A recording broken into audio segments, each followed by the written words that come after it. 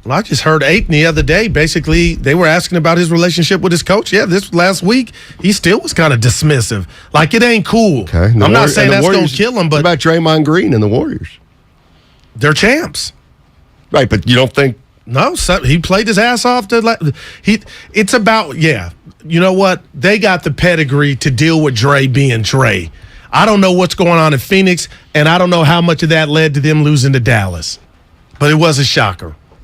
Steve's in the city. What's up, Steve? How you doing, man? Steiny, something you mentioned about Ivy League schools made me set off a little light bulb for me on Kyle Shanahan. And it's this. We all know people who were straight-A students in high school. They went on to the Ivies, and they're geniuses in some respects, but couldn't manage their way out of the paper bag. And I'm starting to kind of wonder if that's the case with Kyle. Undoubtedly, he's a genius. You talk to anybody in football, the guy, he can scheme it up with the best of them. And when he's in a dark room during the week, he can come up with 15 plays that are better than anyone else. You put him in the heat of an NFL game, and I got to say, the track record starts putting up a lot of question marks.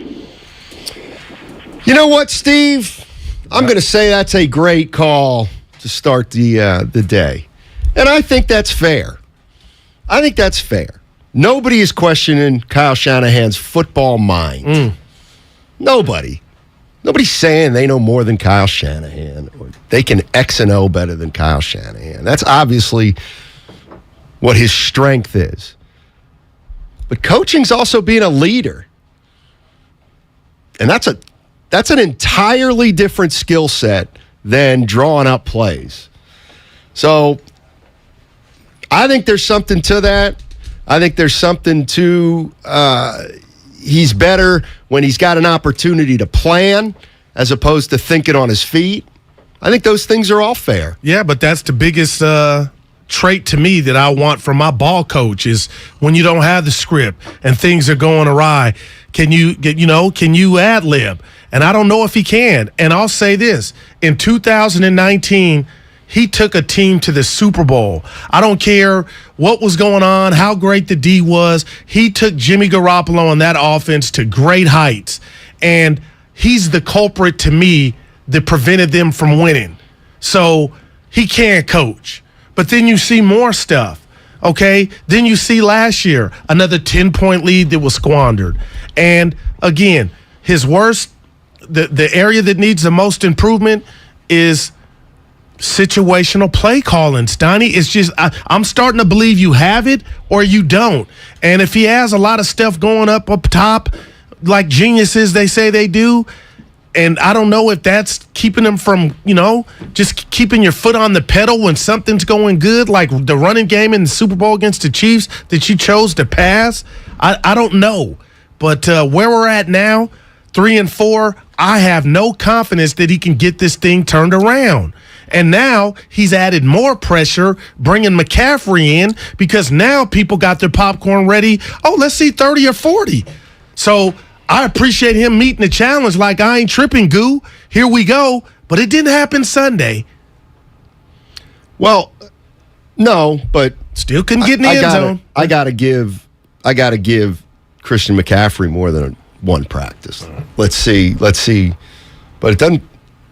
Well, I don't understand. Were you against getting Christian McCaffrey? No, I was already saying this team had above average weaponry, but for whatever happened, they're not scoring points. I don't know the reason. So now I'm trying to focus on the reason. I'm thinking it's Kyle. So now I step back. You add some more weaponry.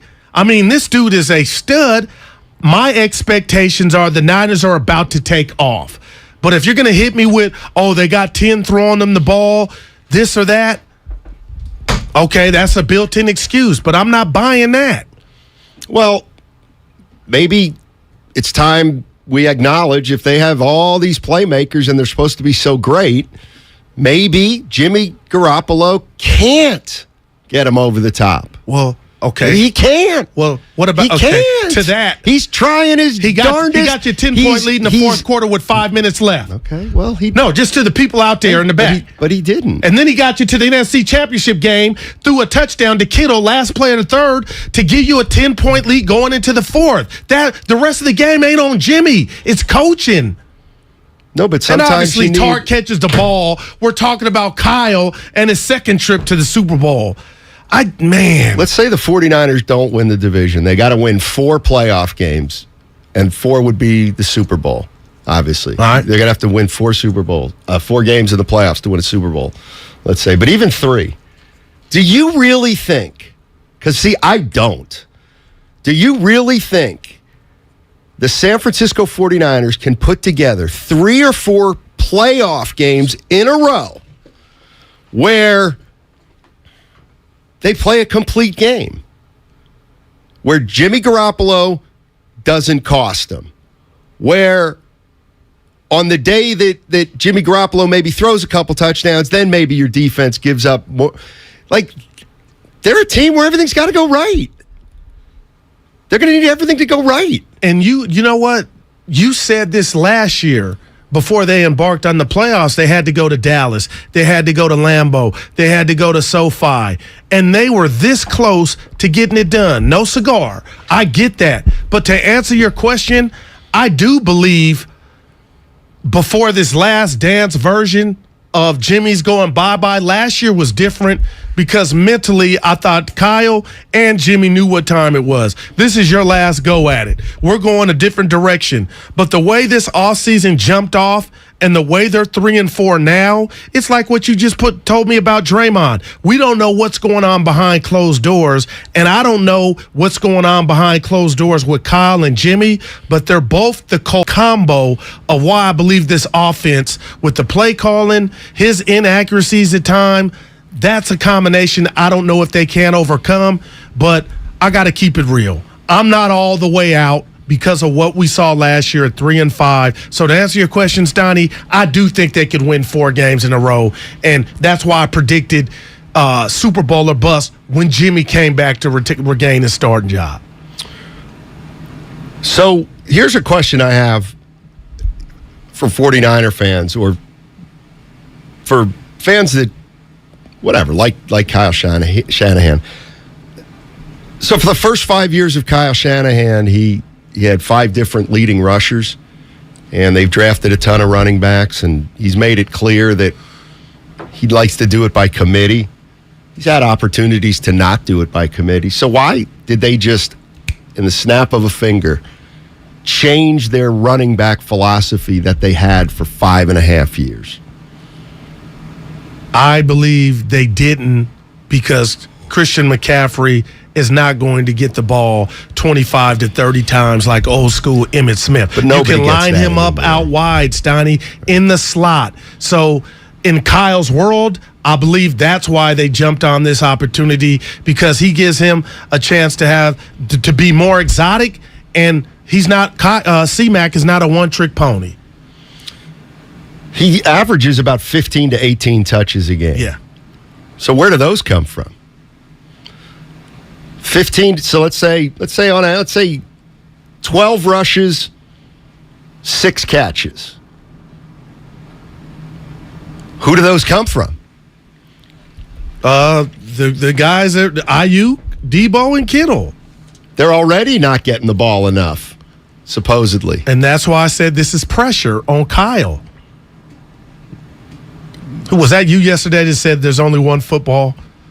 It might have been. Well, yeah, but I get that. But before C-Mac, his arrival, I still wasn't happy, and a lot of Niner fans weren't happy with the output and the lack of production from guys that we think could get it done. And Steiny, what are you seeing from Kittle here the last 2 to 3 weeks? Again, I know you didn't say he was a scrub. You had him where you had him, but you see he can be used in the passing game. They're 1-2 in their last 2 games. No doubt, but that's not Kittle's fault. Like, he could go for $150. Okay, great. Yeah. So what? Like, they don't, but they don't. Yeah. When's the last? That's the answer. When's the last time he went for $150? I don't have that. New Orleans, like 2 years ago. Yeah, went to 3 years ago, I think. But I'm with you. But John's in San Jose. What's up, John? How you doing, man? Hi. What you got? I'm good. You there? Yes, sir. Okay, so I think I have a different take on Jimmy, and everybody on the station seems to want to just completely use him as a scapegoat and bash him. I feel like if you look at these games right now, well, first of all, I think there's an open wound, right? And the open wound starts at the Super Bowl where he misses a big pass. Okay. After that, I feel like, if you looked at 2017 when he came in, he was the greatest thing on earth, right? He won 5 games in a row. I think that was the year. Yep. He was hitting on all these passes, right? So I think confidence got completely lost, like on one play, it seems like to me. And so now, if you look at this year, first of all, he has no pass protection. The 49ers pass protection is horrendous. This last game, so many passes, he was under pressure. And part of it is Kyle putting him under pressure. He doesn't, call plays. First down, very predictable. Run the ball. The other team knows he's going to run the ball. He's been better over the last 2 games, but in general, his play calling has been horrible in terms of being ultra conservative. And the theory is, hey, I'm going to run the ball and make it 2nd and short, 3rd and short. Well, they got to get more first downs on first down. They got to get more first downs on second down. So there's just I know I throw out a bunch of random things there. Yeah. The other part of this is, look at Patrick. Real quick. Right? He got under pressure against Buffalo at the end of the game. He threw an interception, right? Jimmy's not perfect. Obviously, I'm not trying to argue that he's a perfect quarterback. But when he's under pressure all the time, like he's been, he's liable to make more mistakes. No doubt about it. The no throws. Here's where I'm at with this whole team, with this organization, with this fan base, in a way. I know of all the 49er players, all right, to me, the easiest position to assess is quarterback, all right? You want to tell me Trent Williams is the greatest? Fine. I guess I got to take your word for it. But Jimmy Garoppolo's an average quarterback. He's been an average quarterback for 2 or 3 years. Sometimes he's better than others, but we know his ceiling, all right? We know his ceiling, and we know this is about who he is. So if we know that, and we still think this is a Super Bowl team, well, then the responsibility falls on the other players, not Garoppolo, because Garoppolo is being Garoppolo this season. He's exactly who we all know he is. 9 TDs, 4 picks. Okay, so where are we? And this is where I am. Stop telling me how great George Kittle is. Stop telling me how great Trent Williams is. Stop telling me about Brandon Ayuk has arrived. Stop telling me about Deebo Samuel is an unbelievable playmaker. Stop telling me this is the best defense the NFL has seen in a decade. Why are they 3-4? It can't be like the people that all blame Jimmy Garoppolo. They have it. Sorry, you have it wrong. He's just part of this. And all the other parts are a part of it too. I don't, you know what? I hear you. I don't know why they're 3-4, but I'll say this. And I'm done with Kyle. But Steiny, they were 3-5 last year. This ain't last year. I get all that. But Jimmy Garoppolo, all those guys, their success depends on the ball coming out. The things maybe on a bad day he doesn't do, but did they lose that game Sunday because of Jimmy Garoppolo? No. Was Jimmy good? No. He was average. Jimmy was pretty good. But the defense that was embarrassing. They collapsed. If you're the San Francisco 49er, if you're a 49er fan, I think you're taking that game from Jimmy Garoppolo every week. 300 yards, 2 touchdowns and a pick. I don't disagree with you. I mean, now he has safety. Oh, but you can't blame Trent Williams on that. Statue. Flat out vending machine, But that guy. I'm going to give you a 4 on the vending machine. He needs But there's a not dolly. many people that would come over there and look Trent at you. Williams needs That to would play come on over a there and dolly. agree. He is all they have on the O-line. Oh, yeah. Okay. Yeah. Well, again, this O-line, Trent Williams, Bosa. Well, I asked you before Warner, the break how much. Ward. I don't Boy, hear you saying Kyle. Because this is his ship. Everybody, you are the captain. Because we know that Kyle, we know what Kyle His 42 is. and 46 career in the league. 2 out of the last 3 years, he's taken a Jimmy Garoppolo-led team to the postseason. So he is who he is. Kyle is who he is. It's these other guys. It's these. They're overrated. All your big skill guys are overrated. No, I'm not there. Well, let me tell you. Here's one thing they do have to be a little careful of. What if McCaffrey? What if he? Who was the call? Was it Austin Yesterday they said Debo might get traded. And Christian McCaffrey overlap a little bit. Yeah, no, he did say that. Just saying. I'm just saying. I just don't want to see less of Debo because you got McCaffrey. Obviously, you control that. The offense does by, sustaining drives. But I want to see a blend, like a great margarita. Yes, I want to see a it. blend. I want to see Debo get the ball in the backfield unless that what was holding up his contract. I don't believe it was, but we talked about it. We threw it out there. Give me a plethora of. I love it. Make defensive coordinators stress the hell out, like the Rams this Sunday. Yeah. Well, they got a better quarterback and they got better weapons. They have no offensive line. Okay. Yeah. And still held the ball more than your offense last time you hooked up with them. People running around. Remember, I gave you I cautioned Niner fans. I think it was Wednesday or Thursday of last week. I said, Steiny, why people want Niner fans walking around like this is just a walk in the park and they're going to beat the Chiefs? We saw what happened. You got took behind the woodshed. I'm doing that same caution about the Rams. Last time they were in town, it wasn't 80-0. They held the ball longer than you did. It was a one-score game in the fourth before the Hufanga pick. So get right, Kyle. Have your team ready. What's the defense going to look like, They're Steiny? pros. Where's Armstead? Get ready. It's not a coach's job to fire you. I know he ain't going to be out there. Kinlaw, Bosa. Is the Bosa thing now? Bosa. You just chip them? I don't know. But that defense, if that's what they're going to get, Niner fans are going to get this Sunday, how can you sit here and say we're going to beat the Rams or the Lambs? Who's saying that? Niner fans, I'm hearing it. Oh, he got the SoFi. What do they call it? Levi West? What do they call it? Yeah. South. Levi South. It's funny. But telling me about what the neighborhood's doing. It's so funny. Tell me about what's happening in this house. Here's what I love. Ninerville. Here's what I love. Evan, can you get that Kansas City box score from the weekend up over with the 49ers? Where are you going with that? I'll tell you where I'm going. I love this. So they had Valdez-Scantling had receptions for over 100 yards. Man. The other guy had Schuster. The other guy had receptions for over 100 yards.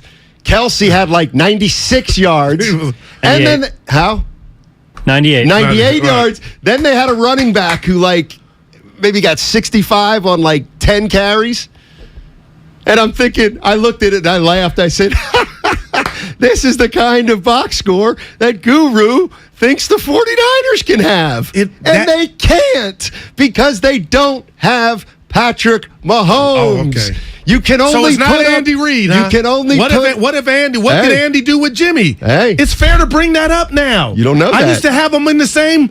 Hey, what did he do with Alex Smith? You better go eat over there. You don't eat at this table, Kyle, because you don't know how to maintain leads. What did he do with Alex Smith? What did Reid do with Alex Smith? Took him to the playoffs. Okay, about 14-0 to Tennessee, lost it. Okay, about as well as Kyle's done with Shanahan with Garoppolo. I think Alex is better than Jimmy, but your point, I'll give you that.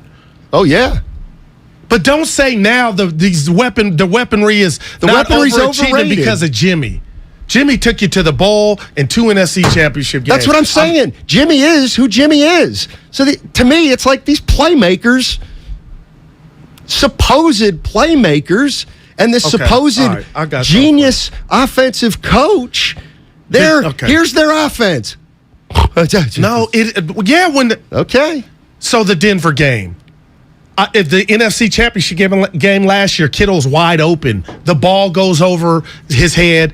We saw in Denver, Ayuk's wide open. His route running is special. Jerry Rice, I want to hear you do a breakdown of that. My point, Steiny, is you could just say the average bear is going to say, oh, just an incompletion. But sometimes those are game changers. Those are touchdowns. So when Jimmy misses a guy wide the F open, it's different coming back to the huddle like, we'll get him again on this next play. Like, no, Steiny. And that's what Jimmy has the propensity to do, man. So you can't just say Jimmy is who he is. I thought it's he was resilient. He's missing these throws. I thought he was resilient. I mean, he has some of that, man. But you're lucky, and I need a drink. You're lucky to have him. This year, you're lucky to have him. Because you might be 1-5, whatever, 1-6 without him. Yeah, just continue. Niners going to the playoffs, Steiny? Right now, if you had to walk up to the counter and bet your last buck. I mean, if I Sir, you need to make a bet. I guess the bet would have to be yes, because the NFC stinks. Right. And every other team is gutless. But not because the 49ers are any good. By default. Plus, you know what? No, they're not going to make the playoffs. I was like, you know what? I don't want to piss off the Bay Area. I'm like, you know what? I want to piss off 49ers. That's what you do. Damn it. All right, we're coming back. We got full phone lines. We're going to take your calls about the 49ers and Kyle Shanahan and 3-4. That's 3-4. That is disappointing. 3-4, but everybody's still laughing at the Bears, who you're looking up at. I'm not.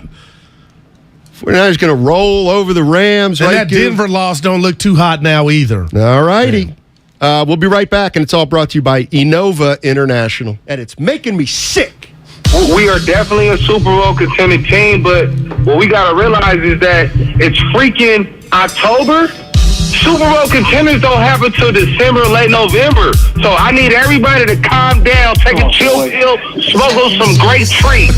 You in San Francisco, California for a reason. Keep calm. I swear to God, like, we were 3-5 last year. What are you tripping on? Keep calm. This is the Bay Area's sports station. 95.7 The Game. Brought to you by On Deck Small Business Loans. When you own a small business, sometimes you need funds fast. So go to OnDeck.com, America's largest online small business lender. OnDeck makes it easy to apply in minutes. Apply for your loan today at OnDeck.com. He's the best interview in the Bay Area. Splish Splash. Coach, are you taking a bath? Can you hear a little water in the background? Yeah. He's a 9-time NBA champion. Not 5, not 6, not 7. And he's on with Damon and Ratto every single week during the NBA season. Wow. It's Warriors head coach Steve Kerr on 95.7 The Game. Presented by Xfinity. Supercharge your home with supersonic Wi-Fi. Unbeatable internet only from Xfinity. If you own a business, this has been a bumpy ride. From pandemic to inflation, I'm sure you could use a break. If your business has 5 or more employees and survived COVID, you might be eligible to receive a payroll tax refund of up to $26,000 per employee. The challenge is getting your hands on it. Hi, I'm Howard Mackler, and that's why I founded GetRefunds.com to cut through the red tape and get you the money. The team of tax attorneys we have put together are highly trained in this little-known payroll tax refund program. We do all the work, charge not a dime up front, and simply share a percentage of the cash that we get for you. Businesses of all types can qualify, including those that took PPP, nonprofits, and even those that had increases in sales. We have helped return over $1 billion to businesses, and we can help you too. Just go to getrefunds.com/sports, click on Qualify Me, and answer a few questions. This payroll tax refund is only available for a limited period of time. Don't lose out on up to $26,000 per employee. Go to getrefunds.com/sports. That's getrefunds.com/sports. 1-877 Cards for Kids. KARS Cards for Kids. 1-877 Cards for Kids. Donate your card today. 1-877 Cars for Kids. KARS Cars for Kids. 1-877 Cars for Kids. Donate your car today. Donate your car today at carsforkids.org. That's cars with a K. Your car, running or not, can be picked up as soon as the next day. You'll get a maximum tax deduction and a vacation voucher. 1877 Cars for Kids. KARS Cars for Kids. 1877 Cars for Kids. Donate your car today. Now accepting donations of land, homes, buildings, or any kind of real estate. Get in the zone. AutoZone. Welcome to AutoZone. What are you working on today? Starting trouble. No one likes that. We'll get you set up for some stronger starts. You might just need a fresh charge, and we'll take care of that free of charge. But if it is time for a new battery, we've got replacement batteries that'll fit your needs, starting at just $69.99. You can learn more about our battery selection at AutoZone.com. That's what makes us America's #1 battery destination. Get in the zone. AutoZone. Claim based on data from the NPD Group 2021. If you work remote, Staples has you covered. Stylish office decor to turn my finished basement into a complete workspace solution. Staples has you covered. A desk that's all business, but not too businessy. Staples has you covered with remote workspace solutions. And now at Staples, save 25% on all desks, storage and filing products, chair mats, lighting, decor, and desk accessories when you buy a chair. Explore solutions for your remote workspace at Staples, the working and learning store. Ends 10/29. In-store only. Exclusions apply. When Big Mobile charges you an arm and a leg, they're taking your money and your power. And your arm and leg. Boost Mobile gives your power back with an unlimited plan for $25 a month on one of America's largest 5G networks. We can't give you back your arm and your leg because we're not qualified surgeons. Unless you're an iguana who can grow limbs back. Switch to Boost and get an unlimited plan for $25 a month. Boost Mobile. Unleash your power. New customers only. One line, $25 per month with autopay. Additional restrictions apply. See boostmobile.com for details. We're all on this planet together. So join Odyssey and find your one thing. After Halloween, your used jack-o'-lantern and other gourds are great additions to any compost pile. Join Odyssey, and together, each of us doing one thing makes a greener tomorrow. What's your one thing? Live life in the fast lane with 95.7 The Game and win tickets to see the Eagles. February 21st, 2023 at the SAP Center. Head to 957thegame.com/contests. If you own a business, this has been a bumpy ride. From pandemic to inflation, I'm sure you could use a break. If your business has 5 or more employees and survived COVID, you may be eligible to receive a payroll tax refund of up to $26,000 per employee. The challenge is getting your hands on it. Hi, I'm Howard Mackler, and that's why I founded GetRefunds.com to cut through the red tape and get you the money. The team of tax attorneys we have put together are highly trained in this little-known payroll tax refund program. We do all the work, charge not a dime up front, and simply share a percentage of the cash that we get for you. Businesses of all types can qualify, including those that took PPP, nonprofits, and even those that had increases in sales. We have helped return over $1 billion to businesses, and we can help you too. Just go to GetRefunds.com, click on Qualify Me, and answer a few questions. This payroll tax refund is only available for a limited period of time. Don't lose out on up to $26,000 per employee. Go to GetRefunds.com. That's GetRefunds.com. You're listening to 95.7 The Game, KGMC FM and HD1 San Francisco. Always live on the free Odyssey app.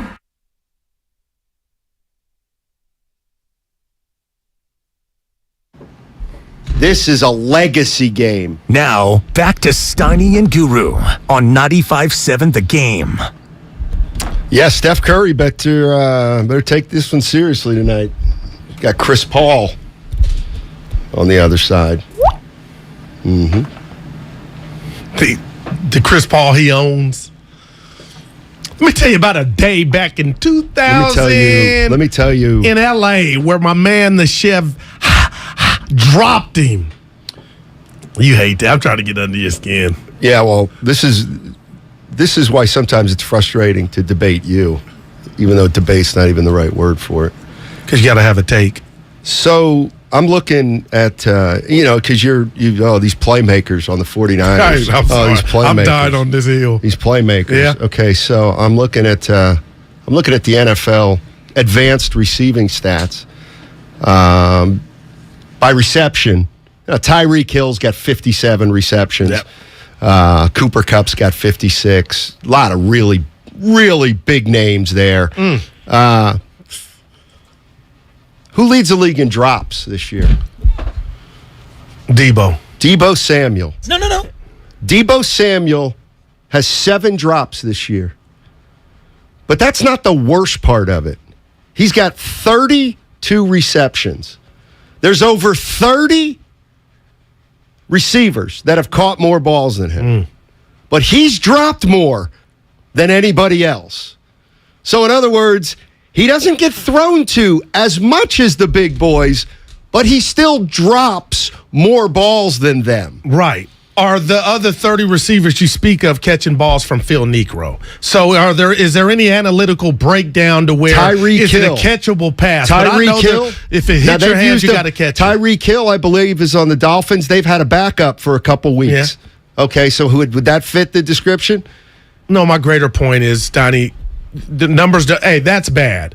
And then last year he led him in drops, I believe. But we know what he is, and when he's used right, how big of a threat he is. He helped the team win playoff games. I have no defense for you to sit here and say Deebo, without how Kyle's come up with the scheme to use and introduce Deebo to the football world, him just being a traditional wideout is going to work and how effective he will be. I can't tell you that because I haven't seen it. But I'm telling you, I believe a lot of those drops have to do with some crappy passes coming his way. And that for IU, too. Break. Y'all watched that game last night. IU ball down at his cleats. How about Jennings? He didn't catch it.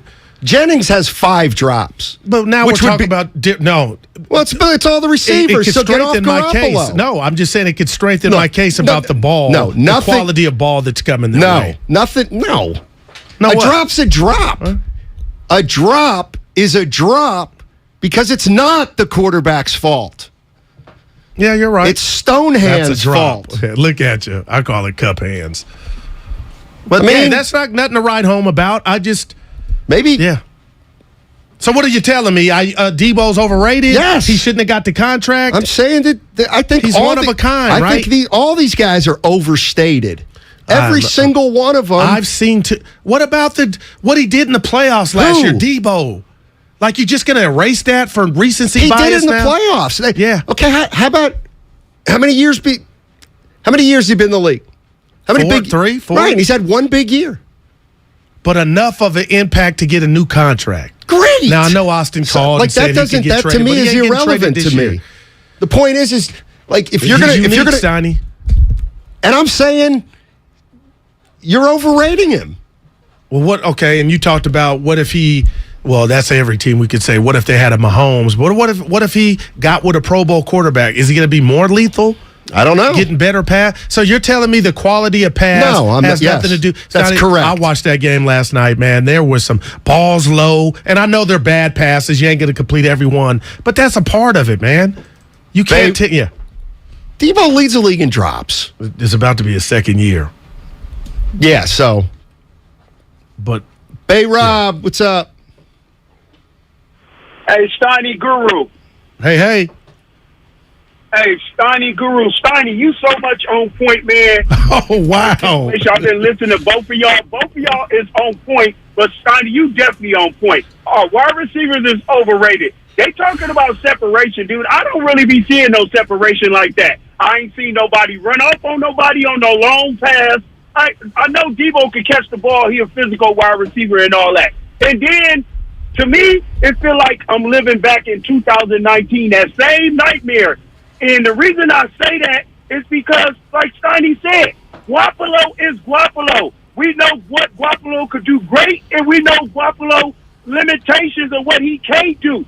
So I just feel like I'm stuck in this bubble with this whole situation. I don't care what great plays Shanahan called, because Garoppolo never seize the opportunity when he got a chance by missing these open plays. And how many open plays he go dial up while the player just wide open. So I just feel like we just stuck in this bubble with this situation, man. It's frustrating. It's frustrating. So it's like we could start all over the place and start pointing fingers, but it's frustrating. Thanks for the call. Appreciate it, Bay Rob. And I know you hate this exercise, but I'm going to do it again. So, to his point, we go to the Dallas playoff game last year. IU dropped his defender, dropped him. Cheech and Chong throw overthrow, which could have went for a touchdown. The game ended up being close. My point, it didn't have to be. And when you got a quarterback that can't take advantage of open receivers, the game could be easier. You could win by a bigger margin. But that comes with the Jimmy Garoppolo experience to the point. Hold on, Steiny, you're smiling. The coach got up off of him. He said he was tired of living the Jimmy G experience. Pluses, minuses, we're done. We're washing our hands. Your prerogative, Kyle. You went and did it. But what you brought back was a guy under your tutelage for one season to get ready for this season. It still didn't look any different. It actually looked worse. And I'm not blaming Trey Lance, and I'm not telling you I'm out on Trey Lance. I just don't know if Kyle is the guy that I thought could make my grandma into a quarterback. That's the problem I have. Liana in Union City. Hey, Liana, how you doing? Hey, guys, how you doing? Hey. It's been bugging me for a while now. I called in a couple weeks ago, and I feel like I'm calling about the same thing, and I'm totally still on Guru's train. There you go. Take Mark Jackson and Kyle Shanahan, right? I think that they need to replace him for somebody else that could take them over the hump, because great leaders are supposed to make you better, right? No matter what kind of talent you have.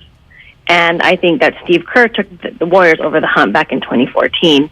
And I want to know what you guys think about that, and I'll take your answer off the air. Woo! Because you say, Mark Jackson can't hold Kyle Shanahan's jock in terms of X's and O's.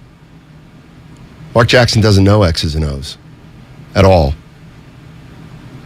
I shouldn't say at all. Very weak on them. I got a name for you. So hold on a second, though. Hold on. Forget Mark Jackson. I don't want to get sidetracked. Make or mislead. Yeah, man. Man down.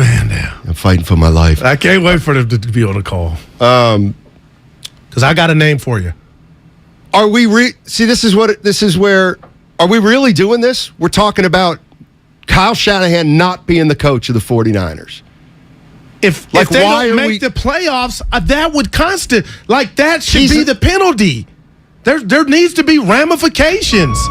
You realize if the 49ers don't make the playoffs this year, he's not getting fired. You realize that, don't you? Yes. So why would we talk about it?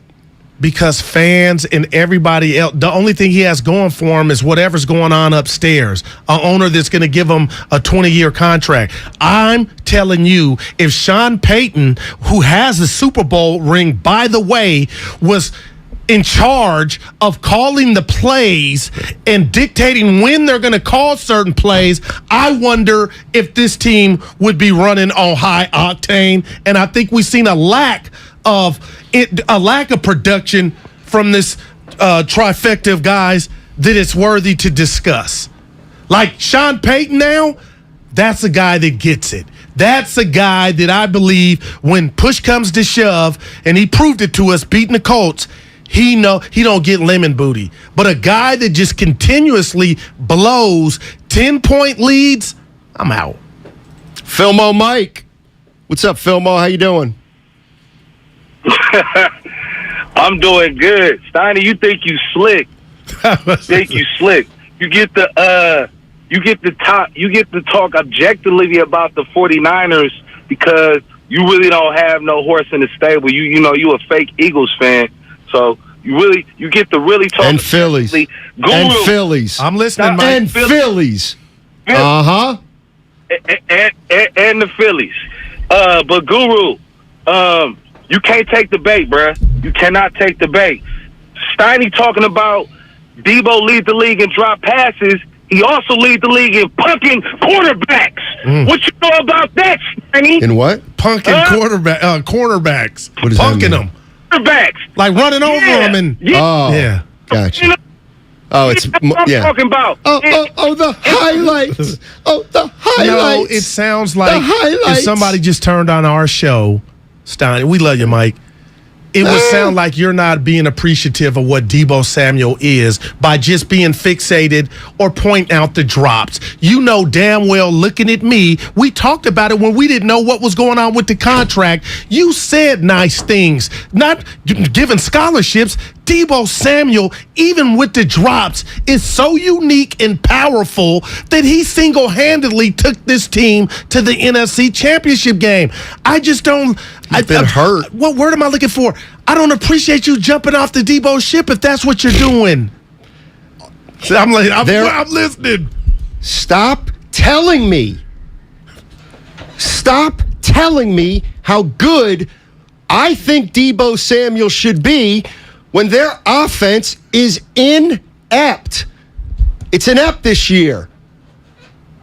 But they're supposed to have weapons. And to be honest, it was inept through 8 games last year, and they fixed it. We got Ross Tucker in 15 minutes. What are you going to ask him? What he's wearing. No, I'm just like, don't you understand I'm at your doorstep with candy when you say he's not getting fired? But there's another part of rooting for a team. These fans out here, people that are not Jed York, they are looking at Kyle like, man, if it ain't happened yet, you ain't guaranteed to keep getting back to the Super Bowl, and that's what's eating at me. Like, you might have had your chances. Last January, 19. And this whole debacle getting this young kid hurt out of North Dakota State, that ain't went away. The residue and the stench of that is still around. I still smell it every day. I think you're overreacting. Or mischaracterizing the fan base. I don't think they're nearly as angry. Wow. With Kyle Shanahan. These calls we take on a daily basis about Kyle not being the guy. I mean, I'm not a huge Kyle guy, but you still waiting for this anywhere. Year. You want to see? Yeah, you gotta. But what about the pulse of the people we talk to every day? It's 80-20 out on Kyle. You think it's that high? Oh, they might be led. I might not even be doing it justice. But how would you answer that, Evan? That would figure. No, Steiny, people are ridiculous. mad. There's venom. Right, and they were in the NFC Championship game. And what happened with the 10-point lead? And they're 3-4. And what happened with the 10-point lead that would have took them to the Super Bowl? You're crazy. You guys are nuts. Sound like Zach. Zach's in Richmond. Hey, Zach, how you doing? Hey, what's happening, fellas? I listen to you guys all the time. You guys are great, man. You get me through some of this stuff when I'm, worried. Hey, right on, man. My 49ers. So basically, man, I see a void in leadership. You have all this turnover with the coaching. Wes Welker, Salah. You go McDaniels. You go down the line, and so the culture is, it's like shaken up. It's we don't have the people in place to set the culture. The players, they carry the culture, but it's up to the coaches to kind of set the tone for everybody of how the team is supposed to look and operate and function. And so when you have all this turnover, Kyle can't do everything. He's trying to draw up plays and figure out schemes and all that type of stuff. It takes a team that has like some continuity. And we're getting and then another thing that I see, man, this offensive line, man, they're getting their butts kicked, man. I'm tired of seeing Brindle on his A and McGlinchey getting pushed around. And well, I'm glad you brought up. Yeah, thanks, Zach. I'm glad you brought up McGlinchey. McGlinchey's having his best statistical season as a pro. Not according to PFF. Yeah, and I'm going to the John. Let me get that paper. Okay. I'm out of Charmin. Well, it's we can use that when they call Trent Williams the greatest of all time. Then it's accurate. So I'm gonna get to the. Who else has had a great year? Is Aaron Banks. Well, it doesn't look like it on pass blocking. Well, I'm just collectively saying. And who put this line together? Okay.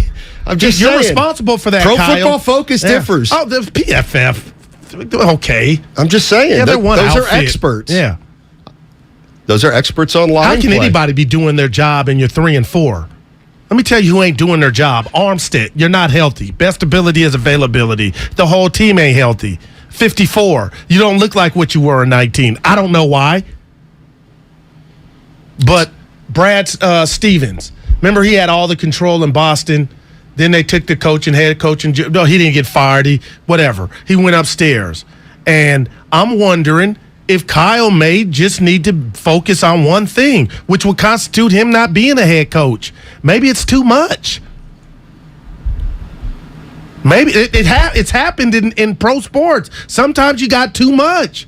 A lot of times plays are happening on defense, and he's got his face buried into what plays. So does Andy Reid. But see, he's got his face buried in that thing too. Why did you need the cape for Kyle there? Who? You went in your booth and put on the Kyle cape. Like you didn't have to add that. Because I'm sick and tired of you talking about these weapons. Like there's something special. That'll be my question to our boy from Pennsylvania, Ross Tucker. 925. The idiots calling to say Kyle isn't the guy are the same morons calling for Kerr to be fired in 2020. Only the dumbest 15% of our fan base wants Shanny gone. Yeah. We'll take that to the bank. But you disagree. You think it's 80% the other way. I'm looking at his beard. He looks like Obama, and there's nothing wrong. He's aging fast. He's stressing. And he should be stressing. And if you had an owner worth anything, you would be on the hot seat. Not guys on the radio saying you got a 100-year contract. I'm telling you, in life, you're getting certain opportunities and you need to cash in. For all these people with the head under the pillow, oh, we're going to get back, we're going to get back, we're going to get back. No, you may not. And that ship may be gone. And at 3 and 4, it don't look like it's a lock that you're getting right back.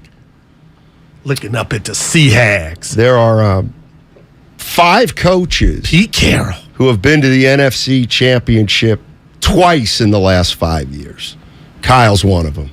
And how many Super Bowl rings does Kyle have? His 0. That's what I want to talk about. He's 4-2 in the playoffs. I want to talk about how you cashed in. He's got a 4-2 record in the playoffs. What's his record in the Super Bowl? 0-1. Should be talking about another game, but you couldn't get to that game because you squandered. Your team did 10-point lead. I ain't gonna let my blood pressure get high. I just know this dude should be on a warmer seat than he is. And you know what you said to me? Coming off the NFC Championship. You're like, "Goo, what if they don't make it?" Then would you change your tune a little bit? Like, no, you're still saying Trey. No. This dude is Teflon, man. Well, you called him a genius from the get-go. You called him a genius from the get-go. I'm owning that. You called him a guru. I said play design. Here's what happened. Design. I don't care what you said. You were wrong. You were dead wrong. No, his play design is still top tier. For 2 years, you talked about this guy as something he completely wasn't, and it bought him 2 years he never should have had. So now... You want him fired now? Guess what? It ain't happening for 2 years. Because you blew it in your assessment for the first 2. But do me better than that. I'm your partner. No. You know I knew how to say it was play design. You ain't Kyle's. That ain't your relative. How you gonna be pissed at me? Because I'm keeping it real. You were and you're trying wrong. to throw dart. I'm killing you. The play design. He's top tier. Okay. I get that. But you said he was a lemon booty when you got to do it. You said he was a play calling genius before you saw that he wasn't. No, I did say that. But at least I know. Here's the other thing you called. Here's the other thing you called him. He's the quarterback whisperer. No, because I brought up he didn't like. He's a genius. So you're gonna sit here and say I didn't say shit? He passed up Watson, passed up Mahomes. Didn't even go see Mahomes. He went golfing. He didn't go golfing, but he was doing something else. Listen, my spouse is cheating, and I got the fortitude to say I'm out. That's what Kyle's done to me. Some people take him back, and you can do whatever and run over people. Not me. I'm out, and I'm telling you because you said at the beginning of the show, Goo, if they don't make it. What would give the owner any confidence after watching Trey for 4 games? They lost their starting quarterback. Who shouldn't have been the starter because he didn't earn it. He got it by politics because you move mountains to get him. And see, that's the kind of thing, and I am just being devil's advocate. Right. Al Pacino. Kyle Shanahan would disagree with you so vehemently on that he would Like he would say, so you're telling me I did not start the best quarterback. That's what you're telling me, Kyle Shanahan. And I would say yes. And what the do world you know? can see it. Like, what do you know? That you ran your quarterback, who was supposed to be the next Josh Allen, into the ground like he was a fullback. Because you know what, Coach? I'm just telling you. Like you were trying to hide him. I'm just telling you. You had no confidence in his arm talent. I'm just telling you, that would insult him to no end. Well, Niner fans feel insulted by what's going on at 3-4. They better make it, Steiny. They better make it. Well, we just like a Bay Area fan base to give up at 3-4 and then to re-jump back on the bandwagon. And who was calling for Kerr to get fired? What was that? I'd never heard that. You probably did when they had a 2-game losing streak during the 73-9 season. Stop it. We got Ross Tucker on the other side. Everybody's favorite, Filmo Mike. He went in on we may have to. What? That's my guy. You know what? He gets the little T. Odyssey NFL insider Ross Tucker on the other side. Wow, dude. The faithful are frustrated. It really annoys me. My wounds, man, because that was a brutal game yesterday, man. And all these penalties, man, it's pathetic. It's all on the head coach. Coaches coach the players up, man, and he's not coaching anybody up. And I'm beginning to think the team is starting to quit on it, man. If that happens, he loses the locker room, it's a wrap. This is the Bay Area's sports station. Oh, bite me. 95.7 The Game. Everything, our farm, our stand, our pop-up shop, it really all started when we discovered the benefits of local, raw honey for our family. And then we decided to turn it into a business. We were looking for something to help us get up and running. So we got the Chase Business Complete Banking Account. It's more than a bank account. It comes with Quick Accept, which lets us take card payments anytime, anywhere in the U.S. using the Chase mobile app. Plus, we get same-day deposits at no extra cost. For us, it's more than honey. It's about sharing a little sweetness with the world. Get the Chase Business Complete Banking Account with the essentials you need to help get your business going. Learn more at chase.com/business-complete-banking. Chase for business. Make more of what's yours. Quick Accept is not available in U.S. territories. Enrollment required. Usage subject to approval. Same-day deposits available for payments before 8 p.m. Eastern Time, Sunday to Friday. Fees and rates apply for checking and processing. Limitations and restrictions apply. Participants compensated. Merchant services provided by Payment Tech LLC and WePay Inc. Subsidiaries of J.P. Morgan Chase Bank and a member FDIC. Score big with Xfinity Internet. It's made to do anything, so you can do anything. Supercharge your home with the game-changing speed of supersonic Wi-Fi. With 3 times more bandwidth, it covers the field and then some. And blocks billions of threats with advanced security that helps keep you protected at home and on the go. If you're keeping score, that's internet that does it all. That's unbeatable internet from Xfinity. Learn more at Xfinity.com. Restrictions apply, not available in all areas. UCSF Sports Medicine Center is dedicated to treating every type of athlete, from kids to adults, amateurs to elite professionals. As one of the best orthopedic programs in the nation, UCSF has programs to optimize an athlete's performance and the latest advancements to treat the most complex sports injuries. With locations throughout the Bay Area, now including Marin, Walnut Creek, and Redwood Shores, it's even easier to make an appointment today. Visit ucsfhealth.org so you can get cleared to play. UCSF Health, redefining possible. Kirby is your driveway mechanic. They bring the shop to you with brake replacements, oil changes, washes, and so much more. Get $50 off your first oil change with code OIL50 at Kirby.com. That's CURBEE.com and use code OIL50. Get a cash offer for your car, truck, or SUV today at your local Bay Area Chevy dealers. Selling has never been easier. Just bring it into a Bay Area Chevy dealer, get a free appraisal, and we'll make you a cash offer on the spot with no obligation to buy. We buy any make or model, paid off or not. Find your local Chevy dealer at BayAreaChevroletDealers.com. Diabetes, high blood pressure, anxiety meds, everyone's on them. If you're a 50-year-old male, maybe a bit porky, and you may even have type 2 diabetes, $1 million of term insurance may only cost you about $200 a month. Call Term Provider. Speak with Big Lou at 800-200-1966. Big Lou will find a term life policy for you even if you have type 2 diabetes, are overweight, or have high blood pressure. Term Provider has helped thousands of people like you who think they can't afford term life insurance. To buy $1 million of affordable term life for you, all you need to do is call Big Lou at 800-200-1966. Lou will make sure the scales are tipped in your favor. Call 800-200-1966. Big Lou will answer your call and work to fit you into a term life policy that you can afford. Remember, Big Lou's like you. He's on meds, too.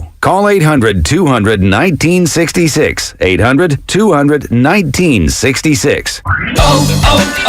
O'Reilly! It's Superstart Battery Month at O'Reilly Auto Parts. Get up to a $25 gift card after a mail-in rebate with the purchase of select Superstart batteries. For power, performance, and reliability, choose Superstart batteries. We also have battery solutions for many hybrid and electric vehicles. Stop by your local O'Reilly Auto Parts today. O'Reilly Auto Parts.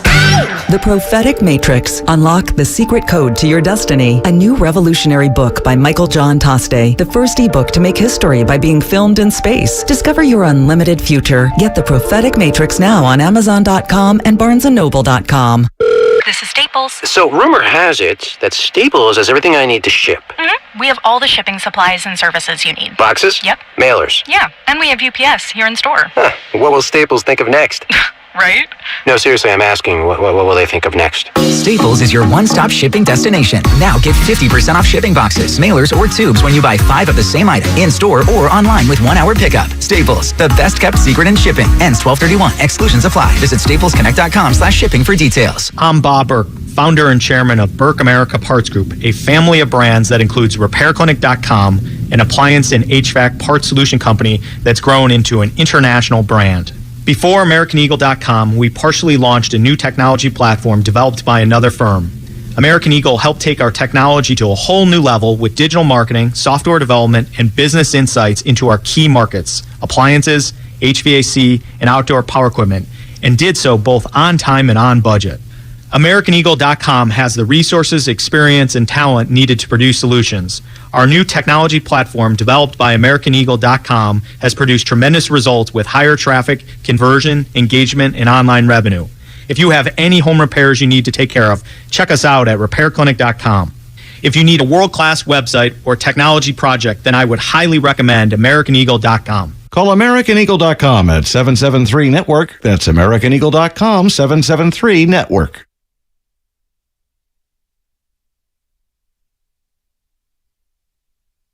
Steiny screwed up on multiple levels. Now, back to Steiny and Guru on 95.7 The Game. All right, Matt Stein, Matt Darrell, the Guru Johnson with you, and let's get right to it. Ross Tucker, Odyssey NFL Insider. What's going on, Ross? How you doing? I am doing awesome. As you know, I'm from outside of Philadelphia, so I'm actually doing pretty amazing these days. How are you guys doing in San Francisco? Your boy's in here with his Philly hat and his Eagle jersey on, Ross. True. I can't stand it. They asked me if I'm a Philly fan, and I said only when they win, Ross. Only when they win. Yeah. You know so true, by the way. Some of my buddies that are really into baseball, but they follow me on social media, they're like, what, have you been a Phillies fan for like 2 weeks now? And it's true. I don't have time to watch baseball every inning all summer. Especially when at the end of the game it's like, we lost. All right, we'll play again tomorrow. Yeah. We won. Yeah, okay, that's cool. We'll play again tomorrow. I mean, it's like baseball, I think it's the biggest difference between regular season and playoffs of any sport. I know that in hockey, the intensity's amped up a little bit. NBA, they play better defense. You know, NFL, the speed gets ratcheted up a little bit. But baseball, it's like two different sports. I mean, baseball during the regular season, it's like background music. During the playoffs, it's like every pitch is so intense. You guys have had a lot of baseball success recently. You know that. Yeah. No, it's... the Giants won 107 games last year, actually. So, Ross Tucker joining us. A team that right now is getting hit a little bit out here. Ross is a 49ers. Let me just throw these two stats at you. The 49ers ran 20 times and threw 46 against the Chiefs. And then the defense gave up 44 points. What's the identity of the San Francisco 49ers? It's supposed to be a team that runs the ball really well and plays awesome defense. And it was kind of neither on Sunday. Not a good formula for them. I mean, I bet you somebody has the stat, but I'm convinced there's like an inverse relationship between Jimmy Garoppolo passing attempts and Niners success. Now, part of that is, correlation more than causation, right? It's like, okay, well, they have leads in games, so they run the ball more in the second half, blah, blah, blah. I get it. But still, at their core, they want to run the rock, get some chunk plays off of play action and boots, play good defense. Straight drop back is not their thing. And I think the game got away from them. I think the game got away from Kyle a little bit because he recognized early that the defense was not going to be able to stop Mahomes and Andy Reid. That had to be very humbling for the entire team and for Niners fans. You go to a game like that, because for so many decades, that was kind of the Niners to other people. Like, they come to Philly and it'd be like, oh my gosh, why can't we have Joe Montana and Jerry Rice and John Taylor or whatever, or Steve Young or whatever. It had to be pretty stunning for Niners fans to see the Chiefs come in and sort of embarrass them and put on a show like the Niners have put on other places so many times back in the day.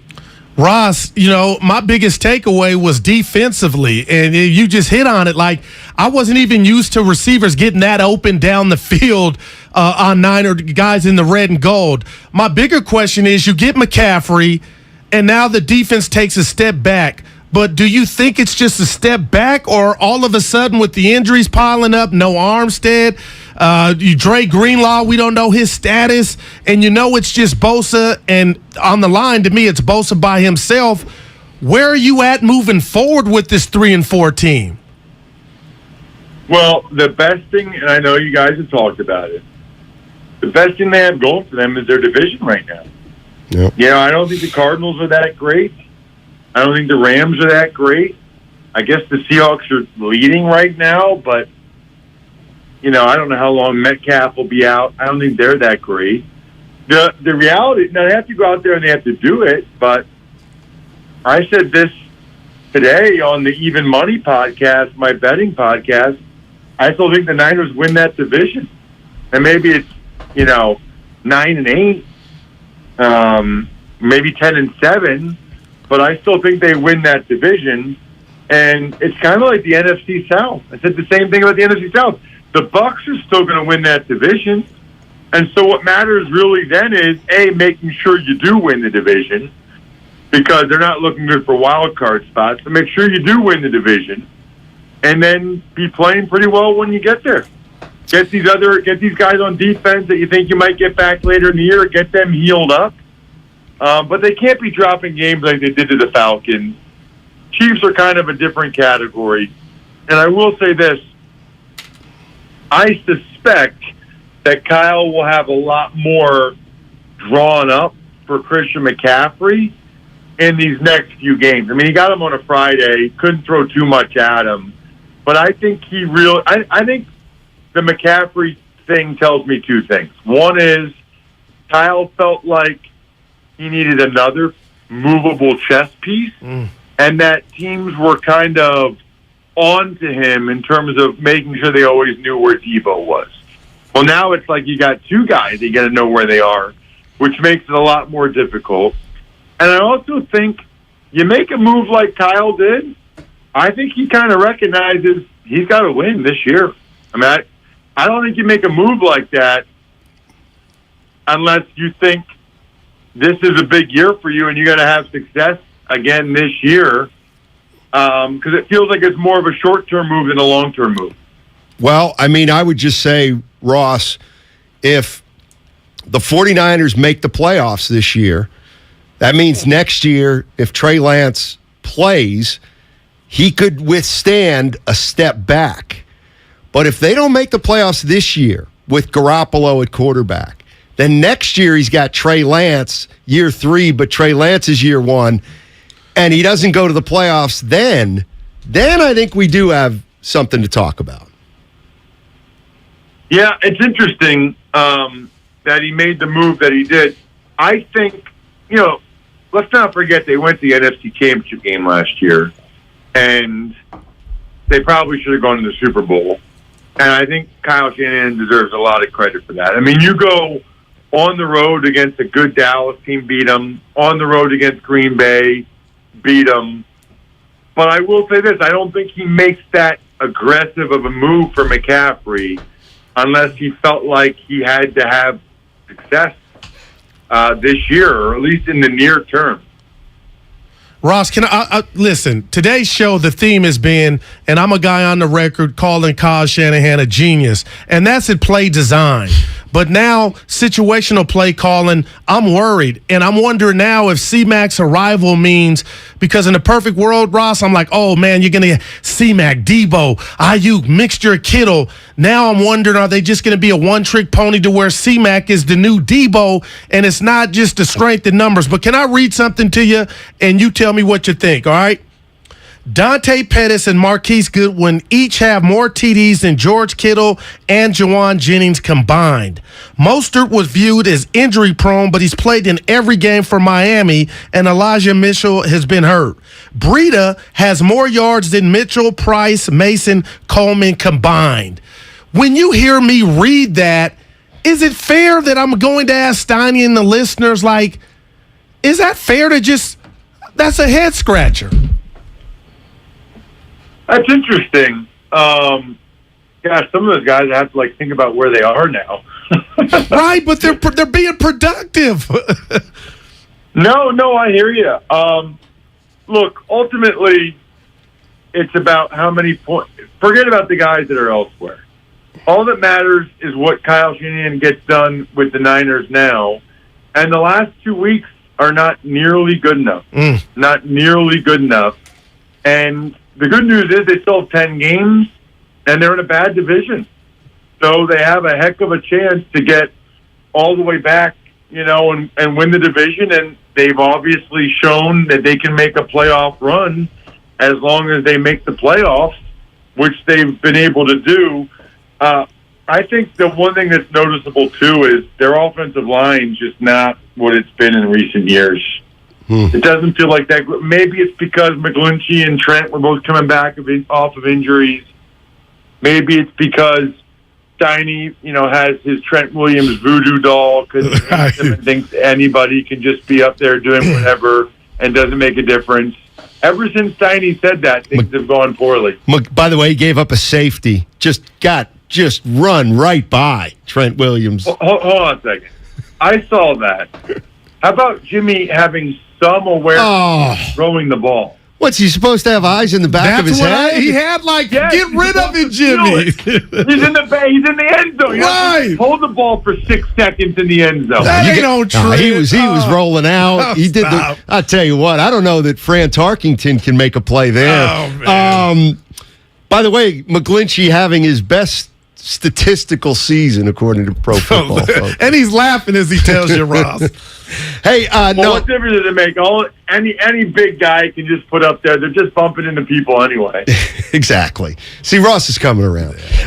Hey, I do want to ask you this, though, because I've been looking at some of McCaffrey's numbers, and I think it's fair to say that if he's healthy, he's going to get 15 to 18, let's just say, touches a game, maybe 12, 14 carries. Hey, what's the difference, Ross, between those 50? Like, he's going to take those touches from somebody or a combination of players. What's the difference between him just gobbling up somebody else's numbers and a player who actually does make everybody else better? It's a good question. I think what makes him unique is that he is really a tough matchup because he's treated as a running back, but he runs routes and can catch the ball like a receiver. So, he's out there with Juszczyk. I know Kyle had surgery or whatever, but on his finger or whatever. But he's out there with Juszczyk, and you're thinking, oh, okay, it's 21 personnel. Usually against 21 personnel, that's 2 backs, 1 tight end. Usually the defense has their regular personnel in, their base personnel, because they're ready for run. Well, then you split McCaffrey out. All of a sudden, the defense has to put one of their base linebackers out on him one-on-one. They can't cover him. Like, that's – I don't know if I'm answering your question. No. What I'm telling you is he's like a positionless player. Like, that's how coaches look at it. Like, when they're scheming up plays, they are, what are the matchups we like, and how can I get favorable matchups? And that's why everybody wanted that's why especially McVay and Shanahan wanted McCaffrey so bad. Gotcha. Because they know what he does. Heck, you could have 2 tight ends, 22 personnel. The defense could put in an extra linebacker because they're so worried about the run. Then you split out McCaffrey and you split out Kittle. And it's like they've got 3 receivers out there and the defense is in a bad spot. I mean, you can really mess with people when you have versatile players like that. Ross, let me ask you about George Kittle. He's a fan favorite. I think he's a top tight end in the league, and he's got that wrestler-type persona to him. But the last couple of weeks, he's come out after the game and said, guys on the defense not named Bosa and Warner need to make plays. Went down the offensive guys from him to Jeff Wilson Jr. to Debo. They need more production. Ayuk's been quiet as a church mouse since he's been here. He's come out and said 23. They got better personnel than their outage in regard to points. And I told Steiny, I find that odd. Is that at the doorstep of Kyle, who calls the plays, when you hear players all of a sudden start kind of being, a little louder? I thought it was strange. Yeah, I thought it was strange. I'm not a big fan of publicly mentioning other players' names like that. Not a big fan at all. I think he's just trying to get a sense of urgency and trying to make sure everybody knows that they need to play better, but I don't know. I'm not a fan of calling out. It's like Aaron Rodgers saying today about, we got too many guys making mental mistakes. If you're going to make mental mistakes like that, you shouldn't be playing. Hey, Aaron, maybe they wouldn't be making the mental mistakes if you had helped them in OTAs when you were, doing whatever you were doing instead of actually being there. Like that, stuff like that bothers me. Yeah.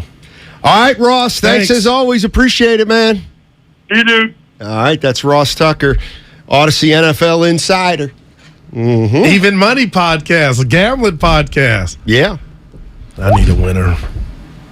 What's your record now, 22 and 38? No, we'll get to that. I started the NBA 0-3.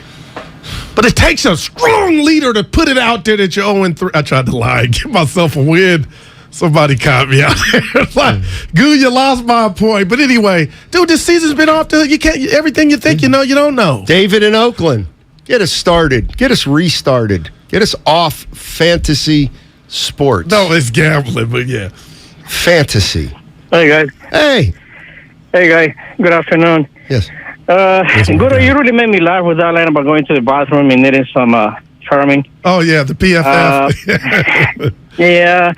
I've been thinking what seriously is the biggest problem right now the 49ers team has. And I think in looking at the way the team is playing, it all goes back to Shanahan. It's his insecurities.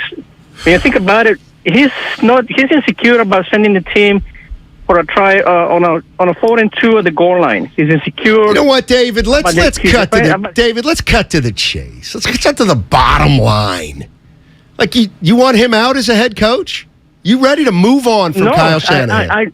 I don't want him out. I want him to be more aggressive. He seems to me like he's always coaching scary, especially in the second half. Fair enough. He needs to portray more. Somebody like, I hate to say, but somebody like Jim Harbaugh. Okay, his team reflected. It was a new Jim Harbaugh, aggressive, tough. Well, right now the team is looking just as insecure as he is in the second half. All right, thanks. The second half. Appreciate it, David. That I believe a team reflects their coach. That's why Harbaugh was a man. He wasn't always right, but quit being scared. Why would he be scared? He's got a 9-year contract. Super Bowl. The general manager, Hall of Famer, by the way, is up in the suite calling for a timeout. And you're on one today. No, I'm just. Oh yeah, you are on one against Kyle. Please, I'm calling a spade a spade. I don't give passes like you, 3 and 4, and everything's good in the hood. I'm talking about the fans because that's what I am. Yeah. They are pissed off. I think you're in the minority. He said it was. He didn't fit. He said 80-20 was too much from the way fans. Too much, dude. I'm here every day. Right, and we love our listeners. Yeah, a little bit crazy. Well, a little fan bit, is short for fanatic. Yeah, exactly. Pete Franklin. Exactly. What'd you get? I'm just your references. Carlito in Alameda. Hey, Carlito, what's going on, man? Hello, gentlemen. Hello, gentlemen. Yeah. Number one, I want to congratulate you guys. I heard you on TNT. Great cameo, my boys. We didn't talk about that. Thanks. Why should we? I think that was a gut punch. But we have a chance. Honestly, though, we're at the crossroads. I don't know if we're going to make the playoffs. It's going to be hard, and this is tough. Thank you. Allman Brothers.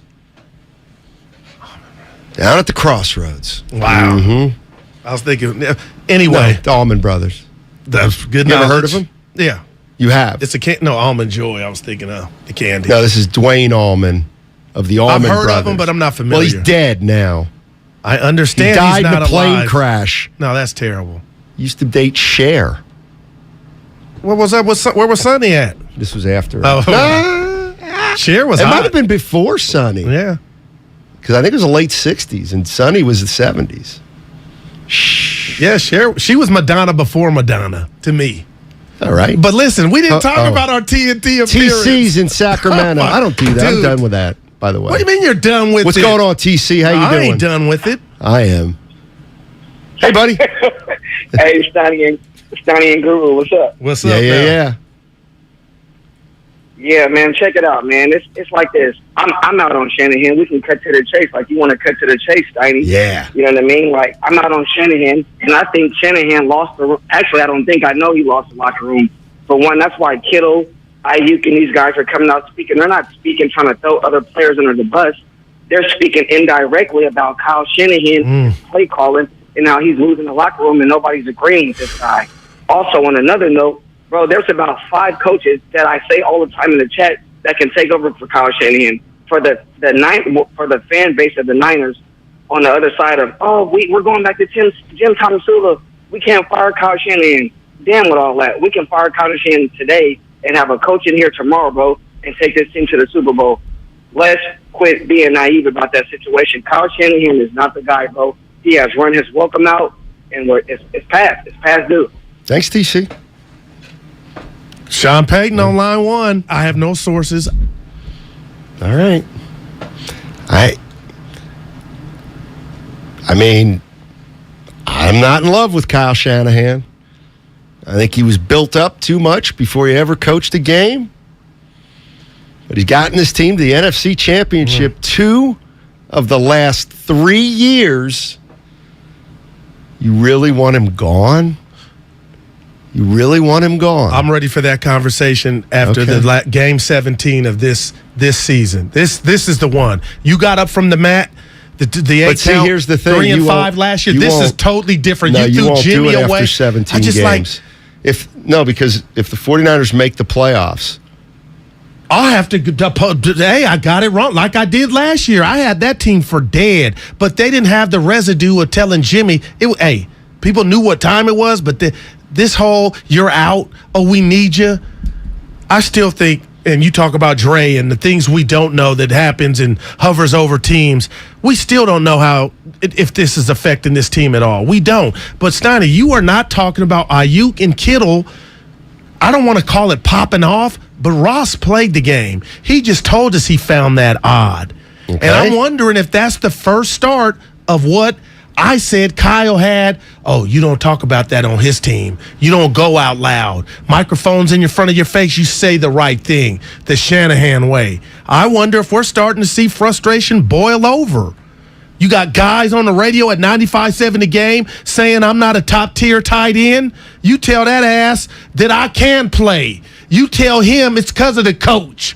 That's what I'm looking. He's smiling. That's what I'm starting to think they're starting to say. Well, tell Steiny case, it ain't me. selfish. I run routes. Watch the tape. Okay, then they're selfish. Then they're all about numbers. I'm sure that's part of what I'm sure that's part of why Debo held out. Worried about his numbers. All I hear from the fan base is, Kittle should catch more. Yeah, because everybody wants their numbers. That's a sign of a bad team. Disease of me. You got to win something before you can come down with a disease of me. You got to win a title. I had a chance. Teams never won a title. Sean Payton, why do I want to know what he would... Andy Reid. We just saw it. Juju Smith-Schuster. They was left for dead. And what about what I read, Ross, about Dante Pettis and Mostert and Breida? Yeah, don't read all that again. All the guys that, they couldn't play or catch or practice hard. Don't read that again, please. No, I like it. I'm going to read it again. Well, you can read it to yourself. I'm going to read it out loud on our show. And I want to, somebody's mad. Right, but you want to talk about TNT. Fine. Go ahead. You know what? Read it again. Read it again. Your big superstars. Your big superstar skill players. Underachieving. That's what that stat. Yeah, you know what? We'll get back into that. Also, Guru's got a hot take. Oh, dude, this is... I need a fire extinguisher. It's so hot. All right, let's poke holes on that. And the other side, 95-7 again. He's godless. With an offense that's stacked with weapons. And one of the best defenses in the league. Why are the Niners only 3-4? Man, I'm pissed off, man. The Niners embarrassed me. First with the coach. I'm super frustrated. You can't have penalties. You can't have turnovers. You got to play one of your best games and stay in it. And we weren't even close. Let us know the problem at 888-957-9570. It's easy to think all money managers are pretty much the same. But at Fisher Investments, we're clearly different. Different? How? You sell high commission investment products, right? No. Fisher Investments doesn't sell any commission-based investment products. Well, you must earn commissions on trades. Nope, never at Fisher. We're a fiduciary, obligated to act in our client's best interest. It's the highest standard of care for a financial advisor. How do you know what's in their best interest? We get to know our clients and then tailor a portfolio based on their goals and needs. But you probably sneak in some hidden and layered fees. No, we have one transparent management fee, structured so we do better when our clients do better. Wow, you really do look out for your clients. That's because our top priority is helping them achieve a comfortable retirement. It might be why most of our clients come from other money managers. Visit FisherInvestments.com to find out why investors like you switch to us. Fisher Investments. Clearly different money management. Investments and securities involve the risk of loss. For 25 years, Buy Right Market in San Francisco has partnered with purveyors of deliciousness to bring you local food that adds a dash of unique to every meal and celebration. Hi friends, this is Jamie, Buy Right's head of product. And this season, whether you're planning an elaborate meal, watching the game, heading to a friend's, or cozying up for a night in, Buy Right will help you savor what matters most. Pre-order your holiday meals at buyrightmarket.com or stop by and discover something unique for yourself. Gather, share, and enjoy with Buy Right. No one knows where this market will go. Right now, it feels like a wild ride. But one thing's for certain, there's a way through it. And the experience and guidance of a Merrill advisor can help you get there. Because where there's a bull, there's a way. Find an advisor in San Francisco at ml.com/bullish. Merrill, a Bank of America company. What would you like the power to do? Investing involves risk. Merrill Lynch, Pierce, Fenner & Smith Incorporated, registered broker-dealer, registered investment advisor. Member SIPC, a wholly owned subsidiary of Bank of America Corp. Texting privacy policy and terms and conditions posted at textplan.us. Texting enrolls for recurring automated text marketing messages. Message and data rates may apply. Reply stop, opt out. Go to getrbawindows.com for full offer details. Homeowners, do you know when it's time to replace your windows? Feeling too hot or cold? It's time to replace. Can't see through fog between the glass? Time to replace. Spending too much on expensive energy that literally goes out the window? It's definitely time to replace. If you've been putting off replacing windows in your home because it's too expensive, here's great news. You can now get a free in-home window consultation and free price quote from Renewal by Andersen, the company with the most 5-star reviews reviews among leading full-service window replacement companies. And this month only, you can buy one and get one 50% off when you purchase 4 units. Just text WINDOW to 323232 right now for your free consultation on top-quality affordable windows or even patio doors for $0 down, 0 payments, and 0 interest for an entire year. That's right, you don't pay a dime for an entire year. Plus, buy one and get one 50% off. But hurry, this offer won't last long. Text WINDOW to 323232 right now. Don't go into winter with drafty windows. Text the word WINDOW to 323232. Don't wait. Text WINDOW to 323232. Are you interested in new career opportunities in the Bay Area and want to make a difference in your community? The SF Sheriff's Office is looking for people considering a job in law enforcement right now. If you're at least 20 years or older with a high school diploma or equivalent, the SF Sheriff's Office wants to hear from you. Enjoy full benefits, flexible schedules, and opportunities for growth and promotion. For employment announcements and more information, visit sfsheriff.com. That's sfsheriff.com to apply today. Get in the zone, AutoZone. Welcome to AutoZone. What are you working on today? Starting trouble. No one likes that. We'll get you set up for some stronger starts. You might just need a fresh charge, and we'll take care of that free of charge. But if it is time for a new battery, we've got replacement batteries that'll fit your needs, starting at just $69.99. You can learn more about our battery selection at AutoZone.com. That's what makes us America's #1 battery destination. Get in the zone, AutoZone. Claim based on data from the NPD Group 2021. The new Google Pixel 7 Pro is super, especially when it's on Verizon, the network America relies on. It's supercharged, super powered, and a super... deal. You know it. Now, switch to Verizon and get the Google Pixel 7 Pro on us with select trade-ins and select 5G unlimited plans. That really is super. Yep. There's never been a better time to switch to Verizon. $899.99 device payment purchase with new smartphone line on select 5G unlimited plans required. $200 Verizon e-gift card with port-in. Less $700 trade-in/promo credit applied over 36 months. 0% APR. Trade-in conditions and additional terms apply. Charging a cell phone can be like getting a booster shot. A booster is given to enhance or restore protection after a primary series vaccination, which wanes over time. Schedule an appointment when you are eligible. Sponsored by Pfizer and BioNTech. Live life in the fast lane with 95.7 The Game and win tickets to see the Eagles. February 21st, 2023 at the SAP Center. Head to 957thegame.com/contests. Do you have 3 ex-wives and your current trophy wife wants a life insurance policy 3 times the size of the policies you had to purchase for your previous mistakes? If so, you need to call Big Lou at Term Provider, 800-200-1966. Big Lou is intimately familiar with your problems, and if you're 50 or 60 years old and in reasonably good health, a $1 million policy should only cost about $100 to $200 per month. Big Lou may have a solution for your previous policies as well. You may even save enough money to lighten the load on your new $1 million policy. Remember, call Big Lou. He's like you, except he's only on number 2. Call Term Provider at 800-200-1966. That's 800-200-1966 for $1 million in term life insurance that you can live with. Call Big Lou at 800-200-1966. 800-200-1966. You're listening to 95.7 The Game, KGMC FM at HD1 San Francisco.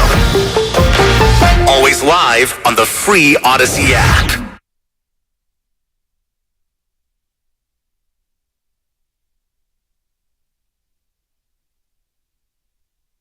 This is Kevon Looney. Welcome back to Steiny Guru on 95.7 The Game. Take it away, Steiny.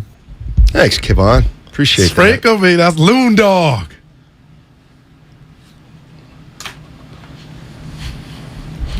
Warriors Suns tonight, right here on 95.7 The Game. 7 o'clock tip. JD, he'll be live from Phoenix. Yeah. Okay. I'm juiced. Early big game. I love hoop. Yeah, it is. Yeah. I mean, the bottom line is the Warriors have they've beaten 2 lousy teams and they lost to the good team they played against. Well, who's the 2? I know Sac and the Lakers stink. Oh, but dude, Sac and the Lakers stink. Fix this thing. You're right, dude. They got to send Sac Russell and the home. Lakers stink. Kendrick Perkins was and right. Denver's good, and Denver beat them. So this is a big game for the Warriors. They got to prove they can beat somebody good. The Warriors. You buying Portland 4-0 or it's early? Chauncey. You follow me on Twitter? I told you I've been kind of cutting back. Okay. Well, why don't you check on the last thing I tweeted? All right, I'll do it right now. Probably in the last three. Tweet. All right. I tweeted something that's right. It's going to be right. Mm-hmm. By the way, Guru's hot take coming up in a second. He's got a hot take on the Warriors. Don't be disrespectful. I figured out. Are you looking? Yeah, I'm looking at you, but go. All right. That Tell means you what. I do care. I'm going. Tell you what. Let's go to Jeff. We'll clean up Jeff. I'm looking. You look at my tweet, and then I will set up the. No, that was right on time. Hey Jeff, how you doing? Hey guys, how's it going? Hey, we're going all right. Hey, as far as the Niners, I mean, I think now that you're hearing players, like you said, starting to speak out, I think there is a serious problem in this. There's going to become a serious problem in this locker room. And I mean, obviously we've got to kind of ride this out throughout the season. And thankfully, the NFC is so up in the air, and there's so many flawed teams that if we get in, we got a shot. But my problem with the team is over the last few weeks is the drops, the lack of discipline, the focus. Not these penalties, not converting third downs, not converting in the red zone, and giving up these big plays to the opponent on third down. I mean, yeah, I know the Chiefs. I expected the Chiefs to probably just run up the score on us at some point. But the big plays they were giving up, and I know we got injuries and all that, but I mean, there seems to be like a lack of focus too coming from this team. Yeah, and I think that's a fair point, Jeff. They too many penalties.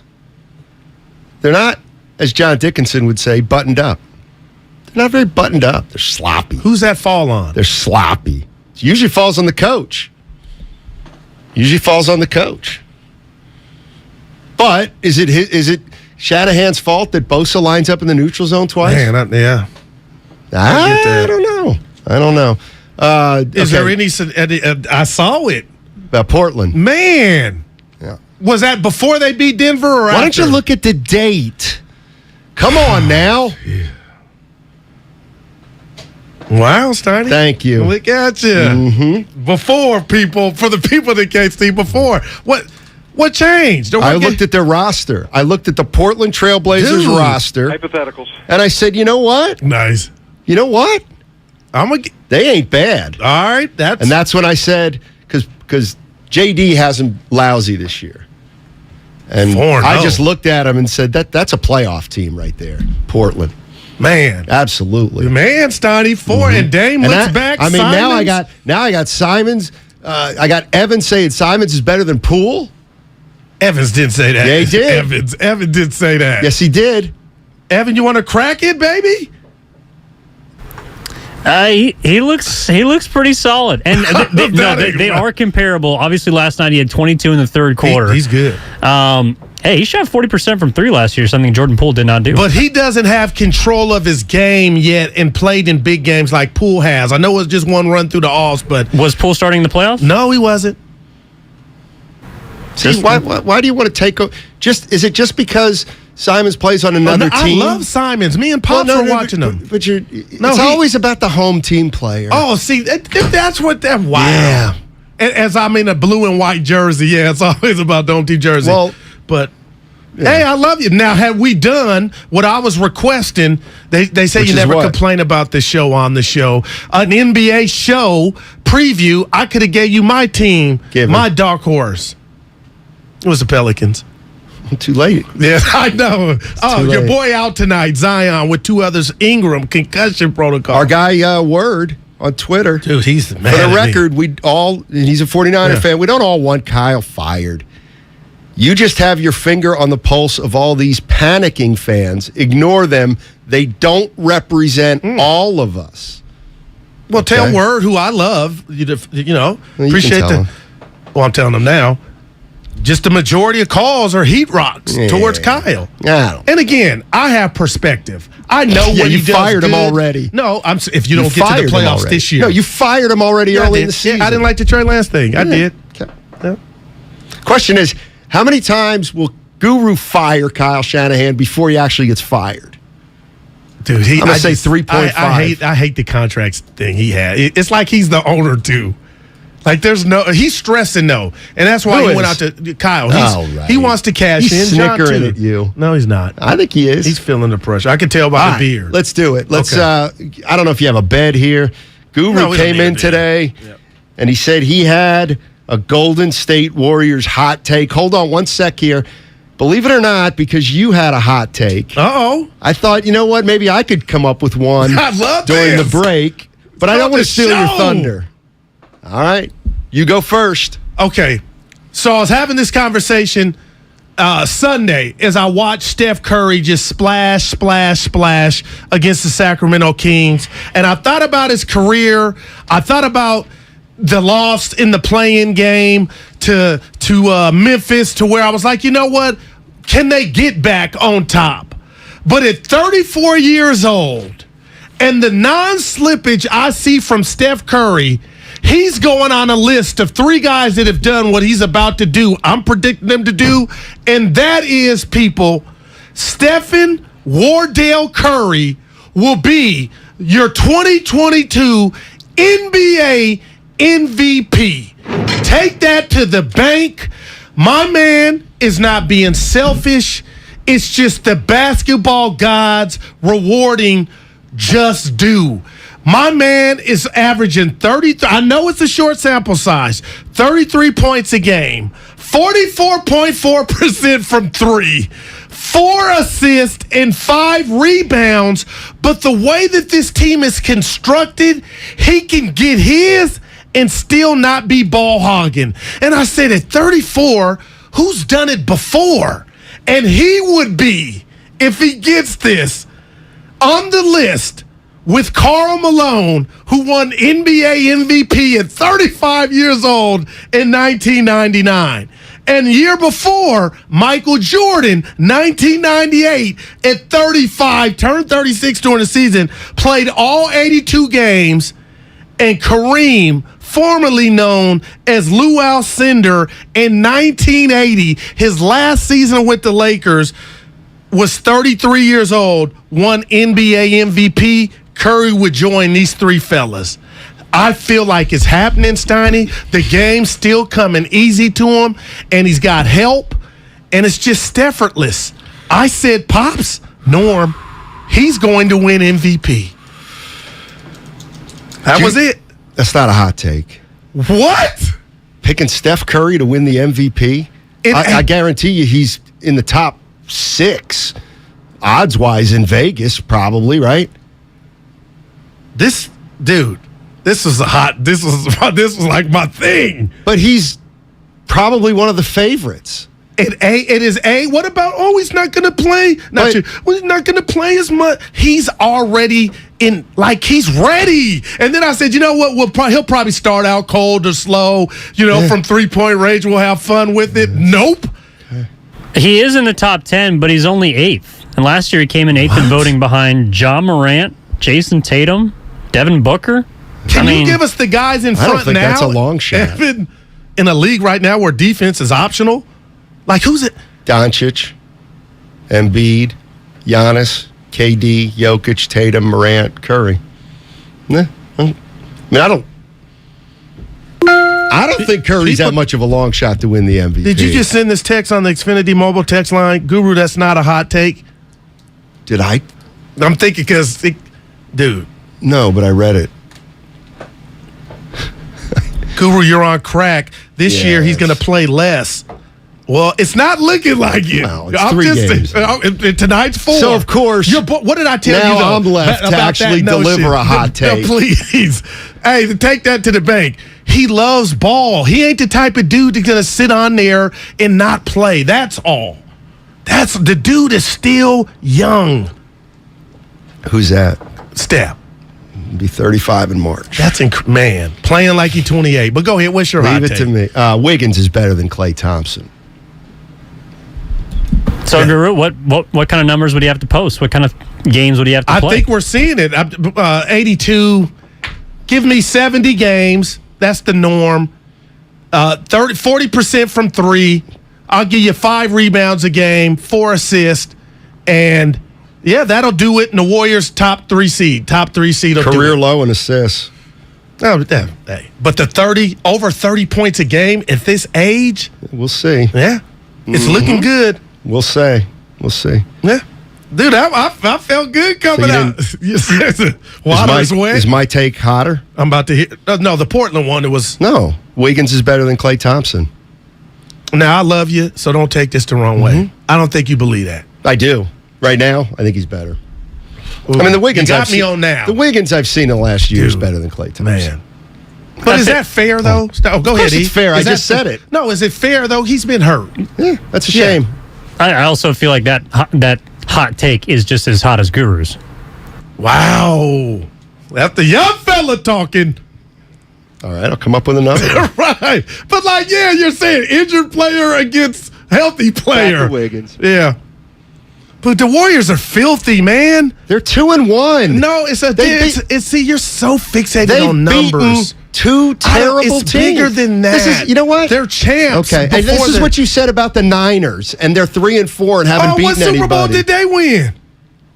They're winners. Last I looked, they choked. They're winners. Again. They're winners. Remember when we win. You need to get it out of your head. You know what? This is another thing. I'm giving props to the Warriors. You need to get it out of your head that there's 29 losers in every sport, and there's only one winner. I mean, how hard is it? How hard is it to criticize every coach or every team that didn't win it all? Oh, great job. Oh, yeah. So, yeah, great. You can say, but how'd the 49ers do in the Super Bowl? How's Kyle's Super Bowl? He's 0-1. Yeah, see? Yeah, he had one game. Yeah, it should one be game. 2. Okay, point is, should be 2. And after working with you for 10 years and seeing dozens and dozens of those things come to fruition, I just don't. It's not all or nothing. It's not all or nothing. So you're saying or asking, we can find out if the Niners threw a after the season party for their loss in the NFC Championship game. Remember, we got into that. Like, they didn't deserve it when they lost the bowl. See, no, Steiny, come on. I can step back and understand. Like Cincinnati, they got as close as, that was a great season. Yeah, you didn't win it, and I don't think anybody messed up to the point where you couldn't stop Cooper Kupp. But the Niners, there is a thing with this coach and 10-point leads, and that hurts more than, the field goal hit the upright. Yeah, you know what? Here's the way I think. This is why, and I didn't even think, this is why that honoring on Sunday makes no sense. You know why? Can't wait till, excited for 2029? Excited for 2029? No, that's... Yeah, we'll celebrate that 49ers team that lost in the Super Bowl. That'll be fun. Maybe get Jimmy Garoppolo to overthrow Emmanuel Sanders again. See, in that instance, that's a joke. You're going against what you're saying. It's about family. It's about alumni. I thought it was about hanging banners only. Right, but so you don't just hang Super Bowl banners. You celebrate losses in the Super Bowl. That's all I'm saying. Your whole philosophy has changed. Well, sometimes I love you. It's just a fact. No, just that was... They just celebrated a Super Bowl losing team. Right, but that was a Super Bowl season that they went to, is I got perspective a pinwheel in his grave right now. Yeah, the great Bill Walsh. But come on, I get that. I get honor, and we see that all the time. And they deserve that. Who? The 2012 team. Why? You won the conference. Okay, then don't... Okay, you know what? Then... I'm waiting. You want to honor that team? Then shut your mouth. Shut your mouth about Super Bowls only. We only win Super Bowls. Shut up. Well, that's off you the table. Celebrate a losing Super Bowl team. We win when it's hypocrisy. Yeah, when we go, we win. Yeah, sure you do. Not only do you not win, you celebrate the losses. Yeah. But that was a great slogan. When we go, we win. I don't even remember that. Well, when the Niners up until Harbaugh, up until the loss to the Ravens, it's been all bad. Blue balls. It's been all bad since Jed York took over 20 years ago. They've been to the playoffs like 6 times. That might be your best take of the day. Well, I know. I know you're not going to like it because I'm criticizing somebody local. But that is the biggest. I'm laughing, but that's the bit. If I die tomorrow, you'd be at my radio funeral like, that dude brought the heat. You would not believe or say he's afraid to criticize local. Because there are people like that. You got to be objective. How come Jonathan Kuminga's the 11th most? He's 11th right now in minutes. Man. And all he has is that spin move in traffic. But he's got a ha-ha. No, well, yeah. And I'm not. But the highlights. Okay. I know what you said, and I'm going to ask you to tell the masses. When Stephen A. Smith said he talked to somebody within the Warriors, and we didn't know if it was real, just about him working. Is he putting in that time that Jordan Poole's working? Right now, if you ask me, there was some merit to that, like the lake in Oakland. And the reason I bring that up is they gave him the opportunity in Summer League. And I know y'all out there like, Summer League, you really going there to be Durant or for him to cook. And I saw the handles need to be refined, the spin move, regardless of who's in that's what he's doing. He's not working on his game. And that's what I'm starting to see. And that timeout Sunday where Kerr, I heard it. I sent the clip to JD. He got up and he wasn't happy with Kuminga. And he wasn't happy with the game. So I'm telling Kuminga, you got to really take that and know, hey, you know what? I don't know what you're not doing, but what it looks like, man, you ain't going to be in the rotation here in a minute. You know what this smells of? I already Brandon Ayuk. I knew you were going there. Smells of Brandon Ayuk. Second year. You think you've accomplished it already. You haven't. You come in out of shape with a bad attitude, and the coach has to put you in your place. Man. I'm not saying that happened with Ayuk because I don't agree with the Steiny, but something's up. And I'm rooting for the fella, but man, and we saw it last year where he basically did not play at the end of the playoff run, which would have been an opportunity, which was an opportunity for him to gain so much experience. I'm not down on him, Steiny. I'm not counting him out, but you got to read the tea leaves, man. He knows he's not getting the minutes right now. I know. He's not. DiVincenzo not playing tonight, but I don't really think that's going to open up anything for Kuminga. Yeah, Kuminga, 11th in minutes. Man. How do you like Wiseman so far? Man, what did I say? I don't know. The defense and the throwing the ass around, that'll come. And he ain't scared. But that feathery touch, he's getting the boards. Now I'm getting forget JaVale McGee, which I love and what he did, but the oop factor, he's coming into his own. There's not one person they could call and say they don't like what they was Shaka. Because sometimes, like DeAndre Jordan dunked. I don't want to say on him. He didn't come down the lane, but he took it up and flushed on him. It happens down low. But other than that, man, the progress I see from James Wiseman, you got to be excited. And in a crazy way, Steiny, here we go. I wish we could see more of him. But I get it. No, you got to try to make the playoffs. Ideally, Evan and I did this, you were out. What would your second unit be with the Warriors right now? And I'll give you mine because I wrote it down. Well, I mean, it's kind of obvious, right? Well, see, I'm still hanging on. I ain't cut Kuminga yet from it. Poole's got to be in there. Moody. I got Moody over Dante. Well, especially now. Moody's over Kuminga, too. That's the truth. JaMychal Green. Yeah, I got him in. Wiseman. Wiseman, because he's got to be. Yeah. See why you say because he's got to be. Because he's got to be. Right. And then he's went to the lab. We're forgetting one other guy. No, we got it. I got Green, J.K., Wiseman, Poole, and Moody. Yeah, that's it. And PBJ, not yet. Oh, that's right. We forgot about Iguodala. He's Suzette in Oakland. Our girl. What's going on, Suzette? How you doing? Good afternoon. I'm glad you're talking a little bit about the Dubs right now. I wanted to talk about the second unit, too. That's why I was calling. I have a hot take. I never call it a hot take. I see the Warriors making the playoffs, but with that second unit, I'm not feeling them getting a chip this year.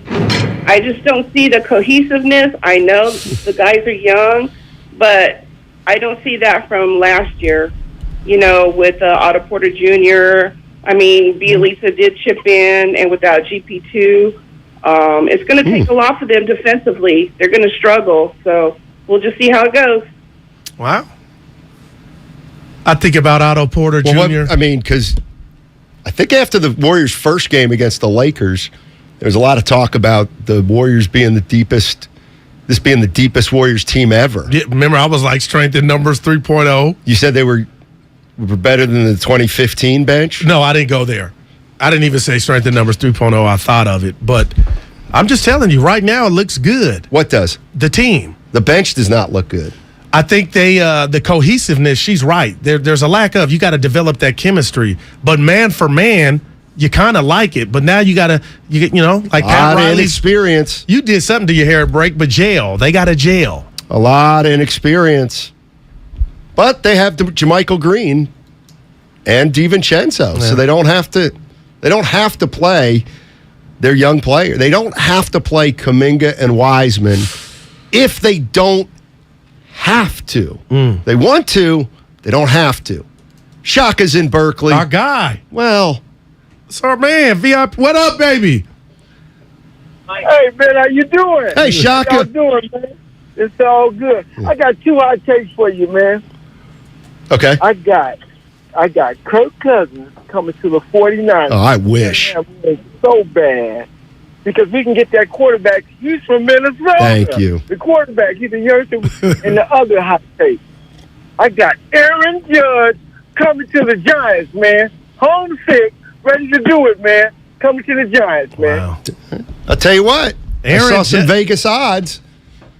Giants are the favorites to get Aaron Judge. They're the favorites. That scares 2 to me, 1. though. Yeah, when I'll tell you what. Whoever the parents want the person to be with, their kid to be with, that person never ends up with them. So that's like a kiss of death. Mario Ellie. Judge feels way more real than Stanton or Bryce Harper felt. My only question to that is the logistics, because he's from out here. Like, why would you go there? Because Harper, dude, he had put up on Instagram the picture of Embarcadero. And I was in here thinking, that's a sign. San Francisco is one of the biggest tourist cities. I told you what I think, the best city in, New York. But why do you feel that? 49ers have released Tevin Coleman. That's by Field Yates, ESPN. See what Lucas sent us? Who? Lucas Alexander. No. Producer extraordinaire for Damon Ratto. A text? Chiefs defensive end Frank Clark has been suspended by the NFL for 2 games for violation of the NFL's personal conduct policy, stemming from him pleading no contest to a pair of misdemeanor charges from a June 2021 incident for possession of a concealed firearm. You'll just read a newspaper next time? That's a 4. Hey, Lucas, wait, people laughing at. I'll tell you right now. Your hot take? No, if Kirk Cousins were the 49er quarterback right now, you don't think they'd have a better chance of winning the Super Bowl? Please. You know what? And this is where your takes, they just come out of nowhere with very little thought at times. You got your new Kirk Cousins in sick bay. He ain't coming here. Kirk Cousins would be the exact kind of quarterback you want on this 49er team. Aggressive, takes chances, throws long, I'm mad at dumb decisions. He ain't a winner, though. You want them all. You want them all on 95.7 The Game. He's not a good quarterback. That's my point. And here we go. The job of the quarterback is to do what? Oh, just win games. No, it's to score touchdowns. They don't score touchdowns. That's my biggest problem right now with this team. Yeah, you said it right there. We knew it going into this game that we had to score touchdowns and match with these guys, and just we didn't. And I think that with the combination of the turnovers and penalties, that's the result you're going to get. This is the Bay Area's sports station. This was just embarrassing, Shasky. 95.7 The Game. We're on a journey to make healthcare more accessible and more equitable, to treat the most complex diseases and offer hope where often there is little, to provide better care to more people across the Bay Area. We are more than a hospital, more than a university, beyond science and technology. We are the people of UCSF. UCSF Health, redefining possible. Get a cash offer for your car, truck, or SUV today at your local Bay Area Chevy dealers. Selling has never been easier. Just bring it into a Bay Area Chevy dealer, get a free appraisal, and we'll make you a cash offer on the spot with no obligation to buy. We buy any make or model, paid off or not. Find your local Chevy dealer at BayAreaChevroletDealers.com. There's a lifetime of beautiful outdoor living waiting for you at Dolan's. It's fiber-on decking for easy, carefree living. Why choose this durable composite? There's an amazing choice of colors. The rich look of multi-chromatic exotic hardwood. It resists splintering, rotting, and cracking with really low maintenance. See the colors and learn more at dolanlumber.com. See the real fiber-on at Dolan's Home Improvement Centers. 95.7 The Game has your tickets to the Good Guys Car Show, November 12th and 13th at the Alameda County Fairgrounds. For your shot to win, head to 957thegame.com/contests. Attention! Did you or a loved one live at or near Marine Base Camp Lejeune in North Carolina between 1953 and 1987? If so, listen closely for this important legal announcement. From 1953 to 1987, Marines and their family members at Camp Lejeune drank water that was contaminated with hazardous toxins. The toxins found in the water at Camp Lejeune may cause health issues, especially later in life. Types of health issues associated with water at Camp Lejeune are numerous. If you or a loved one lived near Camp Lejeune between 1953 and 1987, you may be entitled to substantial financial compensation without going to court. Even if you were turned down in the past, a new law can allow you to file a claim today. If you or a loved one spent time near Camp Lejeune, call the Negligence Network to find out if you're eligible for financial compensation. There's no fee unless we win your case. Call 1-800-700-4333. That's 1-800-700-4333. 1-800-700-4333. 1-877 Cars for Kids. KARS Cards for Kids. 1-877 Cards for Kids. Donate your car today.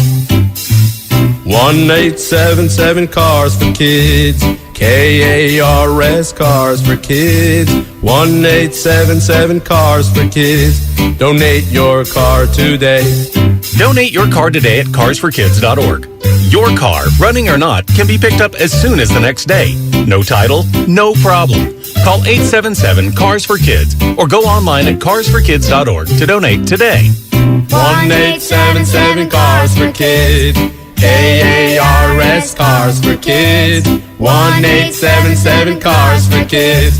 Donate your car today. Now accepting donations of land, homes, buildings, or any kind of real estate. Repeat after me. I, Kevin, take you, Susan.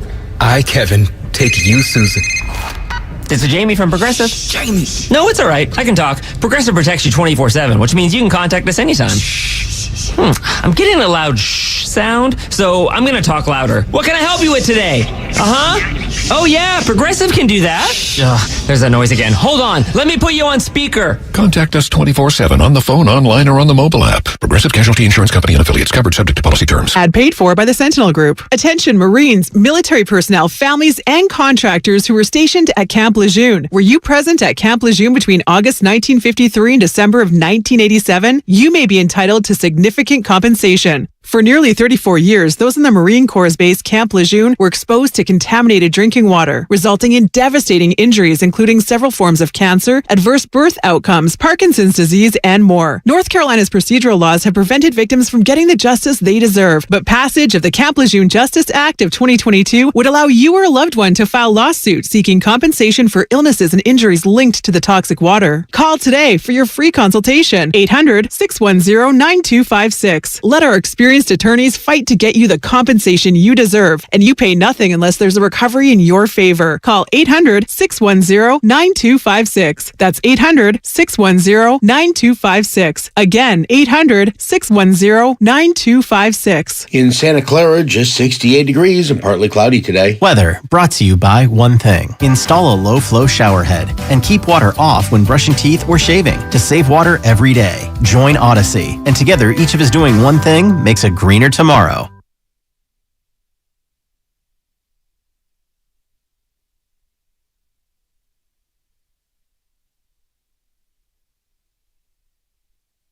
Wow. The only thing Curry's got on me is a better handicap in Now golf. back to Steiny and Guru.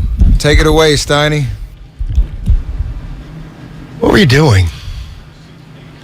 Minding my business. No, you were Don't spy on me during breaks. It's like boxers. I'm in my corner, you're in your corner. But you're playing something that I can hear. Well, you do it all the time, and I don't bark back and ask you what that is, or it's loud, or it's bothering me. Are you doing the equivalent of watching yourself on TV? No, I just was about to apologize to you. I saw a clip E put up.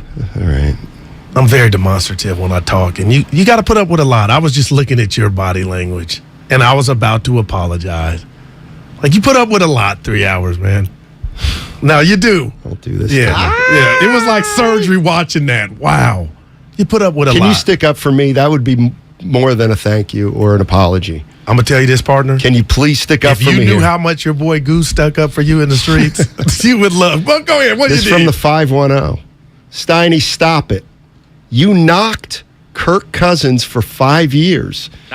Truth be told, however, they would have 2 working on 3 Lombardis if wow. Can you be any more no, I got inaccurate? This is it. Who do they think you've been his biggest supporter besides his parents? Thank you. You even got numbers on your laptop. What happened to your laptop? What do you mean? You used to have a laptop. I do. Right here. It's broken. Okay. But listen, yeah, Steiny, you are Kirk Cousins' guy, so I don't know. That lets you know they ain't listening. JJ's in San Jose. What's up, JJ? How you doing, man? Hey, what's up, guys? Thanks for taking my call. Yes, sir.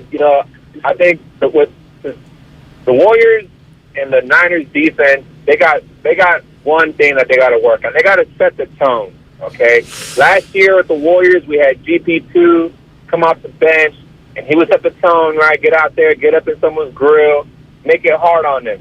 And I think that we're trying to find that one with the second unit. I think Moody could probably be that guy because Kuminga, I feel like he's still lost out there. I really want to see Moody improve as a defender. I think he could be that guy. And same with the defense. Hey, Guru, I'm with you. Fred Warner, he got to come with it, man. Yeah. He's supposed to be one of the best. I was thinking the same thing. Where was 54 on Sunday?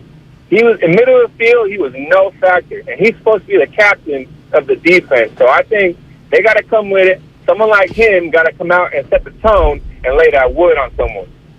But the D-line, Lowe told us to that Pro point. Football Focus has Warner top 5 middle linebacker in the NFL. Okay, so do you work for them? Who? PFF. Oh, no, I'm just saying. Yeah, but to get out of here, watch it. Are you saying? I'm my own PFF. I don't just, PFF said it. I watch it. PFF, now watch it again. PFF said it. But Lowe told us about 54. The D-line ain't doing their job. So if you got to go up like Ray Lewis, Steiny, with those big old globs of men, you ain't going to be as productive going side to side. If the D-line's handling their business, then you can just freelance and do what you do. So it's part of the D-line letting Fred down too. But PFF, that ain't the gospel. No, the point is, according to you, forget PFF. Yeah, okay, right. I'm my own PFF. GooFF. Just a sight and wealth of misinformation. I'm working on laughing. You can't answer the question. Oh, yeah. Sometimes it takes me a minute to get my bearings. You can jump in if you don't like it, Evan. I don't care. I like when he cracks it. No, that wasn't what I was laughing at. Your joke about PFF. I thought it was funny. Thank you. He gave me a 4, basically. I'm just, you're the one who continues to put all these players on a pedestal. Yeah. Well, listen, and you can back me up. I've never said he's having a bad season. I'm just like the Atlanta game. I know Bosa wasn't there and a plethora of guys were out, but you're supposed to be that dog. You got $100 million. Where you at? That's all I'm asking. Kittle sounded like Warner's the only guy playing right with Bosa. Hey, if it were chess checkmate, you got me on that one. I don't know. Yeah. But that was probably over. Hey, again, I'm not telling you he's playing bad, but he's a dog. Hey, do you think this defense is capped out? Have we seen the best of the Niner defense this season? Because if we have, then oh hell, the playoffs ain't a sure thing. And I'm talking about health is wealth. This thing could get scary. I thought they were the best defense in the league. They were playing like it. Right. But it was only through 4 or 5 games. See, one thing about the NFL is you got to let it play out. Armstead playing Sunday? I don't know. They need him. Stop the run. Another excuse. See, they can soar down the bus ratings. Tell the people the Niners were 30th with what Willard sent us, those rankings. Games lost to performance, if I'm doing it right. Now they're up to 23. Right. Went up 7 spots. Last I checked, depth meant something. Shouldn't it? Rob. You're like the U.S. Constitution. Rob's in Pinole. Hey, Rob. How you doing, man? What's up, fellas? How you doing? Doing well. I need a little help, guys. I want to talk a little NBA real quick. The Warriors, they're going to be fine, man. I think I'm pretty proud of, being able to see them, and their biggest asset is player development and being able to draft players all across the board. But I'll be honest, guys, I'm not a Warrior fan. I'm a Laker fan. Ever since the Kobe era, he drew me into the NBA. I got that number 8 jersey in the closet. And once he retired, I was hoping and pleading, not LeBron. And I knew he would be the cancer to the Lakers. And I'm up in arms right now because I don't know what to do. I almost don't want to be a Laker fan anymore. And it's taken everything of me to kind of stay on the train. But what am I to do? Should I switch teams or what the heck is going on? Yeah, you can't do that. Thanks, Bob. That's off the table. You can do whatever you want. Real fans don't switch teams. Diehards. Switching teams Go ahead and switch teams. How many Rob? husbands does Cher have? Or Joan Rivers does facelifts. But you get what I'm saying. You got to ride with your team. And LeBron got you a chip. Ain't just Warriors on mine all day. LeBron got you a chip. Nice job, Goop. The bubble chip don't count. It's a chip. Of course it counts. And what's wrong with Anthony Davis shooting 20% from 3, but we want to talk about Russ? I was going to tell you and E, there's too much Russell Westbrook slander going on. They should send him home. That shot up to Sunday, I don't know if you were watching the game, he shot the ball with 16 seconds left on the shot clock. Portland was coming back. They're up 2. He shot it like almost sabotage. Like, I'm going to shoot it just because. Who? Russell. Oh. I would have ran it. He wouldn't have came back. Wait, what do you I mean? got contacts out there in L.A. I know. I got my ear to the street. He shot that shot almost like to miss it. Like defiant. He did do it, and nothing happened to him. Kendrick Perkins said, keep his ass at home, Steiny. This ain't working. They're 0-3, Jack. Snipers. They got work to do to get to 4. Oh, yeah. Alex in Redwood City. You remember that. Hey, Alex, how you doing? I'm good. Thank you for taking my call. But I wanted to talk a little bit about the Niners defense, at least what I see in them. I mean, I'm not a Niners fan, but I know I see football. I know football. With these guys, the situation with this team and the issue that they're having, and they've been having for years, is the injuries that they're going through. But every team goes through them. Now, what I see, though, is that the Niners defense, I mean, they're stacked as far as former Pro Bowl players, current Pro Bowl players, future Hall of Famers. They have the stars in place, but they're relying on them too much. Now, these guys are trying to push, and you want them to make a play, and they do. They often make game-saving decisions and plays and saves, but they're trying to do everything themselves. So they push themselves into a breaking point and then start getting injured. They need to focus on getting the rest of the team to play at their level. They wouldn't wear themselves out as much, and they can use their brain more than their bodies. And right now, they're using their bodies more than anything. So these guys get hurt. The rest of the guys can't pick it up. The offensive schemes come in and start spreading them apart, and that's what happened this Sunday. They just tore them apart. They moved the pro players off, to spread them around, so they were getting the gaps.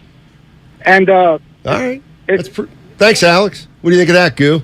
That was a lot, but man. Break it down for us. Man, he said what you said, that the running backs get hurt because they run to every facet of the Niner team, they go at 110 while everybody else is going at 100. You said that this season about the Niners. I don't buy that, but I mean, Steiny, if you're going to tell me that we have no barometer of who's going to come back, and now I'm hearing guys shouldn't have been out there. What's the culture in football, in all sports? If you can go, you go out there. But, man, that is no excuse. And I don't know what it is, and and when we'll find out what Kyle actually thinks about these rash of injuries. And please don't give me the stats about the other teams. It's just right now, if I'm the Rams and I got this game this week against the Niners, this couldn't be coming at a better time. Aren't the Rams more hurt than the Niners? Well, up on the Everybody's offensive talking line. about they have no offensive line. But the Niners got defensive line, running backs. The Niners got a little Who's bit on of the everything. defensive line? Armstead, Kinlaw. Oh, gosh. And now our who went down? Who just went down this last game that I'm worried about? Is he? Help me out, E. On defense, Greenlaw. Oh, yeah. So hey, I don't know. I don't know either. Warriors tonight play the Phoenix Suns in the desert. JD will be out there. Yeah, he'll be doing pre and post game. Warriors 2-1 right now. Suns are also 2-1, but of course the Warriors 2-1 is better than the Phoenix Suns 2-1 because we're in the Bay Area. Oh, let me see your hand. What's that on it? Oh, a ring. Where'd you get that from? Oh, you won the NBA championship. It's different 2-1. They're champs.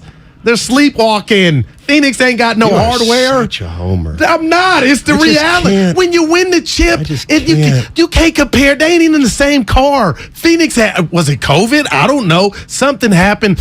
I'm smelling a stench, and you're telling me that Monty Williams and Ayton thing ain't a thing? It is to me. He wanted to leave. He wanted to go to Indiana. You're right. That shocked me. But damn, Monty, call him and talk and meet up, have a beer. I mean, man. But I guess what I'm saying is... and I'm not saying Phoenix is not good. I'm just like, that's different than the Warriors 2-1. The Warriors are fat cats, rubbing their belly. Okay. For now. Yeah. Boy. I'd love to have I'd love to be the Warriors. Champs. No criticism coming. None at all. Except those uniforms Sunday.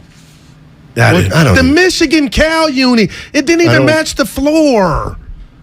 What were they from? I didn't. They're new jerseys. The Navy. They got one of the new jerseys. The city jerseys coming later on in the season, but they were navy blue and the gold. It wasn't that traditional Warrior royal blue.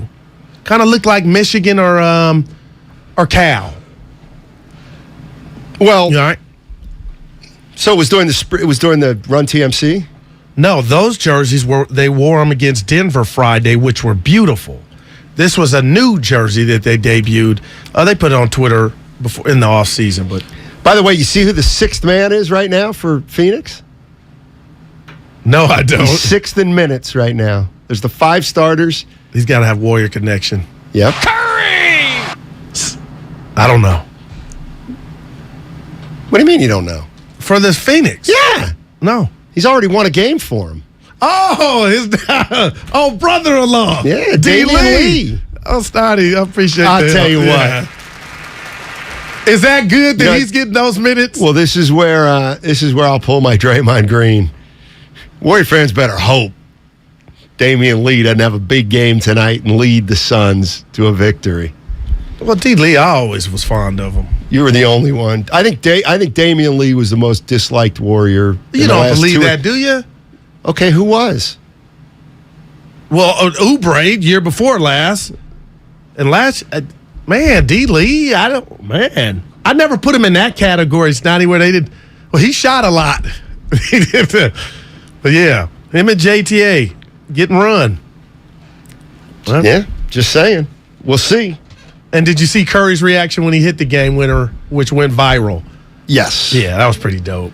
I guess he woke up his kid. But he said, this is my house, I can do that. Yeah. I'm a man. The hell with the kids. There was a shoot. What was I going to say? Last night in the NBA, something called Memphis, New Jersey. Oh, yeah, Memphis, New Jersey. Where was Doug Moe or Dan Issel? 134. Brooklyn. Play some defense, thank you. I'll tell you what, did you see, you know me, I always give the refs the benefit of the doubt. They got an in for Ben Simmons. It's tiny. What's going on? They got an in for Ben Simmons. Nah, what do you explain yourself? You're a referee's son. You always defend the Zebras. Now here you are. It's about Ben. Because he ain't Clint Eastwood. Sudden impact. It ain't no impact right now. Jims and Campbell. Hey, Jim, how you doing, buddy? I'm doing good. I just want to say I enjoy you guys every day. You're entertaining. Oh, thank you. Unlike the 49ers. I'm kind of getting over this thing of turning on the game and having it be not entertaining. Like if you're watching a series on Netflix, you're 2-3 episodes in, you're like, this ain't very good. Right. Just turn to something. Yeah. That's how I'm feeling. Jim, I think you're describing what a lot of fans are feeling like, and I think I've got the word for it. Stale. Niners are stale right now. McCaffrey's got a chance to change that, but they're stale. They're stale. That's a horrible. That's boring. That's the cousin of boring. Yeah. But you got stuff to where you shouldn't be stale or boring. So what do you mean? Again, I know who who I work with. Right. You're not My name's fond Matt of the Steinmetz. weaponry, but Steiny, I'm sorry, man. This better be the missing piece. Christian McCaffrey? Yeah. He should open stuff up for IU, but still you got to catch knuckleballs. I love God, Jimmy now Sonny. it's knuckleballs. Dude, if he puts it in the bread basket, catch the ball. All of them, you need a net. They're so high. That's who he is, though. By the way, if you're wondering, I went through the 49ers drops. Of course, Deebo Samuel, if you're just joining us, yes, he leads the league in drops, despite being 32nd in receptions. That means he gets the ball thrown to him fewer than 31 other players, but he drops it more. Hey, he doesn't get targeted a lot, but he drops a lot. And then Juwan Jennings, 5 drops, which is one less than the guy for the Bengals. Give me overthrows. And if you're wondering where George Kittle is on this list, he's not there, but keep in mind, he's missed a bunch of games. Wow. I ain't writing them off, man.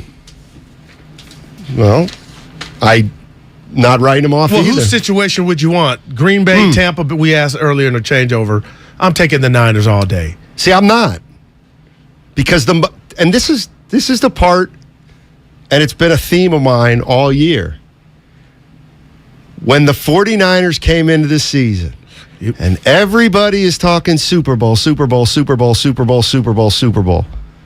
Even when they had Trey Lance, I was like, they have instability at the quarterback position. How can you be a Super Bowl favorite in the NFC if you have instability at the quarterback position? But this was supposed to be a future star. They still have it. Man. Even though Garoppolo's the quarterback. To me, their quarterback back to Kyle play. Too, Steiny. He was supposed to be. I could take Daryl Johnson and Matt Steinmetz to the promised land. The quarterback whisperer. That's what you called him. You called him that. I did. Man, stock up, stock down. It's down with Kyle. And I just don't believe you and he believe in the court of with fans that he ain't getting a pass. I'm listening to our station all day, every day. Fans are hot. Not everyone. I think most fans realize they can't do better than Kyle Shanahan. Now so Sean Payton would interest you at all? I think it's a sexy name. Super Bowl winner. Your coach is not. I think it's a sexy name. Wow. Do you really think they're going to go get... Well, when I hear you Kyle Shanahan signed through 2025. They're really going to fire him and go hire Sean Payton? I don't think that's going to happen. All right. Yeah. But if I could do it, according to how this season ends, Steiny, well, I fired him with the Trey Lance debacle. So John's in Pittsburgh. Hey, John, what's up, man? Hello, how's it going? Doing well. Got a minute. Hey, my biggest question is why not? Like, why not do things? Like, so we have Kittle, from 2 weeks ago was saying his piece. Then after KC, the loss, basically he said his piece, and then we have Ayuk saying it. Yeah, we got issues. Well, some people think they're losing the locker room. Yeah. We said the Brady Bunch vase. There's one thing I had. You got to be careful with doing this job. These people don't forget anything. Well, you got to Twitchers and YouTubers, man. You got to think about what you're saying. You can't just say anything.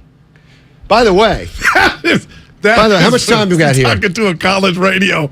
You got about 30 seconds left. Michael Irvin coming up at 3:30. Here's one thing. Maybe we can get into it tomorrow. Again, and I said this before. Look at the 5 quarterbacks. Trevor Lawrence. Okay. Mac Jones. Wilson, Mac Jones. Fields. Trey Lance. Okay. Why the hell did they move up again? Why did they move up to 3? There's not great quarterback I don't have the answer of for the you. 5. Yep. Oh, my God. No one knows where this market will go. Things could change tomorrow, next week, or next month. At Merrill, we've been here before, and history shows this is the time to stay focused on your future. Because through every market, the bull will always have your back. Find an advisor in San Francisco at ml.com/bullish. Merrill, a Bank of America company. What would you like the power to do? Investing involves risk. Merrill Lynch, Pierce, Fenner & Smith Incorporated, registered broker-dealer, registered investment advisor. Member SIPC, a wholly owned subsidiary of Bank of America Corp. Finding the right Medicare plan? Oof, no easy feat. Kind of like those dances my granddaughter loves making me do. But then I found Walgreens FindRx coverage. Lets you compare plans online, over the phone, or in person. Made Medicare shopping so easy. Plus, I found plans with low-cost copays. I can get down with that. When you need to talk Medicare, Walgreens is here. Start shopping today at walgreens.com/Medicare. When cold symptoms keep you up, try Vicks NyQuil Severe for max strength nighttime relief. Just 1 dose of Vicks NyQuil Severe starts to relieve 9 of your worst cold and flu symptoms to help take you from 9 to none. Get some rest and feel better with Vicks NyQuil Severe. The nighttime sniffling, sneezing, coughing, aching, sore throat, stuffy nose, fever, best sleep with a cold. Medicine. Use this directly. Okay, 3 more climbers, 7 loggers. Ted's sustainably sourced logging company is growing a new branch. What about truck driver contracts? Which means a new HR manager will be the first hire to fall. Then we'll need to staff up the warehouse. Indeed can help him hire great people fast. I need Indeed. Indeed you do. You can schedule and conduct virtual interviews all from your employer dashboard. Visit Indeed.com/credit and get $75 towards your first sponsored job. Terms and conditions apply. From the 4 corners of the globe, the world's greatest set their sights on one goal. The Breeders' Cup World Championships are coming to iconic Keeneland this November 4th and 5th.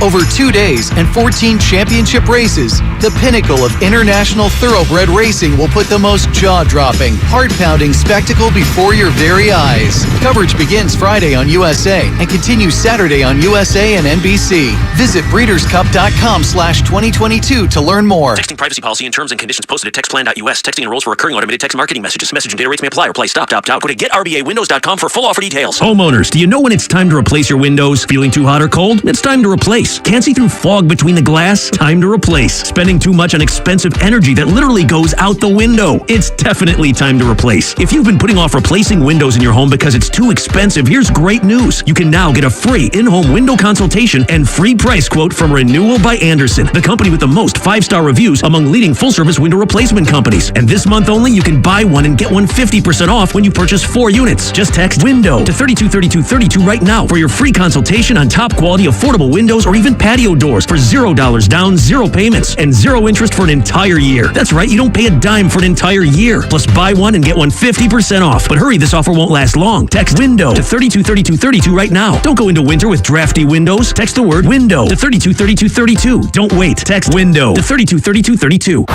Football season is here. The new Odyssey app lets you stay connected to your NFL team, your station, your shows. Follow your favorite stations and come back again and again. Get real-time updates on everything you care about.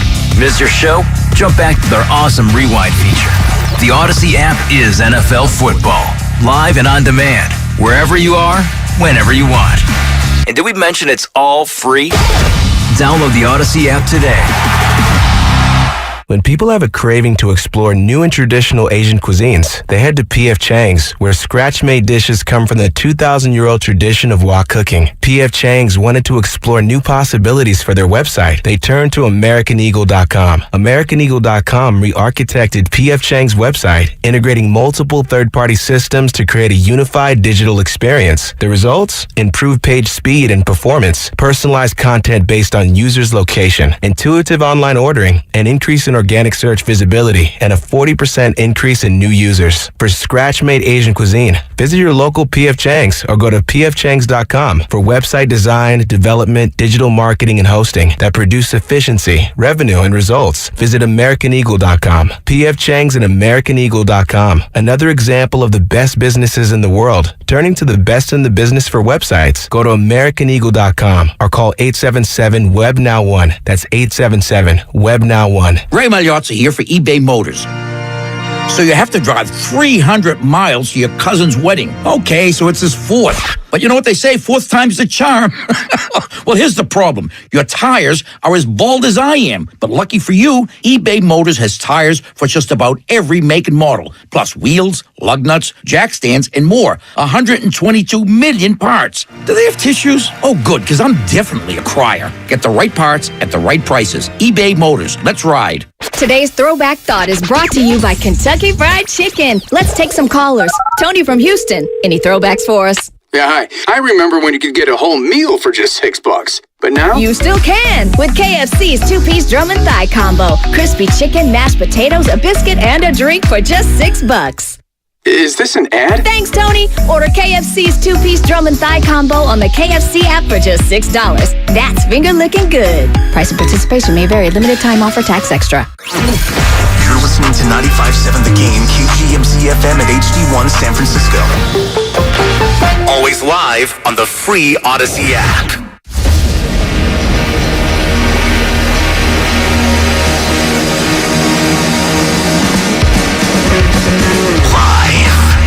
The corner of Broadway and Battery.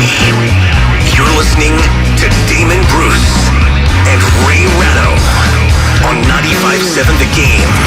Brought to you by BMW Fairfield. Welcome. Nice Tuesday outside. Beautiful day. We got ourselves a good show this afternoon leading into the Western Conference Finals that we were promised but did not get. As the Phoenix Suns didn't handle their end of the bargain. We got Warriors and Suns tonight. That should be interesting. Obviously, Ray, we have one more day of basking in what was that against the Kansas City Chiefs, but we got to start turning the page a little bit because the game that they have coming up against the LA Rams is about as big of a game as they have remaining on their schedule. If having a decent feeling about a team going into a bye week actually means something, that would be a good time to turn around this 2-game losing streak. That's for sure. Yeah, that would be helpful. But they have more concrete things to take care of, which is how to just figure out, how to fix a defense that is shredded with injuries right now. And the Rams are Sunday's problem. But up until then, they've got to either get guys healthy or figure out something other than what they did on Sunday. Do you think the failure in defensive performance had more to do with the 49ers' injuries or Kansas City's dominance? 6 of one, half a dozen of another. I mean, Kansas City, Kansas City does that to a lot of teams. Yeah, but I don't think when you look at the amount of time that Mahomes had, that's normal. The 49ers in their other 2 games against the Chiefs, they did manage to put pressure on him at some point during the game. He was never bothered on Sunday. So I tend to think if you're going to make me choose one, it's probably more the injuries because the 49ers have never failed so miserably to handle their business up front. It really was bad. It was bad, and it actually got a little worse in terms of how bad of a performance that was for the 49ers defense. We do know and pointed out yesterday that the 44 points at home were the worst ever given up by Kyle Shanahan at home in the Shanahan era. 30 points in the second half alone. It was no good. But it actually got a little worse. Dave Lombardi reported that was the most amount of yards per play that the 49ers defense has given up in the Kyle Shanahan era by a ton. Like, not by a little. And when you measure it against the other 2 performances that were that bad, it even gets worse because the 49ers just gave up 9.1 yards per play to the Kansas City Chiefs this past Sunday. Their other 2 dreadful defensive performances in terms of yardage per play was against Green Bay back in 2018 and Dallas in 2017, where the averages were 7.4 and 7.2 respectively. And the teams were terrible. And those were before Shanahan rebuilt them in his own vision. That was during the I've got to mop up the spill before I can really start pouring the drinks the way I want to. Yeah, so no, this one was out of context, even after you allow for the fact that Kansas City has the most dynamic offense in the game. So I again, forced to answer the question the way you posed it. Yeah, I think the injuries did them a lot of harm. Were you praising the question? Is that what you? Is it so good? I was trying to find a word that made no sense, and I found about 3. Well done. Michael Irvin joins us today at 3:30. We're looking forward to saying hello to Michael. We double-dipped with him last week concerning all the McCaffrey breaking news that we had. Just a suggestion on a Monday, turned into a reality, and we had him back on Friday. And now we will get him to go through what was all things considered, especially after Monday Night Football last night. That was kind of an interesting week of football. You had some very unexpected outcomes. The Tampa Bay Buccaneers getting steamrolled by a bad rebuilding Carolina team. You had Taylor Heineke and the Washington Commanders make Aaron Rodgers look like he belonged more in the retirement home than he did in the middle of a football field. It did not look good. And then last night, in one of the more unexpected outcomes I think you're going to see, the Chicago Bears didn't just go out and get past the New England Patriots in Foxborough. They manhandled them. I mean, they really manhandled them. That was more than just a few breaks. Finally went the Bears' way. A couple of passes finally got completed for the first time all year. And, oh, what do you know? They edged out the New England Patriots. They didn't edge out the Patriots.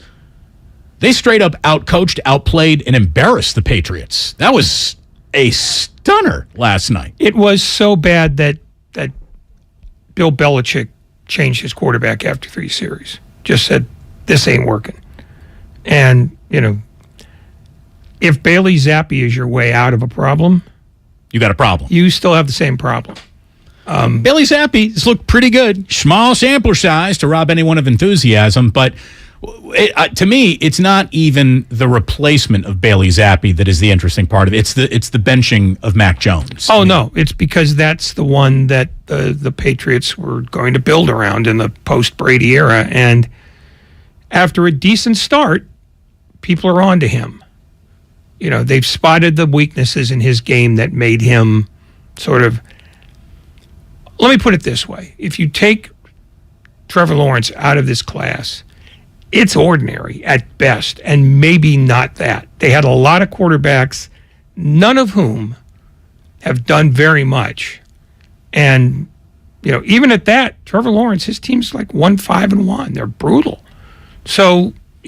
this might have been one of those illusory classes where you had a lot of quarterbacks either placed on the wrong team or highly unlucky, like the fellow in San Francisco. Well, I saw that Bill Barnwell was writing about that fellow in San Francisco and even suggested that the 49ers should consider trading Trey Lance. I hadn't heard about this until Colin Cowherd brought it up on his show I was watching this morning. And he said, the problem with the internet is that everybody just jumps down the throat of someone for just, kind of spitballing out loud and thinking out loud.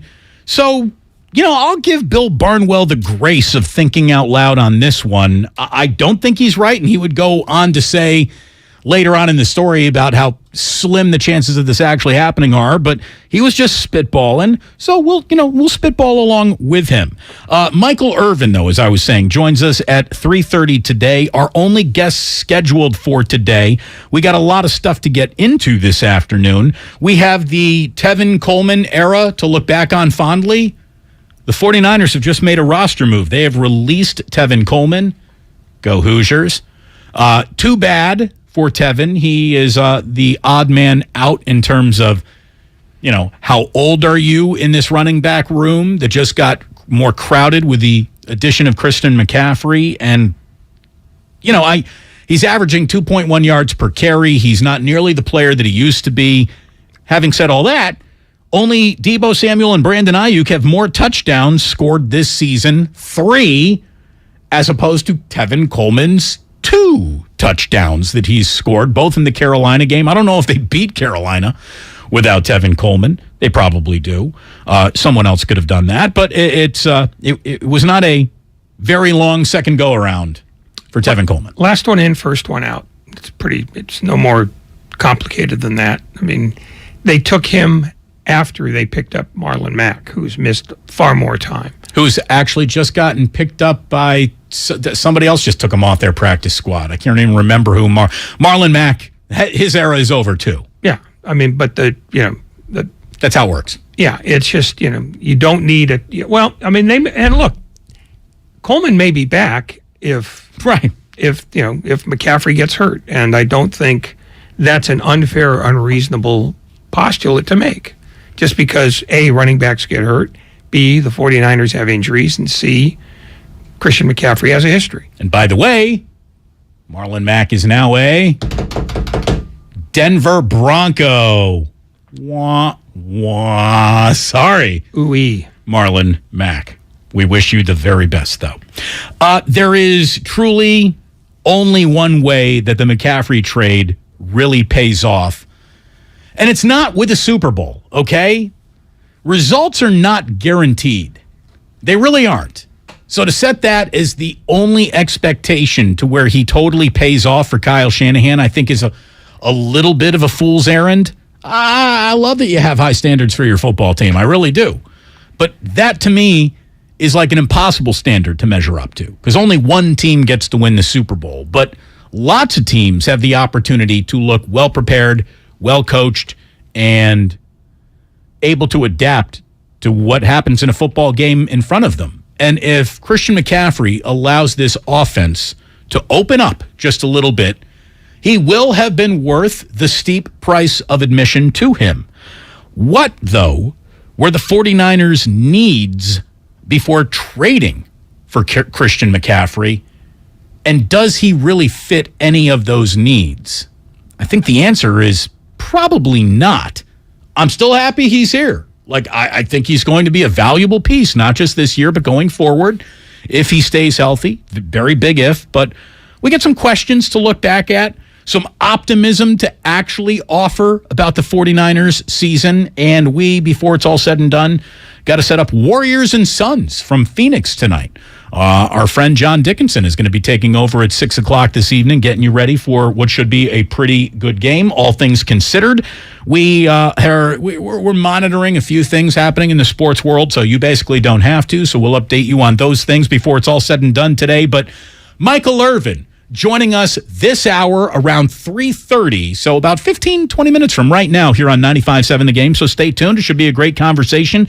He was just at dinner with Des Bryant and Post Malone.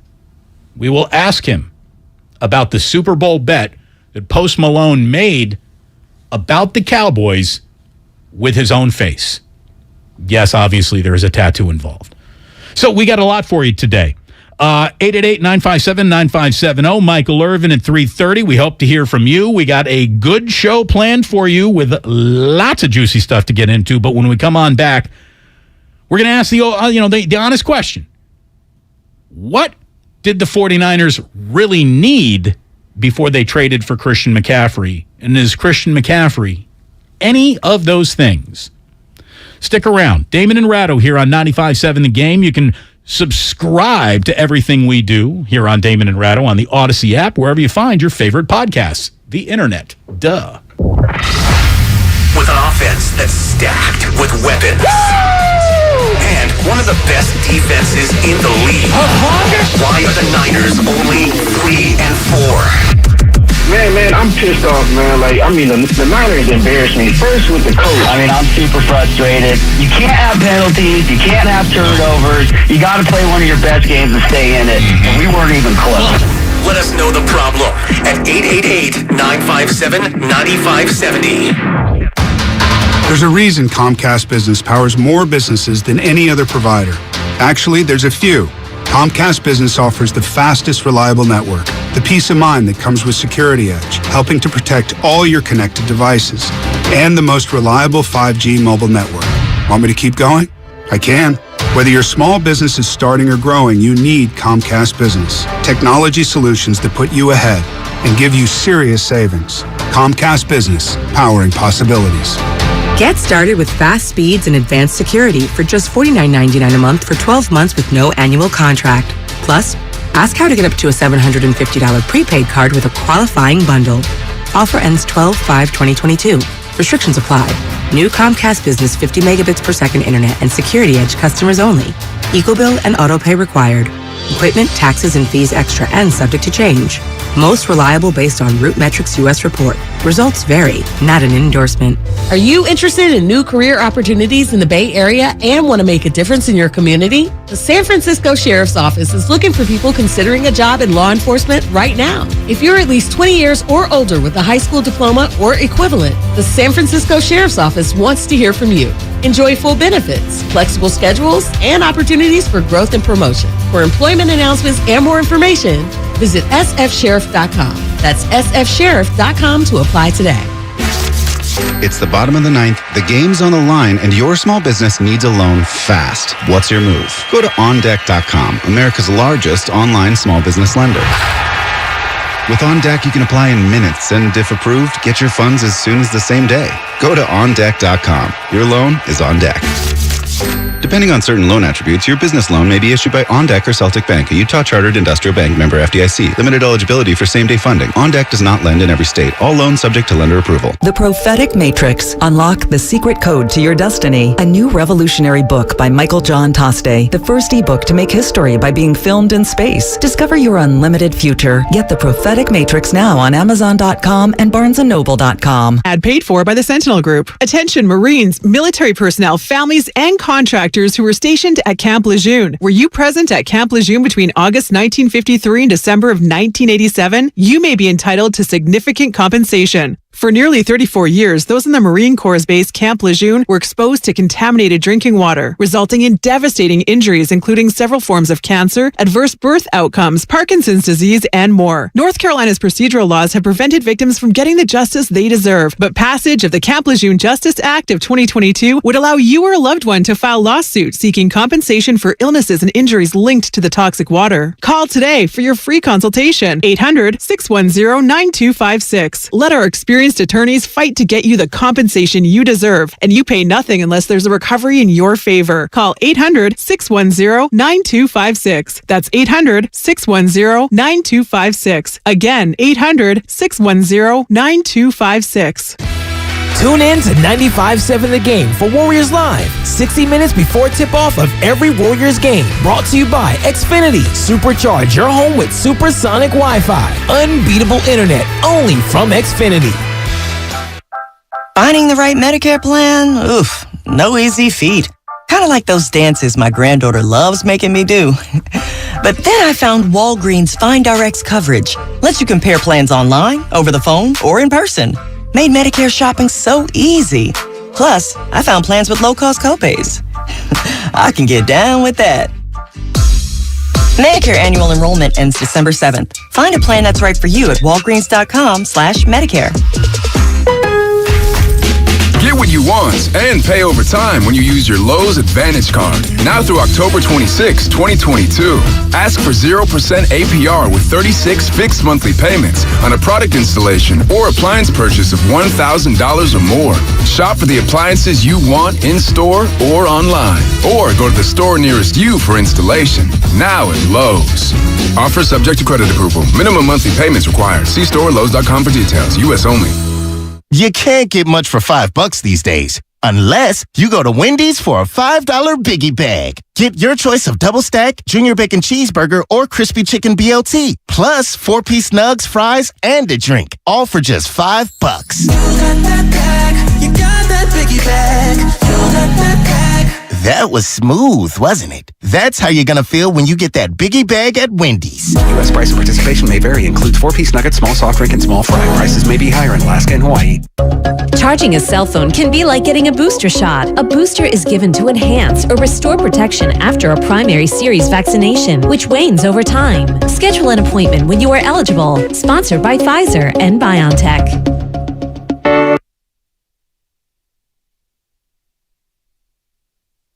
Now back to Damon and Ratto on 95.7 The Game. Oh, we are streaming. We are on the Twitch. We're on the YouTube. Kids, you can bask in the glory. Hello, Joseph Dodson. Hello, Mr. Bridge. Hello, Aaron Riviera. These are some of the regulars. Drew Down, he's a regular.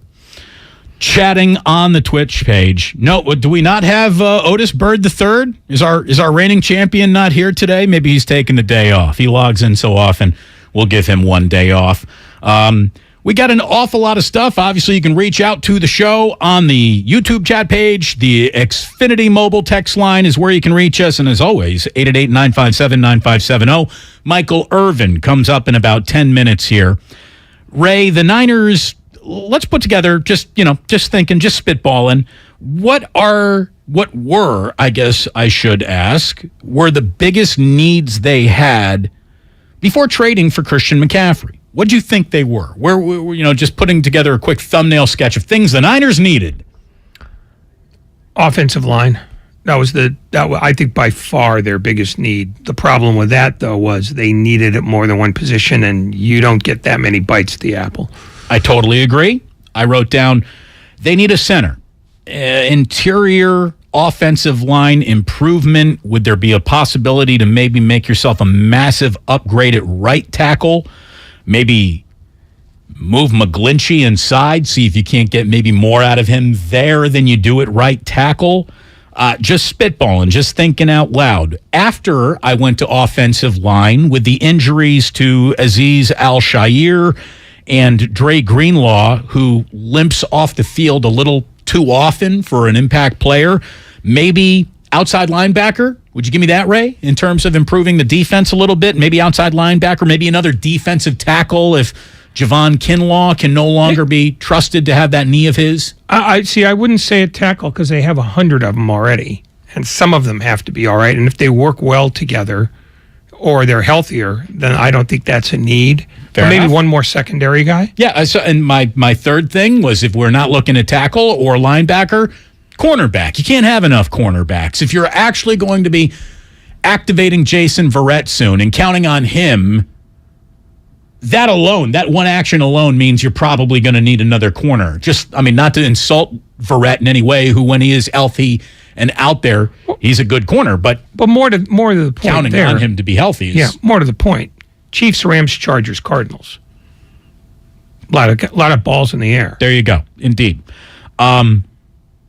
Look, so we bring all that up, and I want you to say that, or I want to say that I'm as happy as the next guy that Christian McCaffrey's on this team. But I'm not sure he really goes about addressing a single point of need. Running back problems feel like they should have been solved with what you had in-house if you were having problems in your running game, and indeed the Niners were. But Elijah Mitchell getting healthy and returning should be like an impact, right? And then you got Deebo Samuel, who seems to be an afterthought now at a position he completely excelled in last year. Kyle Juszczyk, obviously, I think is forever underused, could be used a little bit more, maybe as a runner. Unfortunately, his broken finger is going to have him out for the Rams game. He is expected back after that, after the bye. You drafted Ty Davis-Price. You got another rookie running back that you haven't even bothered to really take a look at yet in Jordan Mason. Like, it feels like opportunities to address what you're lacking in the running game were already on the roster, and improvement on the roster where you really needed it wasn't at running back. Now, I only bring this up because, look, maybe the draft capital used on McCaffrey could have been used to address maybe even more than one of those needs. 4 future draft picks just got put in play. I wonder if the Niners had the opportunity, or they had to move so fast on McCaffrey, they really didn't get a chance to do the rest of the roster math on, since we're sitting here really considering moving 4 draft picks for one player, what could we get if we moved off that one player but still put these 4 draft picks in play? I think the problem, though, with that line of thinking is that McCaffrey being available is so much better than most guys who are available at offensive line or in the secondary or in that linebacker spot. McCaffrey he's an outlier. He is. So you're not going to spend that kind of capital and get the same kind of quality in return because there isn't that much quality out there that's available. I guess I would say that I don't know. I don't know that. I'm wondering if the Niners had a chance to do if I could quote Brian Sabian, the due diligence. Oh, I'm sure they kicked the hell out of tires. Did they call around league looking for centers, interior offensive linemen, maybe a corner, maybe an outside linebacker? If you're putting picks 2, 3, 4, and a future 5 in play, I mean, right now in the NFL, they're swapping players for like a future 5th or a future 6th negotiable. I just wonder how much more they could have possibly done, if anything at all. I mean, I'm just, again, only thinking out loud here. I'm not accusing them of making the wrong move. I don't know what options there were. I don't know how fast-tracked the McCaffrey deal was due to the fact that the LA Rams were interested in it. Maybe. I'm wondering how much of the Rams sniffing around Christian McCaffrey in a not this time mindset from Kyle Shanahan after getting beaten to Matt Stafford by, McVay. I wonder if that didn't increase his timeline on this. Oh, I mean, look, every trade has a bunch of different elements to it. One is desirability. 2 is availability. Fit, and price. 3, yeah. Well, fit, price, and finally, how much time you have to close a deal. Yeah. I mean, if the Rams get McCaffrey, it solves their most egregious problem offensively. And all of a sudden, a team that looks like it's having trouble getting out of the blocks suddenly becomes a juggernaut again. So I would assume that the Rams being involved had something to do with that. But I also think that the 49ers have tried to figure out ways to make their offense work, but they keep losing guys. They keep losing running backs more than anything else. And I think this is one of those moments where you go, we can change the dynamism of our offense. And even though I still think that, plugging the holes defensively, would have made them almost indomitable on that side of the ball. I think McCaffrey's the kind of guy you don't fritter away. You do that deal. Well, yeah, I mean, and I know you're not saying you don't do the deal. Right. Players like McCaffrey are rare, and if you have the opportunity to add someone like that, I don't blame you for biting at that apple. Yeah, and again, they could swallow the price because they have a bunch of compensatory picks still laying around. And beyond that, they're trying to get out of the block so that they're not looking at another 3 and 5. If the Rams have McCaffrey going into this week, who do you think wins that game? Given the fact that one of the Rams' completely glaring issues right now is running back, yeah, that would up the price of that game big time. Yeah. I mean, Cam Akers is nowhere to be found, basically sent home without a supper. Well, he wants out, so they just say, well, if you want out, you're clearly not interested in playing, so... No, I think all those things, tied together to make this, if not a no-brainer, but one that, you don't really have an excuse for walking away from if you have an offering that the Panthers are willing to do. I think it's a deal you have to do, even though maybe it leaves you a little naked somewhere else.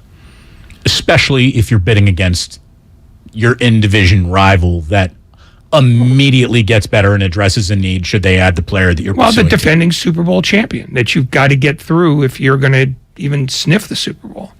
Talking about the Seahawks? Yeah, no. That's the one. Look, to me, there's only one way that McCaffrey truly pays off. He's got to be the Dakota ring. He's got to be the one guy that officially makes Kyle Shanahan's job easier for the first time in a long time, because Shanahan's job right now clearly is not an easy one. Almost the entirety of Shanahan's offense is run in a 17-yard box. Think about it. The offense starts anywhere from 5 yards behind the line of scrimmage and essentially goes about 12 yards past the line of scrimmage. There is a 17-yard box there where everything the 49ers really do or execute or are comfortable asking their quarterback to execute happens in that zone. That zone is Christian McCaffrey's kitchen. It absolutely is, and it's Debo's kitchen, and it's it's George Kittle's kitchen. It's Ayuk's kitchen. Like, hopefully, finally, if three chefs, Ray, wasn't enough to open the kitchen, maybe a fourth chef will officially open this kitchen for the first time in terms of, all right, we're officially and a little, offensive rhythm now, offensively, because McCaffrey really has been our decoder ring. We now can see the matrix now. Kyle can open things up in a way that makes people around here going, all right, that's pace, that's rhythm, that's tempo, that feels good. Well, and the other thing is, because they are not a great pass blocking team in terms of setting a guy up in the pocket and letting him wing it, you've got to make plays. You got to make plays and find players that do things quickly. And McCaffrey is as good at that as really anybody who would have been on the market, which is another reason why you do that. I mean, I think that, that the offensive line issues have been grossly undersold by most people, because if you have an offensive line that can pass block, you're going to pass. See, I think this offensive line has actually played better than the worst expectations for it. I think they're outperforming a level of expectations. And the weekly problem with the Niners is not Jimmy can't stand up. I mean, he has a clean pocket for the most part. Well, yesterday was an example of how they don't. And because he gets rid of the ball so quickly, it makes that pass blocking, those pass blocking numbers look better than they are. Did you say you were asking for playmakers? Because we officially have one. The Hall of Famer himself, Mr. Michael Irvin. Nice enough to join us for a weekly chat. Thank you, Michael. Before we get into a lick of football here, we need to talk about this dinner you were at. How does a dinner with you and Post Malone and Des Bryant come together? Just tell us about the reservation process. How does that happen? Well, first of all, how you guys doing? We're doing great. I'm saying about Post, people reach out, and Post is a huge Cowboy fan, and he loves the Cowboys. His dad worked for the Cowboys for a lot of years, So when a long time ago, I was coming over, and I was running late, and I called my guy Rich, and Post's dad answered the phone. I was like, "Hey, I'm looking for Rich." That's Rich. And he was like, "Who?" I said, "Rich. What is Rich?" He said, "Rich." He said, "This is Rich. This ain't Rich Dalrymple. This is not that Rich." And he told me who he was. I said, "Oh, this was before he had Post, of course. Then after he had Post." So this is pre-Malone. This is primo. This is pre-Post. This is pre-Post, right? But he raised Post as a huge Cowboy fan. So we're great friends. Matter of fact, I'll see him tomorrow, because that night we went to dinner, he was having a show in Dallas that next day. But I was leaving that next day. That's why he moved it up to Wednesday so we could get to dinner. I was leaving the next day. But he's having a show tomorrow in Fort Worth. I told him I'm coming back in town. As a matter of fact, I got back today, and I said I'll see you Wednesday. So I'll spend some time with him Wednesday. I told my secretary to clear everything Thursday morning. I'll start working at noon Thursday. That's a lot of Dallas royalty sitting at one table, man. That server must have been like, wow, look at this private table. Yeah, Jose, we had so much fun, though. Oh, my God, we had so much. You have fun when you drink to the place where the dude say, all right, if they win the Super Bowl, we're going to get a tattoo. That's all drunk talk. that's yes. all. But right there. but you have to hold it to him because we have video evidence of it. Has anyone ever said? And it's been so long since we've had it. There's no way he would back out of it. Oh, right. You know what I'm saying? Well, Right. he'll apparently tattoo anything on his face. At least this will make sense, I guess. Right. Have you ever been the subject of a tattoo in the past? Has anyone ever bet is your number tattooed on any other human that you know of? Well, you know what? You're a skilled, technician in interviewing, and I just love to see you there. I love feeling you dance around. And like, wait a minute, this could go a lot of places. Let's make sure we get this out the right way. I guess. Is this the only man that is tattooed 88 somewhere? That's a good way of working that thing right there. As far as I know now, of course, as far as I know, it might be Hex. It might be Hexy, and me trying to get him to do it. Now, I don't know. I run into many guys out there that comes up and says, I've been in the steam room. This is why I built my gym in my house. I said, okay, no more of that. Like I used to go to work out at the gym, and when I get to the gym after my workout, I like to go sit in the steam, get a little steam bed. And I'm sitting in the steam. You know how many dudes? I mean, literally, I know this is no joke. I'm sitting there literally reading. I fun up something. I take my homework and I fun it up to 2024. So I just see it in the steam room. I'm literally in there reading. You know how many grown men are coming up and turned around and bent their booty over and said, Michael got a star right here. I said, dude, you're a Cowboy fan. You ain't got to be doing this right here, though. I mean, come on, dude. Dude, I'm telling you, this is a true story. I'm looking at this. You're a grown-ass man. Why are you bending over showing me a star on your backside? It's the most crazy thing in the world. But I don't know why they think that's the right time to tell me. I guess this is officially called the price of fame, is it not? Yeah. When is the right time to do that?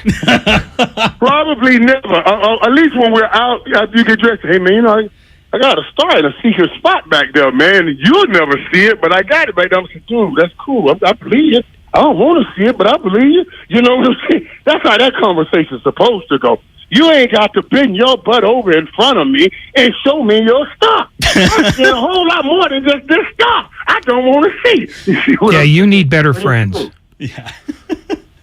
Michael Irvin here. Those are strangers, not friends of mine. I guess that's why they felt this. The only chance they got to get it out. Steam rooms aside, dinners aside, let's get to what we wanted to bring you on to talk about. But seriously, that looked like a hell of a dinner the other night, and we'll see whether or not so much fun. There's going to be an 88 on Post Malone's face come post Super Bowl. What do you think of Christian McCaffrey's debut with the 49ers? Obviously, the game did not go well, but what did you think of his reps?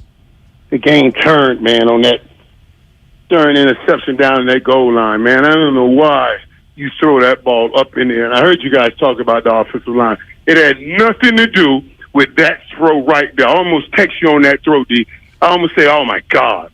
That throw right there is what run people crazy. Now, the whole thing, the other side of it is, it was a similar throw on the touchdown that Kittle went and pulled down. You know what I'm saying? It was like, whoa, that was.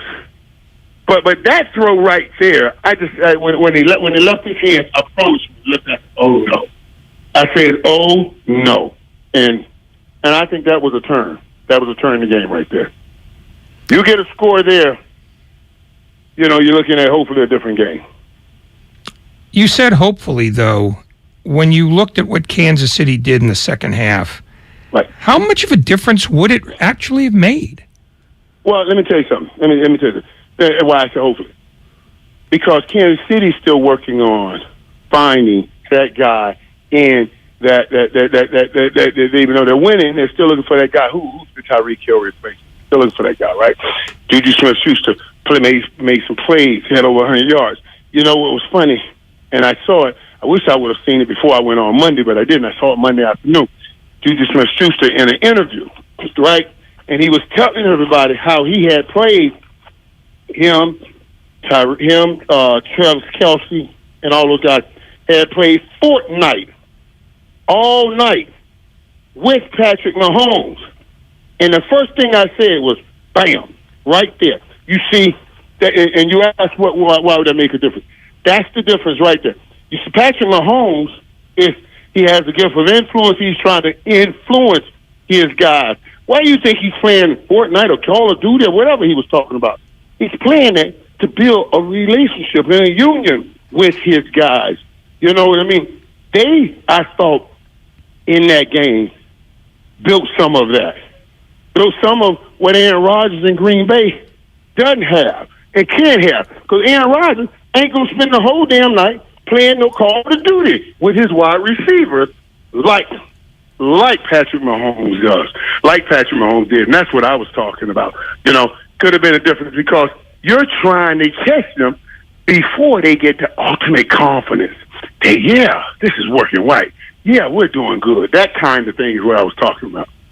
Michael, whenever we've had you on, you know, we have steered so much conversation towards Deebo Samuel's way. We probably haven't talked enough about Brandon Ayuk, who I think is turning into a real NFL player right in front of our eyes, man. This guy might be the best opportunity the 49ers have to stretch the field with a wide receiver. What do you think of Ayuk, and what is he better at now than he was 2 years ago?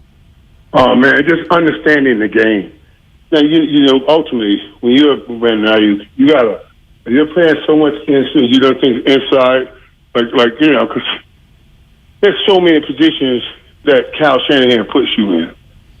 You know, and the difference between playing one space and another, it makes Deebo Samuel so fascinating and so great. A lot of guys play outside, can't play inside. I don't want to play inside.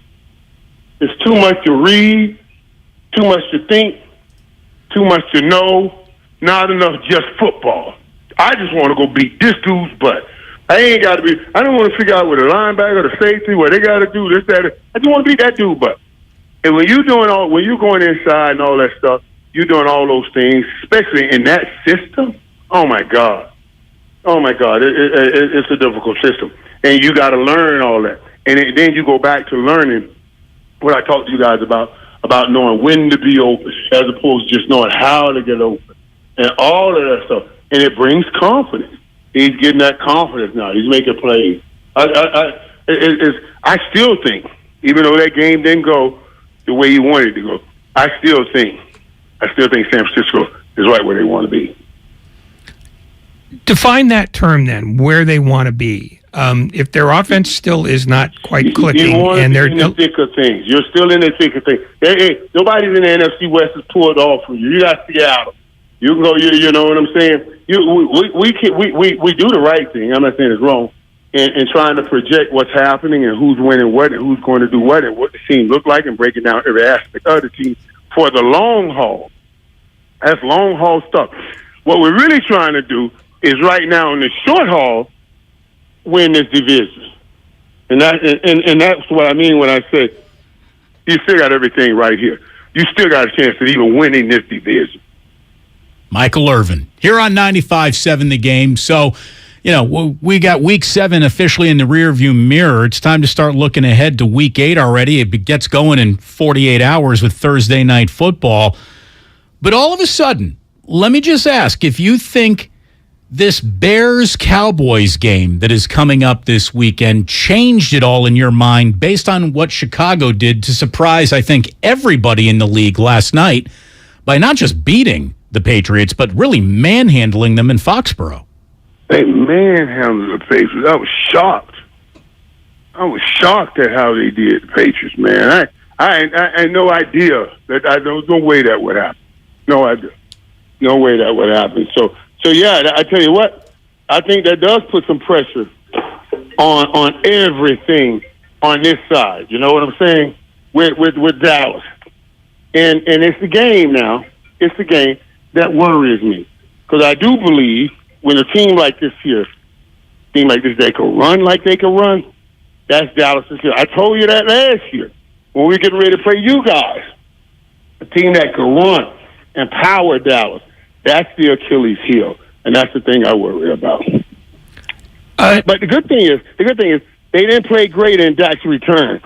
So no matter what, they're going to want to show up a little bit better, and I think they will. What are the things that you saw in the game Sunday with the Cowboys that made you think that, okay, they've got stuff squared away? Because they were playing a Lions team that, after an interesting start, is starting to play like the Lions again. Yeah, I was worried. And I was worried about them playing the Lions because I think Brown was coming back. I'm going to say Brown was coming back. Of course, he got a concussion early in the game, but he makes such a difference for that football team, such a huge difference. So I was worried about that. But they've fallen off. But this week difference. What I saw last week was I saw the Cowboys fight through some adversity because, you go down. Did you see that last play that Michael Parsons made right before the half? And then the next play, they fumbled. I mean, Michael Parsons, that right there, I don't know, if I'm a coach, I'm taking that play out. It's a play down the goal line. Michael Parsons ran. Guy was on his way to the goal line. Michael Parsons ran by defenders and caught this guy and tackled him. The effort was incredible. Tackled on the half-inch line. Next play, they fumbled the ball. Changes everything. They could have gone in, I think it was like maybe 7-6 and gone up 13-6 or something, had a chance. But he broke. Right there. Yeah, I thought that was a huge turn for Dallas. Special players. It gave them confidence that they can win this game. Took that ball in at a big turn right there. Special players are, by definition, game changers, and that was a game-changing moment for sure. You know what play I'm talking about, D? It was a game changer. I don't expect you to watch Dallas. Yeah, no, I saw it. I got red zone lines were in the red zone. I saw it happen. Absolutely, I had my eye on it for sure. Getting back to where things went wrong with the 49ers, you get inside the Chiefs' 35-yard line 5 times and only have 13 points to show for it in the first half. Like, that's where you lose to Kansas City right there. You got to be punching that end zone. You just have to. And you could feel the frustration, I think, building post-game with quotes from Brandon Ayuk, quotes from George Kittle. By the way, here's what Brandon Ayuk said, Michael. I just feel like we got too many people that can change the game to score 23 points. People can ask about the defense, but at the end of the day, we got to score more points than the other team, so that's how I feel. George Kittle was talking about getting the ball in the hands of playmakers, and I didn't know if that was a veiled shot at Garoppolo or at Kyle Shanahan, or it's just frustration coming out in a post-game press conference. But, it's up to a quarterback to get the ball in the hands of playmakers. And, Jimmy has his attributes, but he's also got his minuses. And I don't know if getting the ball in the hands of playmakers is what he is really best at. And that's where I think so much of this frustration's coming from. Well, all quarterbacks are trying to get the ball in the hands of the playmaker. Right. That's I don't see how he could be talking about Jimmy, and I don't see why he would be talking about Kyle Shanahan. That's an interesting quote right there. But because all quarterbacks, unless he's saying, I don't know, this Jimmy guy got something for me and something against me, and he won't give me the ball. You know what I mean? I can't understand. I don't know no quarterback that want to hold on to that damn ball too long. That's dangerous. They want to get it to your player. Let me give it to you. So I'm kind of stuck on that. I don't know where that goes. Do you think Deebo Samuel, and I asked you this earlier in the year, is he really a one? And you laughed. You wrote back after he had that huge play against the Rams. Is he still a one? And look, that was an incredible play. He's had 2 incredible plays all year. That's it. He had a big run against Carolina or Seattle, I guess. He had a big run against Seattle, an amazing play against the Rams, a season-high 7 catches against Atlanta. But to me, he is still underused drastically, week in, week out, by Kyle Shanahan and the 49ers. I'd like to see Deebo get 15 touches a game, for goodness sake. It's not even close to that, Michael. I'm with you on that, buddy. I am absolutely with you on that. And there's nothing else I can say to that. I don't know why. I know he's going to get their attention, but that's nothing new. That's nothing new, So I'm with. D-Hop came back the other day. We did that simulator game. I think I told you guys about it. When D-Hop came back last Thursday, they threw about 18 targets to him on his first day back. You see what I'm saying? On his first day back. So I know you're absolutely right. He should be getting his targets. And especially with all the different places that you put him, there's no way they can continuously keep him under wraps. He should be getting his targets. Do you think that there could be a hot seat involved in Kyle Shanahan's future if Christian McCaffrey isn't what the doctor ordered? Boy, a hot seat almost implies sometimes, dude, a hot seat, job's in trouble. Boy, he's in trouble. I want you to understand this now. You can put him on a hot seat in San Fran. They're going to be having hot seats to give him somewhere else, is all I'm saying. So I don't think it'll be on a hot seat. I don't think it'll be on a hot seat at all, to tell you the truth. But I'm letting you know, if you put him on the hot seat, somebody else seat to be hot waiting on him. When you watched 49ers Chiefs the way you did, how much of what happened when the Chiefs had the ball was the 49ers not having their best players out there all the time, and how much of it was the Chiefs going to score 6 touchdowns against anybody? I don't want to say the Chiefs scored 6 touchdowns against anybody. They didn't do it against Indy, you know what I mean, and didn't do it against the Bills. But so I won't say anybody. But not having all your players that plays a large role. Getting guys back that game. I know we got a lot of guys back that game, but that was their first game back. All of those things, man. It just yeah. But you can't take away the credit from Patrick Mahomes. I mean, that's just a different dude, man. It's a different dude. He gives you second and third times to beat your corner, or to beat your man, or to get open, or to find room to get open. And that's a hard thing to be, especially, it's hard to stop at full strength, let alone talking about not being at full strength. What I'm seeing him do this year, too, is like another level. I can't help but watch Patrick Mahomes and think about Steph Curry. Every time I'm watching him, I'm thinking about Steph Curry. This is how this man is revolutionizing the way we play positional quarterback. Curry getting 33 a night early on here in the NBA season. We got Warriors and Suns, and look at Michael Irvin helping us do forward promotion. It's coming up tonight here on 95.7 The Game. Curry off the chain, man. Curry Curry ain't playing. Y'all gotta stop this, boy. Hey, every time I look at that dude, man, I can't believe God made that right there. Like, what? That dude shooting up threes, turning around, looking at that crowd. I mean, dude.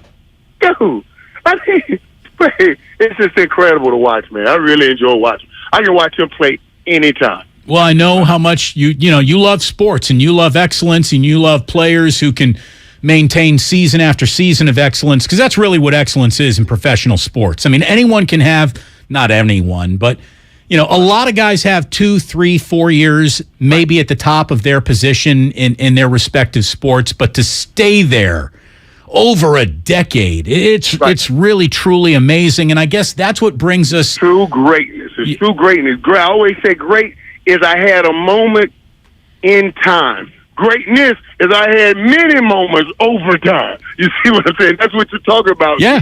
This dude is greatness. I got many moments over time. He just does it over and over and over and over and over again. Well, let me apply this topic. That monomaniacal about being this great is a great thing to watch. Let me apply this topic then to our last question.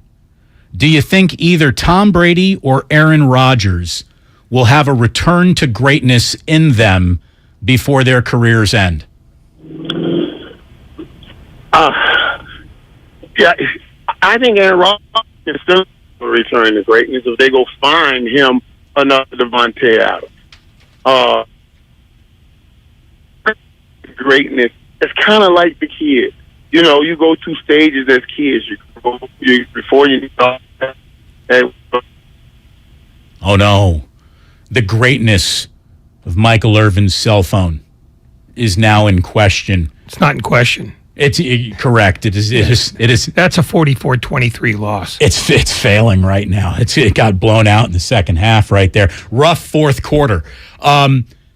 That's really all the time we have from you can let him go. We talked to him twice last week, for goodness sakes. I'm sorry we didn't get the final Maybe the answer. battery died because of that. The greatness question? No. Just the fact that we keep going back to them. We probably are pushing those minutes. You might want to get a charger. Charge it up. We do have him back? Yeah, he wants to finish this. Fantastic. So here's what I love about Michael. He wants to finish the answer to this question. This is a man who understands greatness. Right. I was telling you on Aaron Rodgers, they find him another Devontae out. That's simple. His physical skill set's still there. Tom Brady is going through that process like a kid. You become a kid. You're a kid first, if you need all the help you can get, and then you grow up old enough to start doing things on your own as an adult. And then you go back to being like a kid when you're elderly. As you get older, you need more assistance and more help. That's what Tom is. He's in that elderly stage where he needs that assistance and needs help. And right now, he's not getting it. Right now, he doesn't have that Blanky, that Wes Welker, that Julian Edelman, because Chris Godwin isn't totally healthy, and you know what I mean. And so they have a chance to still right the ship because the division is right there. But it's going to be interesting watching these two greats. What was your main entree at the Post Malone dinner? What did I have? What did I have at the Post Malone dinner, man? Yeah. Man, I think I had a steak. Yeah, I had a steak. We were chopping up all kinds of food, tasting each other's food. You know what I I'm like saying? family style. Absolutely, everyone get a little of everything. Yeah, a little bit of everything. Try a little of everything, and the main entree was really the vodka. To be honest, there you go. The vodka was the main entree. That's what that was. You're the main man. Thank you so much, Michael. Always a pleasure. Oh, always good talking to you guys, man. Appreciate you. Michael Irvin here on 95.7 The Game. I mean, it's Dallas. It had to be steak, right? I mean, that's the way it goes. I don't think there is a main entree other than steak available in the state of Texas. Oh, they'll do some Mexican food. See, how would you know? How would you know? Mr. Never Burrito? No, the fact that I don't eat it doesn't mean I don't see when there are a lot of Mexican restaurants. Okay. I mean, I can read. Ray Ratto, literate. Yeah. I mean, Houston is steak, but it's also seafood because it's significantly closer. Right, close to Galveston there, is that what it is? So, but, go with what you know. There you go. Michael Irvin, we always know he's fantastic. By the way, if you missed him, we'll have that back for you in our 5 o'clock hour, so stay tuned. Minus about a minute. When we do come, we're going to edit right through that. You'd never know his phone dropped. We are going to come on back here and turn the spotlight just for a moment, if you will allow us, on first name Stephen, last name Curry, because he is off to a hell of a start. 3 games, small sample size, I get it. Off to a hell of a start. So stick around, much more coming up. It's Damon and Ratto here on 95.7 The Game. Michael Irvin was outstanding. As always, we are brought to you by Fremont Bank. Full service banking, no compromises. At BMW of Fairfield, our guests work with one client advisor through the entire transaction. No handoffs to multiple car salesmen. No waiting for a finance manager to take you to a back room. Client advisors at BMW of Fairfield are thoroughly trained in every aspect of the process so they can lead you efficiently and effectively through the purchase from start to finish. There is a better way. Experience it for yourself at BMW of Fairfield. One price, one person, 1 hour. If you owe back taxes to the IRS, have unfiled returns, or are worried about an audit, the IRS is hiring 87,000 new agents to address these very issues. That means if you need to get your tax problems resolved, now is the time to get started. I'm tax attorney Robert Goldstein, and my firm specializes in helping individuals and small businesses resolve their tax problems. We work to stop IRS and state seizures. We may be able to settle your tax debt for pennies on the dollar with an offer in compromise. We prepare your past due returns, even if you have no records, and represent you before the IRS and state in an audit. At the law offices of Robert Goldstein, the consultation is always free, and we have offices located throughout the Bay Area. To schedule your free consultation, call 1-888-TAX-EXIT. That's 888-TAXEXIT. 888-TAX-EXIT. and make us your last stop. If you own a business, this has been a bumpy ride. From pandemic to inflation, I'm sure you could use a break. If your business has 5 or more employees and survived COVID, you might be eligible to receive a payroll tax refund of up to $26,000 per employee. The challenge is getting your hands on it. Hi, I'm Howard Mackler, and that's why I founded GetRefunds.com to cut through the red tape and get you the money. The team of tax attorneys we have put together are highly trained in this little-known payroll tax refund program. We do all the work, charge not a dime up front, and simply share a percentage of the cash that we get for you. Businesses of all types can qualify, including those that took PPP, nonprofits, and even those that had increases in sales. We have helped return over $1 billion to businesses, and we can help you too. Just go to getrefunds.com/sports, click on Qualify Me, and answer a few questions. This payroll tax refund is only available for a limited period of time. Don't lose out on up to $26,000 per employee. Go to getrefunds.com/sports. That's getrefunds.com/sports. Diabetes, high blood pressure, anxiety meds, everyone's on them. If you're a 50-year-old male, maybe a bit porky, and you may even have type 2 diabetes, $1 million of term insurance may only cost you about $200 a month. Call Term Provider. Speak with Big Lou at 800-200-1966. Big Lou will find a term life policy for you even if you have type 2 diabetes, are overweight, or have high blood pressure. Term Provider has helped thousands of people like you who think they can't afford term life insurance. To buy $1 million of affordable term life for you, all you need to do is call Big Lou at 800-200-1966. Lou will make sure the scales are tipped in your favor. Call 800-200-1966. Big Lou will answer your call and work to fit you into a term life policy that you can afford. Remember, Big Lou's like you. He's on meds too. Call 800-200-1966. 800-200-1966. Alice at 97.3 is celebrating the return of Alice in Winterland. Friday, December 2nd at the SAP Center in San Jose. Starring John Mayer, One Republic. See you at Alice in Winterland. Matt Nathanson. Plus more to be added. Tickets on sale now at Ticketmaster. Get everything Alice in Winterland at radioalice.com.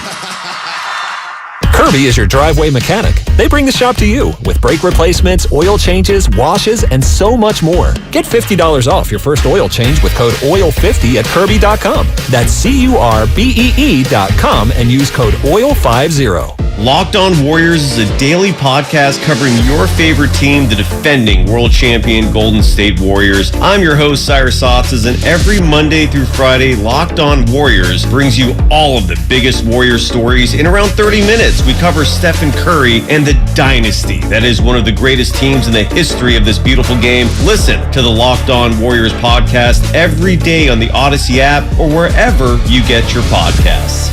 Kansas City Steak Company, another AmericanEagle.com success story. Started in 1932 as a family-owned butcher shop, today they're a leading distributor of superior all-American steaks delivered right to your door, ready for the grill and your taste buds. When it came to their website, an average site wouldn't do. They chose AmericanEagle.com to take their website to the next level. With a dramatic increase in competition and a softening market demand, they had two challenges: improve their brand presence and message, and produce a positive return. AmericanEagle.com got to work and executed usability studies and detailed audits of site experience, digital assets, and marketing. The result? An integrated digital marketing and customer experience plan, organic traffic increase of 20%, and a long-term roadmap for success. If you love great steaks, go to kansascitysteaks.com for website design, development, and online solutions that bring efficiency and results. Visit AmericanEagle.com. If you need a results-driven website, call the team at AmericanEagle.com at 877-WEBNOW1. That's 877-WEBNOW1. You're listening to 95.7 The Game, KGMZ FM at HD1 San Francisco. Always live on the free Odyssey app.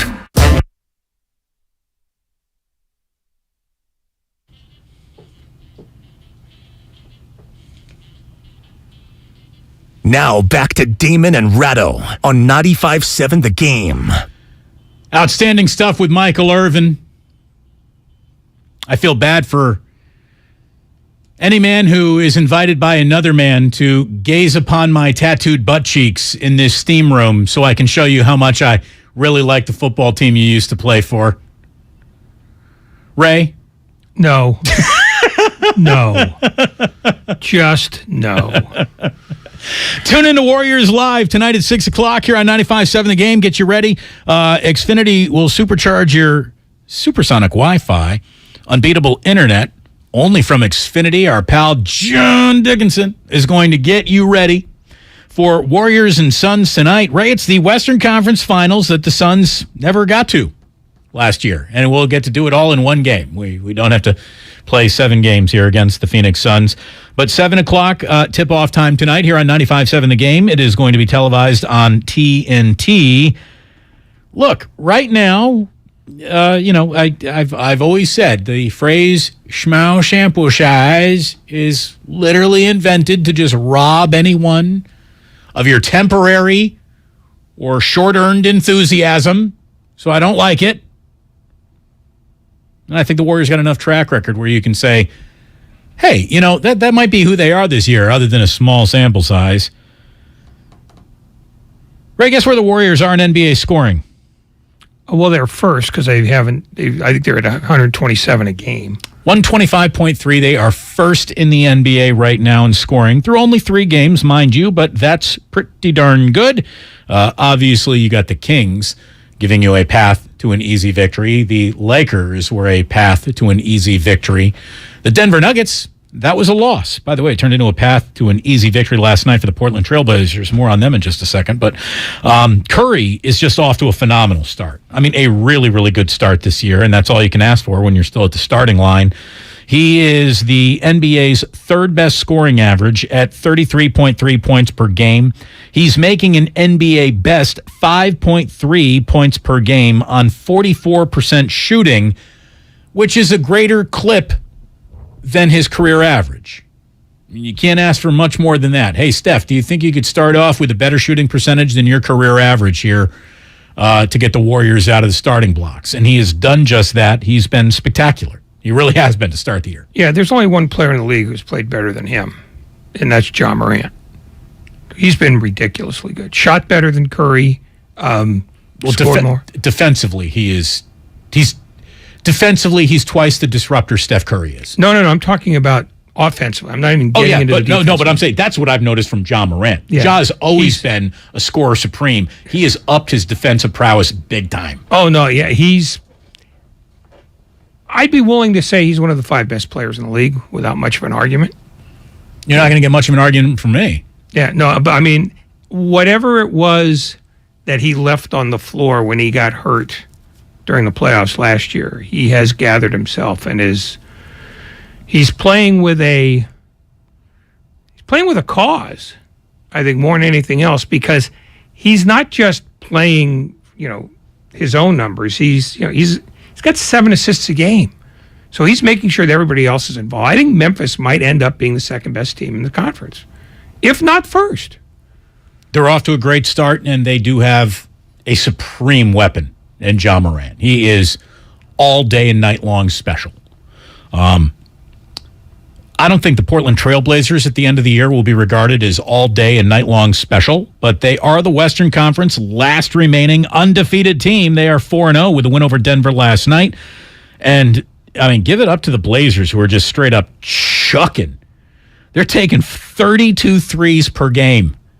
32 threes per game. Ray, if Reggie Miller existed in a world that it allowed an NBA team to shoot 32 threes in a week, much less per game, do you realize that guy is a top 3 NBA all-time leading scorer? I mean, no one's career would have probably had a greater arc change than Reggie Miller had the three-point shot been embraced in his time like it's embraced in this time. I think, yeah, that's safe to say. Although if he was playing for Indiana now, as he did then, he'd be making a lot of points on a bad team. Oh, hey, there were a lot of years when he was making a lot of points on a bad Indiana. They only had like a 4-year run at the top there, Yeah, well, I mean, the Eastern Conference was much better back then. Yeah.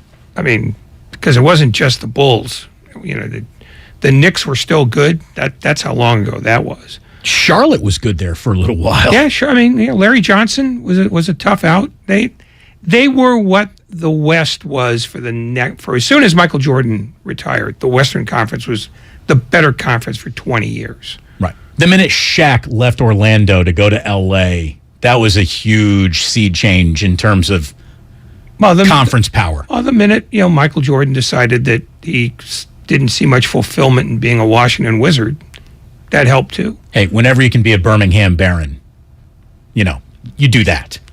Well, there aren't that many guys who get to do that. So, what the hell? Jordan a couple years away from Jerry Krause was worth it. It sure was. By the way, Dallas right now is number 1 in the NBA, taking 35 threes per game. That's chucking. One other NBA note, and then we're back into the NFL here.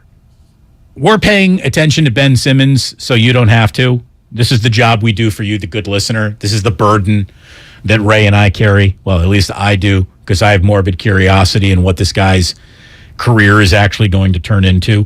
StatMuse summed up the start of Ben Simmons' career starkly, shall we say. Ben Simmons has played in 3 games so far this season. He has fouled out in 2 of them. He has 17 points and 14 fouls in 84 minutes of court time in over 3 games. It's going to take every 7 minutes. It's going to take a while for him to get back into rhythm, clearly. Yeah. Oh, no, I don't know if he ever will. I mean, because when I watch him, I see a guy who's thinking about what to do. Totally. At all times. Do I do this now? I mean, it's the complete 180 opposite of Russell Westbrook, who's not thinking about anything other than what's my place in the universe right now. But Ben Simmons is the least instinctual good player in the league. If we could only give Russell Westbrook's irrational self-confidence to Ben Simmons, you might really have something for the Nets. Yeah. Or you might have a guy who takes jumpers with a lead with 18 seconds to go when you're not supposed to. Hey, I mean, just him taking a jumper would be probably a breath of fresh air at some point for the Brooklyn Nets. But Simmons is averaging 6 points, 6 rebounds, 7 assists on 54% shooting.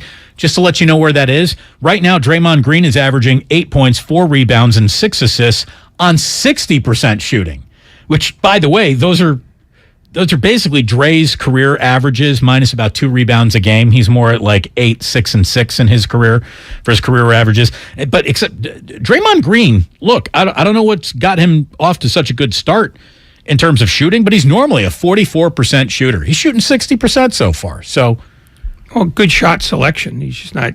Well, I'm standing here, nobody's guarding me. I guess I better take it. It's fool's errand, so he doesn't do it anymore. Yeah, he's out there making good choices since making a very, very bad choice to begin the year. So hopefully the Warriors look good against the Phoenix Suns tonight. Let me just say there's one other kind of interesting element to all of this. What does this series now look like? That the Warriors have a legitimate... here's the thing. They got 2 legitimate big bodies to throw at DeAndre Ayton. Kevon Looney might not be a typical NBA big body, but he plays like a real NBA center. He's a legit 5, and he's earned that respect. Kevon Looney isn't the starting center because Steve Kerr likes him. He's the starting center because he fits the Warriors perfectly as their starting center. But now you got the big body of James Wiseman to throw him at DeAndre Ayton.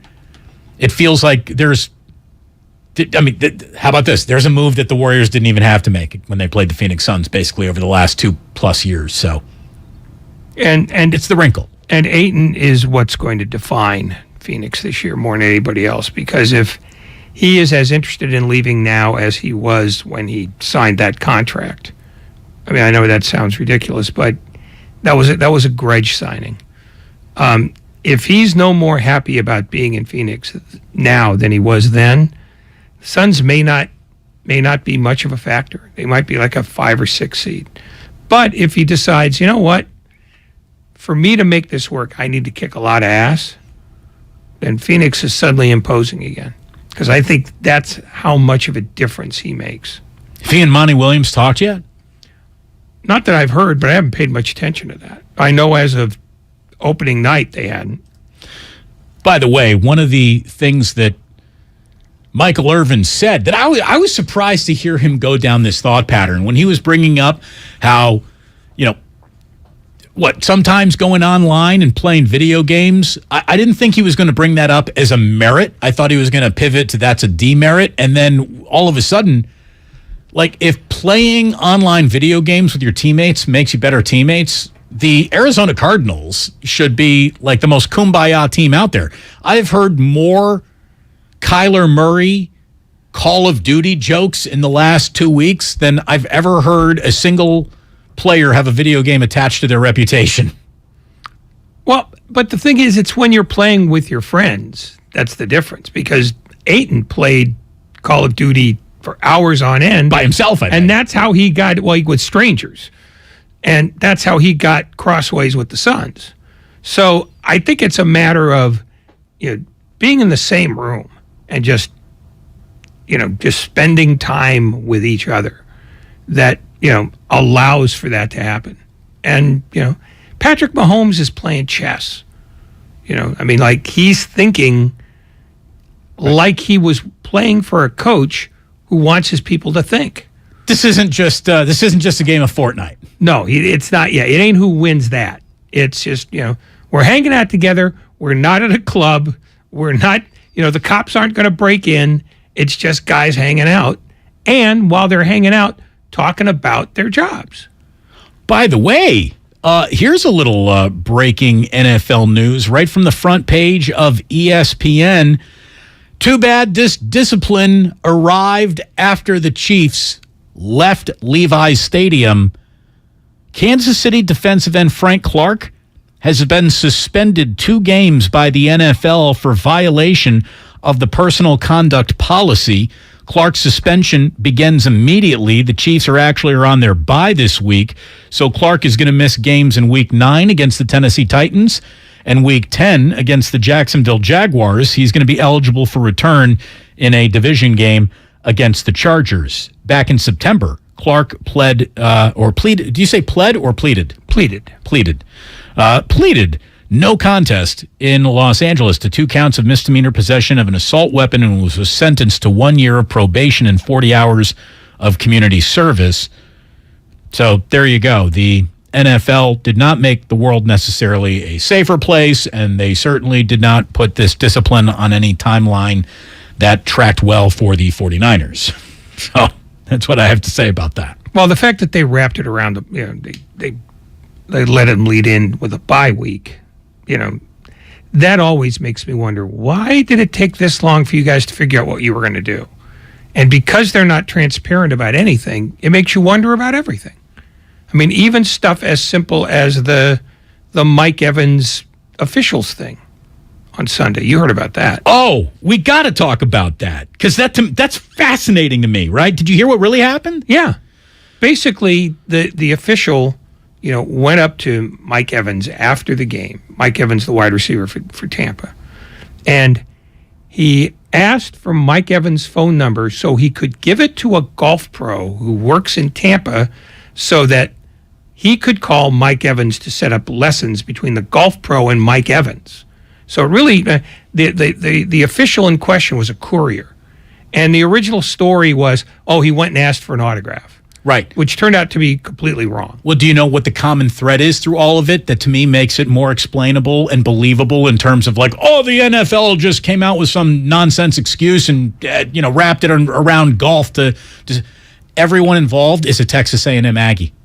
Yeah. The golf pro who wants to give Evans the lessons, Evans himself, and the official who got the number all went to Texas A&M. So when things are done in the name of we're all alums, I'm good with it. I really am, because that's how being alums of a school works, and that's also how golf works. Yeah, but that's not the issue for me. It's why did it take the NFL as long as it did to just, they just ask them, here's what we did. Is that okay or not? Well, was this a hot burning topic? I didn't really see it. Well, it was a hot burning topic yesterday, and then it doubled down into today. That's just simple, PR control. It's if we've decided this is benign and there's no reason to punish anybody, then come out right away and just said, we looked into it. We talked to Evans. We talked to the official in question. This is what happened. The golf pro backed their story. It's 3 phone calls. That takes 10 minutes. And it takes 5 minutes after that to put a release together. Instead, it takes 2 days. And the longer you wait, the longer you let the tinfoil hat brigade get involved. And once they're involved, no explanation you give is good enough. Right. So, yeah, I totally believe that that's exactly what happened. But the NFL did none of those guys any favors. For those of you who are asking, what's the big deal to begin with? Well, it is an absolutely, it's part of the forbidden territory that no one who works around sports is ever allowed to cross and be perceived as professional. I don't care if you are an official. I don't care if you are a media member. When it comes to asking a professional athlete for an autograph, you have officially crossed an unprofessional bridge that there is, I don't want to say there's no coming back from it, but there really isn't.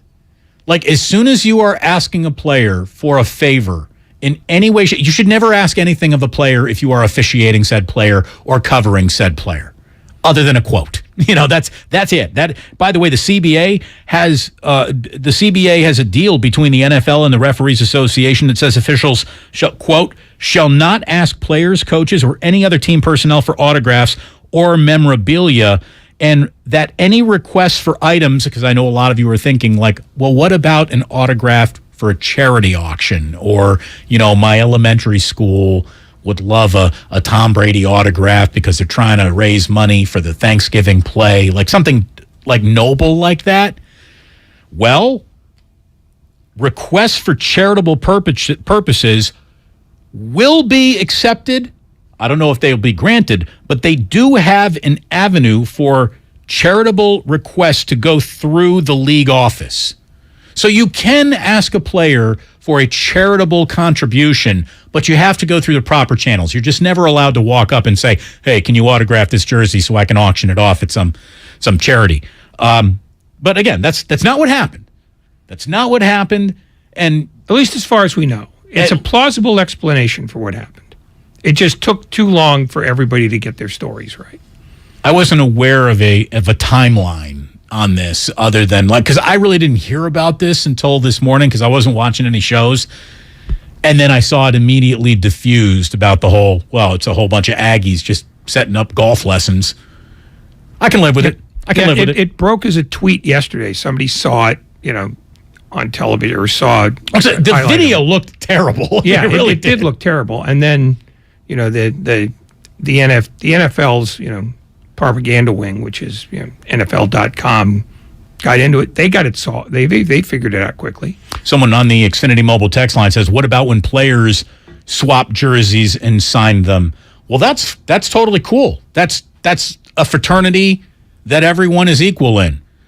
Officials, media members are not in that fraternity. I mean, Ray, have you ever in your life seen a media member go up to a player and ask for an autograph? Oh, yeah. You have?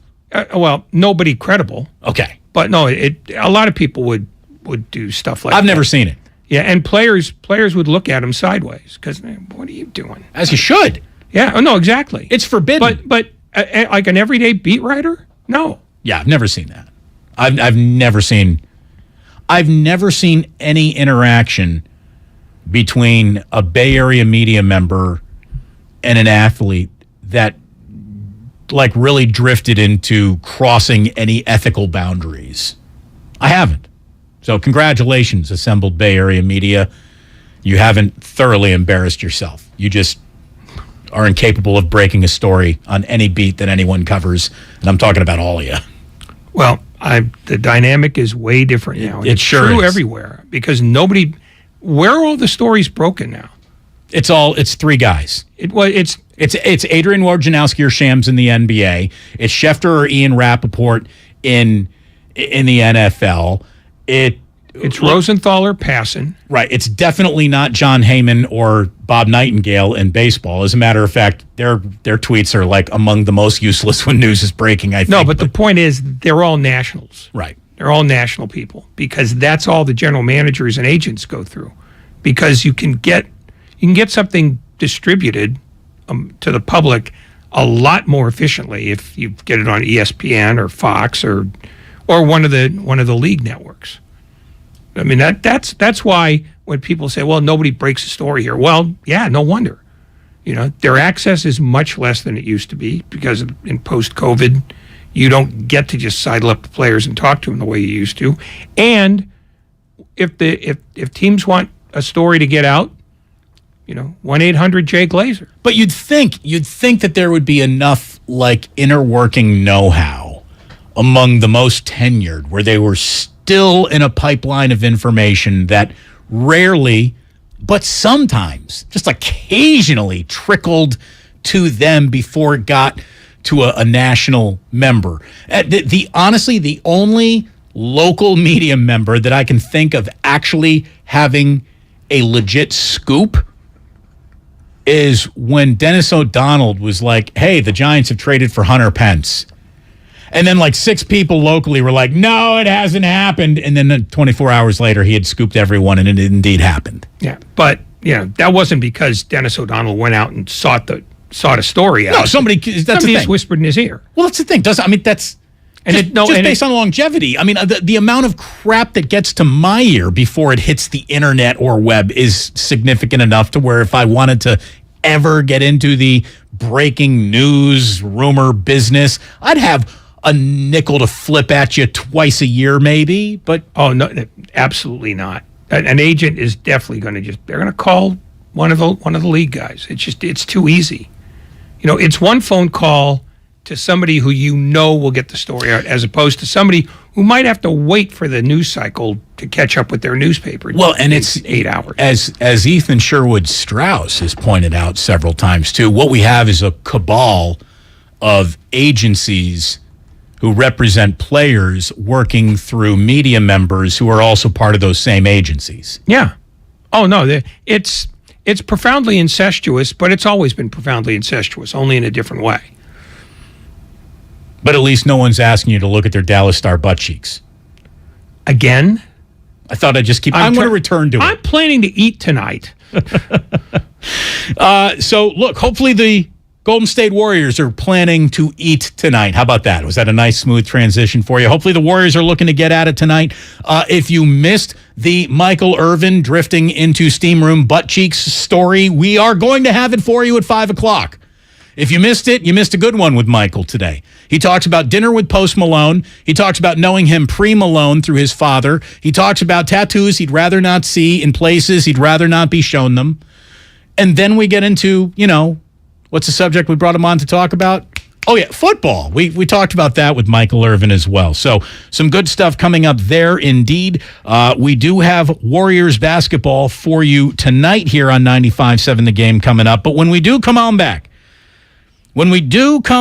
there's obviously no such thing as a trade that comes without risk. This is a risky trade for the 49ers. How does it pay off? How can Christian McCaffrey really pay off, considering they invested so much future draft capital in a luxury item, not really a necessity? Or was Christian McCaffrey indeed a necessity and we're just needing to refocus how we're looking at this? I'm not criticizing the trade. I'm glad they made it. I think it's going to be interesting. If nothing else, it should be sexy. But did they need sexy? Or did they need a little, well, that's not sexy, a center, a guard, maybe another corner, maybe an outside linebacker? Would assets flipped for McCaffrey generated interest in places where they actually needed a little more help? We're going to come back. We're going to look at that here on Damon and Ratto. It is good to have you here today. 888-957-9570 to get in on your thoughts about Christian McCaffrey, what you think he's about to do for the 49ers going into a Rams game and then a bye week, and then Pistons better be firing for sure. Damon and Ratto here, brought to you by Canyon Chiropractic. Neuropathy pain? Call Dr. Robert Dees, DC, 925-393-0100. San Mateo, partly cloudy tonight with a low of 50. Weather brought to you by Pfizer and BioNTech. This fall, there are now updated COVID-19 booster shots designed for recent Omicron variants. Learn more and schedule your updated booster at vaccines.gov. There's a reason Comcast Business powers more businesses than any other provider. Actually, there's a few. Comcast Business offers the fastest, reliable network, the peace of mind that comes with Security Edge, helping to protect all your connected devices, and the most reliable 5G mobile network. Want me to keep going? I can. Whether your small business is starting or growing, you need Comcast Business. Technology solutions that put you ahead and give you serious savings. Comcast Business, powering possibilities. Get started with fast speeds and advanced security for just $49.99 a month for 12 months with no annual contract. Plus, ask how to get up to a $750 prepaid card with a qualifying bundle. Offer ends 12/5/2022. Restrictions apply. New Comcast Business 50 megabits per second internet and Security Edge customers only. EcoBill and autopay required. Equipment, taxes, and fees extra and subject to change. Most reliable based on RootMetrics US report. Results vary, not an endorsement. My dad has a cold, but also has high blood pressure. That's why I got him Vicks NyQuil High Blood Pressure for fast, powerful nighttime relief. Unlike some ordinary cold medicines, it's specially formulated for people like my dad. NyQuil High Blood Pressure is sugar-free, alcohol-free, and decongestant-free. Vicks NyQuil High Blood Pressure. The nighttime sniffling, sneezing, coughing, aching, fever, sore throat, cold and flu for people with high blood pressure. Like my dad. Medicine. Use as directed. Did you know that feeling sluggish or weighed down could be signs that your digestive system isn't working at its best? But taking Metamucil every day can help. Metamucil supports your daily digestive health using a special plant-based fiber called psyllium. Psyllium works by forming a gel in your digestive system to trap and remove the waste that weighs you down. Metamucil's gelling action also helps to promote heart health and slows down sugar absorption to promote healthy blood sugar levels. Start feeling lighter and more energetic by taking Metamucil every day. No one knows where this market will go. Right now, it feels like a wild ride. But one thing's for certain, there's a way through it. And the experience and guidance of a Merrill advisor can help you get there. Because where there's a bull, there's a way. Find an advisor in San Francisco at ml.com/bullish. Merrill, a Bank of America company. What would you like the power to do? Investing involves risk. Merrill Lynch, Pierce, Fenner & Smith Incorporated, registered broker-dealer, registered investment advisor. Member SIPC, a wholly owned subsidiary of Bank of America Corp.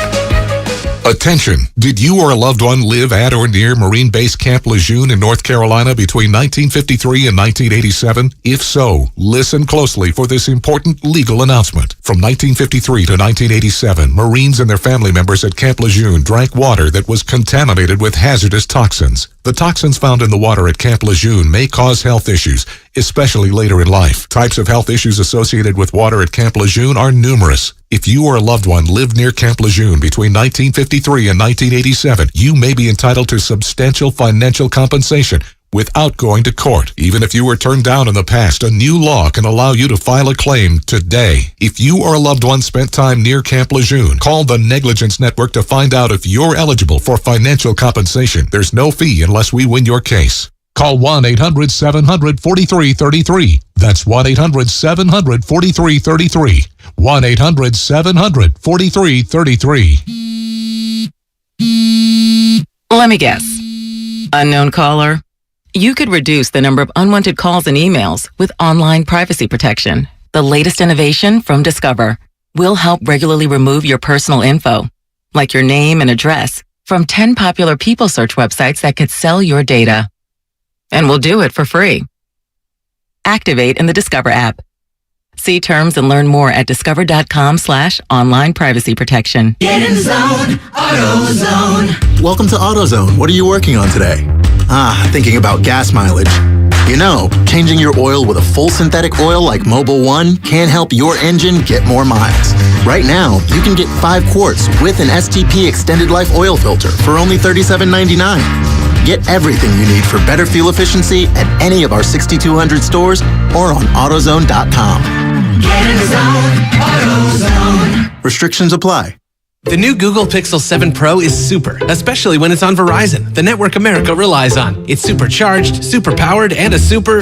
deal. You know it. Now, switch to Verizon and get the Google Pixel 7 Pro on us with select trade-ins and select 5G unlimited plans. That really is super. Yep. There's never been a better time to switch to Verizon. $899.99 device payment purchase with new smartphone line on select 5G unlimited plans required. $200 Verizon e-gift card with port-in. Less $700 trade-in/promo credit applied over 36 months. 0% APR. Trade-in conditions and additional terms apply. San Mateo, partly cloudy tonight with a low of 50. Weather brought to you by Pfizer and BioNTech. This fall, there are now updated COVID-19 booster shots designed for recent Omicron variants. Learn more and schedule your updated booster at vaccines.gov.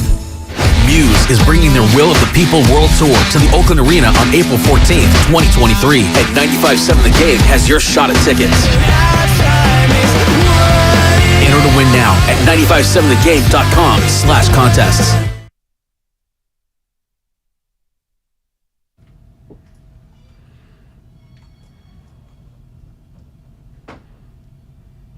Now back to Damon and Ratto on 95.7 The Game.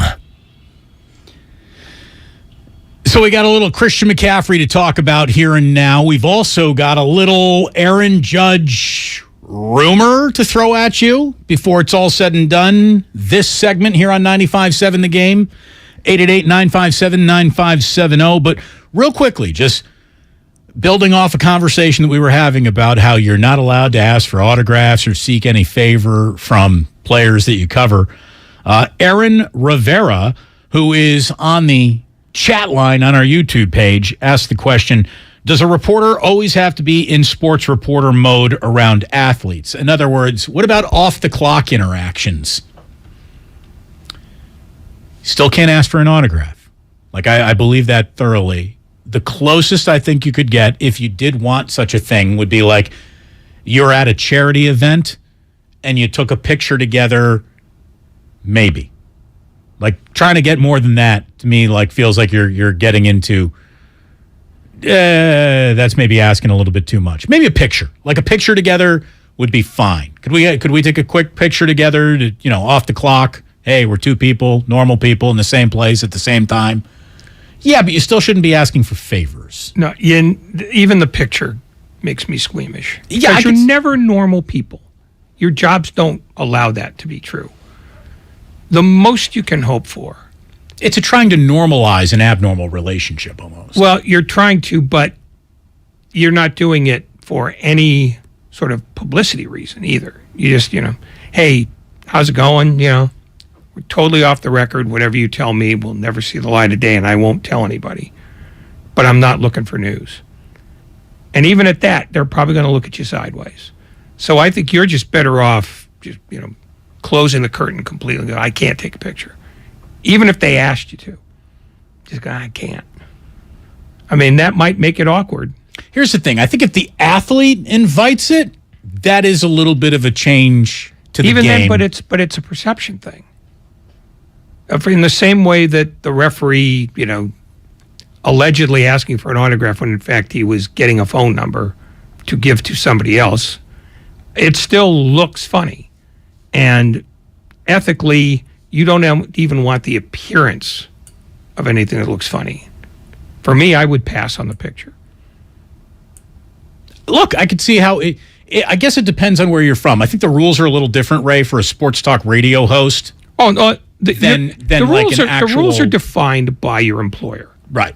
If Nahigian, sobers up and says, "Yeah, you can do that," then you're fine. You could take the guy out dancing if you want to. Here's the thing. I'm not a beat writer. Like, I'm not covering the team, asking for quotes in the clubhouse or locker room on a daily basis. You're not covering the team. Right.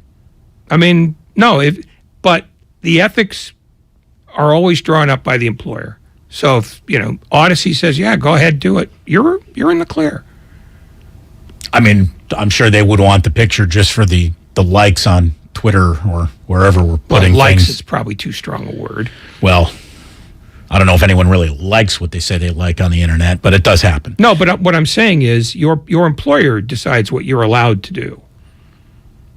Right, and just rules are different for ink-stained wretches than they are for yappers. Well, not even, there are no more ink-stained wretches. Except you. Well, I'm an ink-stained wrench, but that's another story. No, it's, if you're covering the team for an internet operation and your employer doesn't want you to have the appearance of trying to be their pal, same rules apply. It's not about, it's not about the method of distribution. It's about how you're, gathering information. want to get back to Christian McCaffrey just for a minute here, because I think there's only one way that this really goes about paying off for the 49ers. And look, kids, I hate to tell you this, but results are never guaranteed. The only thing I think you can really want as a football fan, if you're being realistic here, I'm talking about realistic fans, not pie in the sky. Yeah, I know. It's an oxymoron. I'm working a small room right here, but I'm talking about realistic fans, because there are many of them out there. There aren't three. The silent minority, if you will, of realistic fans who are in our audience. There are plenty still out there. I really, truly believe that. Results are never guaranteed. All you can really want is a football team that has a coach who designs a game plan that is multifaceted, versatile, can change according to the game that you find yourself in, with a well-built, well-constructed roster that stays relatively healthy. Like, if you can have all of those wishes granted to you by a football genie, chances are you're going to be rooting for a consistently good program, season in, season out, roster in, roster out. You should always be in the conversation of, ball bounces our way. This could be a really good year. Like, that's really what you're aiming for season in, season out. To say that the only joy that could ever be found would be in a Super Bowl, and that's it for me, means you're going to have a lot more years not enjoying the sport of football, than enjoying the sport of football. Well, I mean, it's been 28 years. Why are 49er fans thinking that is their birthright? Exactly. I mean, who's kidding who here? You can't sit there and prop up, the 80s and just say, well, that's what we deserve. I mean, that's like saying, yes, I was a member of the Austro-Hungarian Empire, therefore I'm still royalty, even though it disintegrated 100 years ago. Hey, Ottomans over here. Show some respect. Yeah, I mean, it's one of the many reasons why fans are annoying to me. Well, we certainly love you, fans. Thank you for listening. No. Not we. You. Hey, they pay your mortgage too, buddy. No, it's a guy with a beard in New York. Yeah, that based on fans liking you determines how big or small that check is. No, it's not. You're biting the hand that feeds you right now. I got a contract. When they decide they don't want to pay me anymore, then that's that. Let me ask. It's got nothing to do with fans. You got bonuses built into that contract? Never seen one, so I may as well not have any. So if more people listened, what do you think happens, Ray? I get stiffed on the bonus for another reason. No. Who's kidding who here? Go ahead. Bonuses are kicking in, buddy. We're doing really well, in spite of you. When I see the money, then I'll believe that. Look in your next check. Seriously. Yeah, we'll see. Take a gander. Good summer book, Ray. You don't even know what that means. God bless you. Anyway, the point I was trying to make about Christian McCaffrey is simply this. Will he be a decoder ring that allows Kyle Shanahan to finally produce that multifaceted, can change on a dime, even though our philosophies don't change on a dime, type of game plan that really opens things up here? The entirety of Kyle Shanahan's offense, like I said, is run in a 17-yard box, anywhere from 12 yards beyond the line of scrimmage to 5 yards behind the line of scrimmage. That's where the whole damn show happens, basically. But for the pass that Danny Gray will never have thrown to him again, certainly not before week 13, because he didn't catch it last week and he went offside. So, doghouse for you, Senior Gray. Which is a problem. Shouldn't be like that, but it's probably going to be like that. Anyways, McCaffrey hopefully opens up more recipes in this kitchen. That's all you can hope for. That's all he can really do, because he can't provide the interior offensive line blocking that the team needed before they needed Christian McCaffrey. Again, Christian McCaffrey felt like a player like McCaffrey wasn't as necessary as maybe some other positions could have been necessary for the 49ers that could have been addressed with the capital used to obtain McCaffrey, even though McCaffrey's special. He's special. But does he solve or answer the questions that the Niners really had about their roster? I don't know. I mean, only time is going to tell. But on the surface, it doesn't feel like he is tailor-made to suit their weaknesses, even though the running game was a little bit of a weakness. But again, wasn't Ty Davis-Price drafted to help solve that? Wasn't Jordan Mason put on this roster to help solve that? Tevin Coleman was put on this roster, helped solve it to the tune of 2 touchdowns, and was just waived today. You're going to get Elijah Mitchell back. It feels like, Jeff Wilson Jr. ain't that bad. So I'm just wondering, what else could have been done, and did the fact that the McCaffrey deal had to come together so quickly prevent the Niners from maybe doing it, or their due diligence at other positions? And as was brought up earlier on the text line and the chat line on the YouTube page, saying that, hey, who's trading good offensive linemen right now? Good point. Feels like they're far and few between. No, that's the point here. It's the market is what's available. And Christian McCaffrey is a much better player than anybody who will fill an immediate need at any other position. He was easily the best player available. But isn't that a way to philosophically draft a team, not address in-season issues where you are looking to fill needs more than best available? But the theory is, in getting him, you're not getting a one-dimensional running back who stays between the boxes. You're getting a guy who catches the ball out of the backfield and widens your offense so that it can become more dynamic. Because one of the things that made Deebo Samuel so dangerous as a running back last year is because he didn't line up in the backfield very often. He was out wide and then came in and got a handoff or a pitch out, whatever it was. And the truth is, that widened the field too. Well, now that they're not using him as a running back as much as they used to, in part because he didn't want to be that guy anymore, they had to replace that. So maybe in a weird way, that's a need too. I think look, you might be right. You might be right. To me, and this is something that we bring up with Michael Irvin, who we're going to have for you again coming up at 5 o'clock here. Is Deebo being underused? I'll just let the cat out of the bag right now. Michael Irvin says, yeah, he is being underused. Get him the damn ball. 888-957-9570. Rich is in Fremont. What's going on, Rich? How are you? I'm good, Damon. Hello, Ray. Yeah.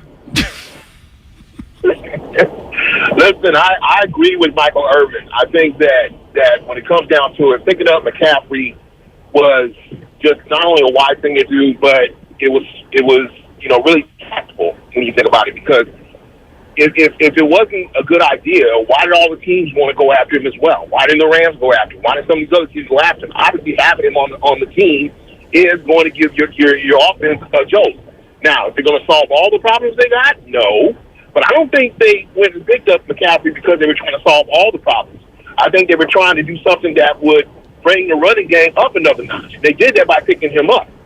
Now, as far as the offensive line goes, that is an issue. And they definitely need to do something about that, because having him back there is nice, but if the defenses start coming in there and shutting them down on the run, you're going to have to send him out on the pass. And I also agree with Irvin when he says they're not using Deebo enough. Okay, that's something they got to do. Deebo is a weapon. But now you got McCaffrey. He's a weapon. So yeah, you need to do something with that offense. And more importantly, you got to do something with that defensive secondary. Oh, my God. Mahomes just went out there and just sliced and diced that secondary. Thanks, guys. Thank you, Rich. By the way, Grandy, what do you give me for Rich's oh, my God, put up against the Michael Irvin oh, my God? Oh, my God. Pretty good. Pretty close. Yeah, not bad. I enjoyed it. Thank you, Rich. Thanks for listening.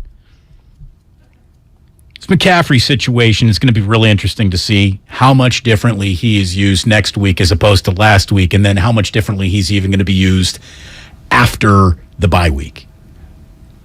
He's quite a chess piece for a coach who fancies himself a chess master. I saw that Matt Barrows in The Athletic wrote, McCaffrey's lined up in the backfield with a fullback in front of him, deep in the backfield solo, offset in the backfield, and as a slot receiver, he ran the wheel route out of the backfield too, as opposed to being a slot receiver. So He basically he can do an awful lot. He's a Swiss Army knife, and we know that Kyle Shanahan really wants a player who he can put anywhere. It makes you just have to double down on where he is at all times, and then Deebo Samuel compounding on that means you got two guys who could be coming from anywhere at any point in time.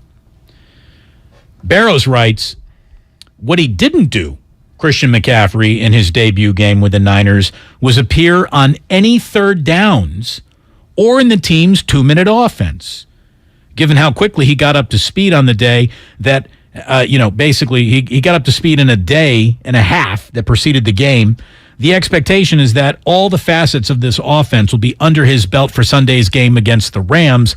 The 49ers have been without a true third down back for the last 2 seasons, and that ought to be where McCaffrey absolutely excels in Shanahan's offense. And I really hadn't even thought about it, but yeah, who has been this team's third down back? They really haven't had that guy since, Raheem Mostert? And was Raheem Mostert truly even a third down back? I don't know. Well, one of the things that when the 49ers offense ran really well, they didn't have a whole lot of third downs. So they didn't really have to assign somebody as, if you're looking for a third down back, that tells me it's 3rd and 1 and you need to gain a yard. That's what Kyle Juszczyk can do. That's what Jimmy Garoppolo can do on 3rd and 1. Who's better than him sneaking it? Yeah, okay. Well then, to me, it's not about, needing a third down back. It's about needing somebody who can catch the ball as well as run the ball. It gives them somebody who's as multifaceted as Samuel was last year. And as far as Samuel goes being underused, they're targeting him 8 times a game, which is, I think it's like 20th in the league. So it's not like they're avoiding him. It's just that, they haven't been able to make that passing game dynamic yet. And maybe McCaffrey, drawing attention to him allows that passing game to become more dynamic, at least, for a half a second longer than it is now. Look, Deebo hasn't had more than 2 carries in any game since the Denver game. Maybe that's where he's being underutilized. But we were also criticizing, at least I was criticizing Shanahan for becoming predictable with Deebo. If he's in the backfield, he's getting the ball, and teams know that. So he's not even really being deployed as a decoy back there. There's a lot to improve. Hopefully, Christian McCaffrey, like we were saying, helps them improve an underachieving, underperforming, underscoring offensive afternoon coming up soon, because you need one of those against the Rams. We will have much more on the 49ers coming up with Michael Irvin himself, the replay maker. We already had him on. We're going to start with a dinner in Dallas with Post Malone and Des Bryant, and then get into football, and then bounce around the league, come back to the Niners. There's a lot going on, including tattooed butt cheeks and the Michael Irvin interview that you're going to want to be part of. I just don't know how anybody in their car right now wants to be part of that. I'm going to tell you right now, I don't know how you turn your car off when you hear tattooed butt cheeks being Maybe to served. pull over and throw up? Hey, hot cross buns. You never know where you're going to get them. I'm dying here. Would you like a hard to put much credo in but positive story about Aaron Judge to the San Francisco Giants to wrap up this hour? Sure. Why not? Randy Miller writes for NJ.com, which is basically the clearinghouse of all newspapers now in New Jersey that cover sports. And he basically says, without citing anything, I think maybe other than his own gut on this, to me, if you hear this from Charles Johnson, Larry Baer, if you hear this from someone who actually represents the San Francisco Giants, then we got a story to talk about. But in the meantime, talking about Aaron Judge, he says, quote, Aaron Judge is at the top of the Giants list, and they won't be underbid, end quote. He attributed that to a person, Ray. People say things. Ooh. If they miss out, it won't be because of money, is what Randy Miller goes on to report on Aaron Judge's impending offseason. The person added that the Giants plan to entice Judge further by signing at least 2 high-priced free agents. Quote, the Giants are not going to stop with Judge. They have so much money freed up. They need to draw with the Dodgers and the Padres in their division spending big money on big names. I know the Giants are also feeling pressure within with the Warriors team doing so well and spending big in the same market. I do wonder about that. It sounds like, sure, keeping up with the Joneses is an element that goes more than one neighbor leaning across their picket fence to see how well the other neighbors, how green their lawn is.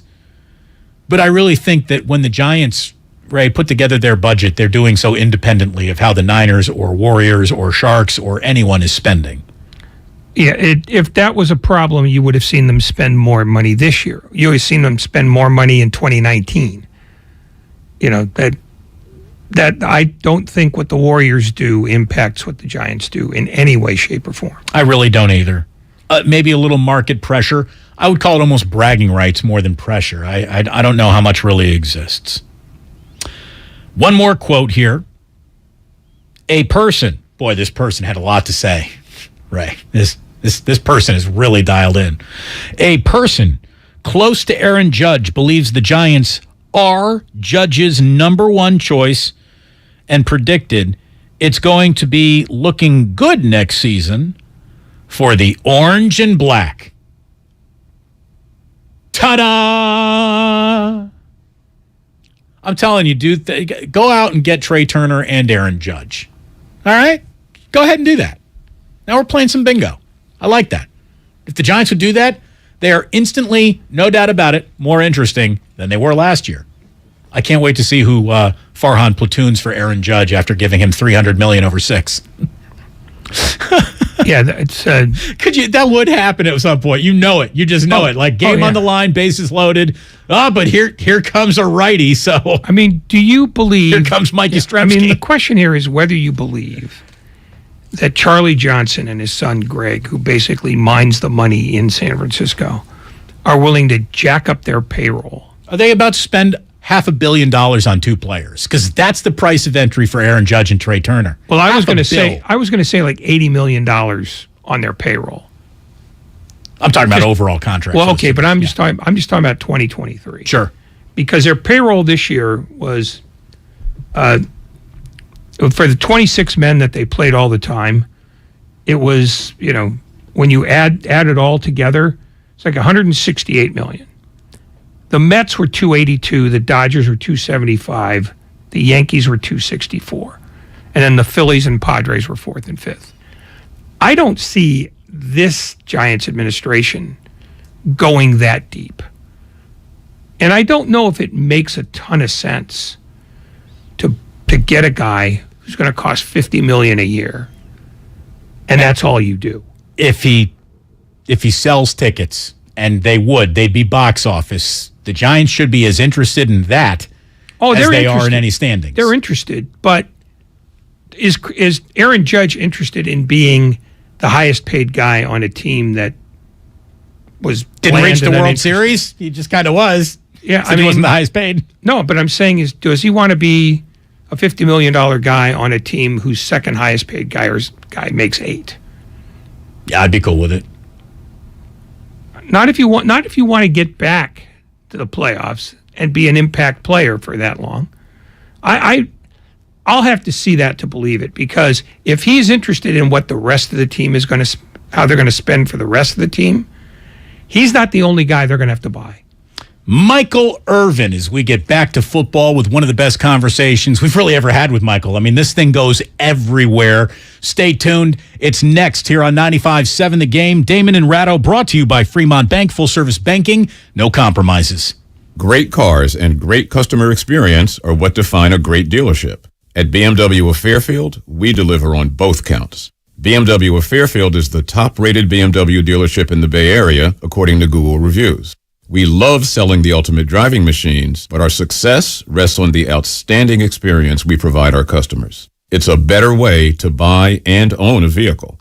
Experience it for yourself at BMW of Fairfield. One price, one person, 1 hour. Tune in to 95.7 The Game for Warriors Live, 60 minutes before tip-off of every Warriors game. Brought to you by Xfinity. Supercharge your home with supersonic Wi-Fi. Unbeatable internet, only from Xfinity.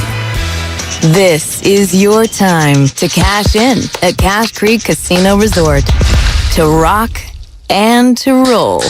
Over the hills and bluffs. Go all out or go all in. With 4 stars and rising stars. Now we do more than ever, so you can do as much or as little as you want. It's your time to cash in at Cache Creek Casino Resort. Everything, our farm, our stand, our pop-up shop, it really all started when we discovered the benefits of local, raw honey for our family. And then we decided to turn it into a business. We were looking for something to help us get up and running.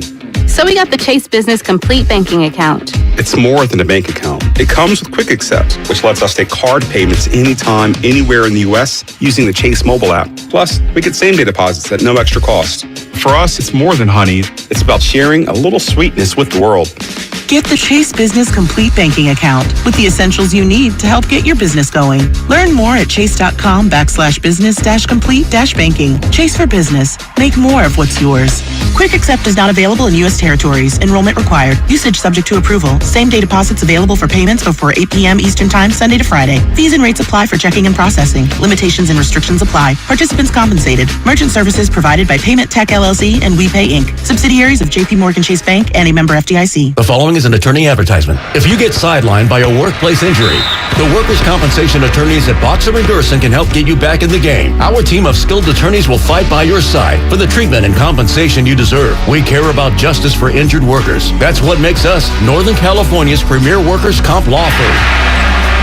Call Boxer & Gerson at 510-345-2341 or visit boxerlaw.com for a free consultation. Boxer & Gerson, your life is worth the fight. It's easy to think all money managers are pretty much the same, but at Fisher Investments, we're clearly different. Different? How? You sell high commission investment products, right? No, Fisher Investments doesn't sell any commission-based investment products. Well, you must earn commissions on trades. Nope, never at Fisher. We're a fiduciary, obligated to act in our client's best interest. It's the highest standard of care for a financial advisor. How do you know what's in their best interest? We get to know our clients and then tailor a portfolio based on their goals and needs. But you probably sneak in some hidden and layered fees. No, we have one transparent management fee structured so we do better when our clients do better. Wow, you really do look out for your clients. That's because our top priority is helping them achieve a comfortable retirement. It might be why most of our clients come from other money managers. Visit FisherInvestments.com to find out why investors like you switch to us. Fisher Investments. Clearly different money management. Investments and securities involve the risk of loss. Are you interested in new career opportunities in the Bay Area and want to make a difference in your community? The SF Sheriff's Office is looking for people considering a job in law enforcement right now. If you're at least 20 years or older with a high school diploma or equivalent, the SF Sheriff's Office wants to hear from you. Enjoy full benefits, flexible schedules, and opportunities for growth and promotion. For employment announcements and more information, visit sfsheriff.com. That's sfsheriff.com to apply today. Don't waste your time trying to sell your old car. Donate it to Cars for Kids. It's the easiest and fastest way to donate your car and get a tax deduction. Donate online at carsforkids.org. That's cars with a K. 1-877 Cards for Kids. Donate your car today. She posted about us just now. Celebrities can't get enough of Bianna's bespoke skincare line. She has 147 million followers. How do we monetize? She needs a social media associate to help her with the hype. We should repost this. Do we need a hashtag? Indeed can help her hire great people fast. I need Indeed. Indeed you do. You can schedule and conduct virtual interviews all from your employer dashboard. Visit Indeed.com/credit and get $75 towards your first sponsored job. Terms and conditions apply. When Big Mobile charges you an arm and a leg, they're taking your money and your power. And your arm and leg. Boost Mobile gives your power back with an unlimited plan for $25 a month on one of America's largest 5G networks. We can't give you back your arm and your leg because we're not qualified surgeons. Unless you're an iguana who can grow limbs back. Switch to Boost and get an unlimited plan for $25 a month. Boost Mobile. Unleash your power. New customers only. One line, $25 per month with autopay. Additional restrictions apply. See boostmobile.com for details. You're listening to 95.7 The Game, KGMC FM at HD1 San Francisco. Always live on the free Odyssey app.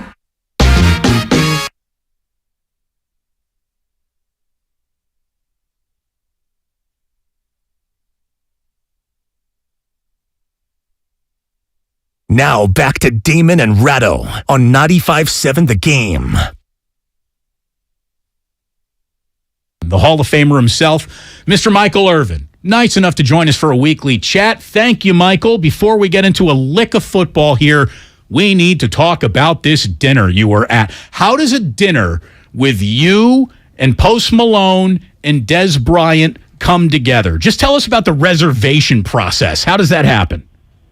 Well, first of all, how you guys doing? We're doing great. Post, people reached out, and Post is a huge Cowboy fan, and he loves the Cowboys. His dad worked for the Cowboys for a lot of years, So when a long time ago, I was coming over, and I was running late, and I called my guy Rich, and Post's dad answered the phone. I was like, hey, I'm looking for Rich. I said, Rich. He was like, who? I said, Rich. What is Rich? He said, Rich. He said, this is Rich. This ain't Rich Dalrymple. This is not that Rich. And he told me who he was. I said, oh, this was before he had Post, of course. Then after the ad Post. So this is pre-Malone. This is Primo. This is pre-Post. This is pre-Post, right? But he raised Post as a huge Cowboy fan. So we're great friends. Matter of fact, I'll see him tomorrow because that night we went to dinner. He was having a show in Dallas that next day, but I was leaving that next day. That's why he moved it up to Wednesday so we could get to dinner. I was leaving the next day, but he's having a show tomorrow in Fort Worth. I told him I'm coming back in town. As a matter of fact, I got back today, and I said I'll see you Wednesday. So I'll spend some time with him Wednesday. I told my secretary to clear everything Thursday morning. I'll start working at noon Thursday. That's a lot of Dallas royalty sitting at one table, man. That server must have been like, wow, look at this private table. Jose, we had so much fun, though. Oh, my God, we had so much. You have fun when you drink to the place where the dude say, all right, if they win the Super Bowl, we're going to get that dude. That's all drunk talk. That's all. But you have to hold it to him because we have video evidence of it. Has anyone ever said? And it's been so long since we've had it. There's no way he would back out of it. Oh, right. Well, right. He'll apparently tattoo anything on his face. At least this will make sense, I guess. Right. Have you ever been the subject of a tattoo in the past? Has anyone ever bet is your number tattooed on any other human that you know of? Well, you know what? You're a skill, technician in interviewing, and I just love to see you there. I love feeling you dance around. And like, wait a minute, this could go a lot of places. Let's make sure we get this out the right way. I guess. Is this the only man that is tattooed 88 somewhere? That's a good way of working that thing right there. As far as I know now, of course, as far as I know, it might be Hex. It might be Hexy. And he's trying to get him to do it. Now, I don't know. I run into many guys out there that comes up and says, I've been in the steam room. This is why I built my gym in my house. I said, okay, no more of that. Like I used to go to work out at the gym, and when I get to the gym after my workout, I like to go sit in the steam, get a little steam in. And I'm sitting in the steam. You know how many dudes? I mean, literally, I know this is no joke. I'm sitting there literally reading. I fun up something. I take my homework and I fun it up to 2024 so I can see it in the steam room. I'm literally in there reading. You know how many grown men are coming up and turned around and bent their booty over and said, Michael got a star right here. I said, dude, you're a Cowboy fan.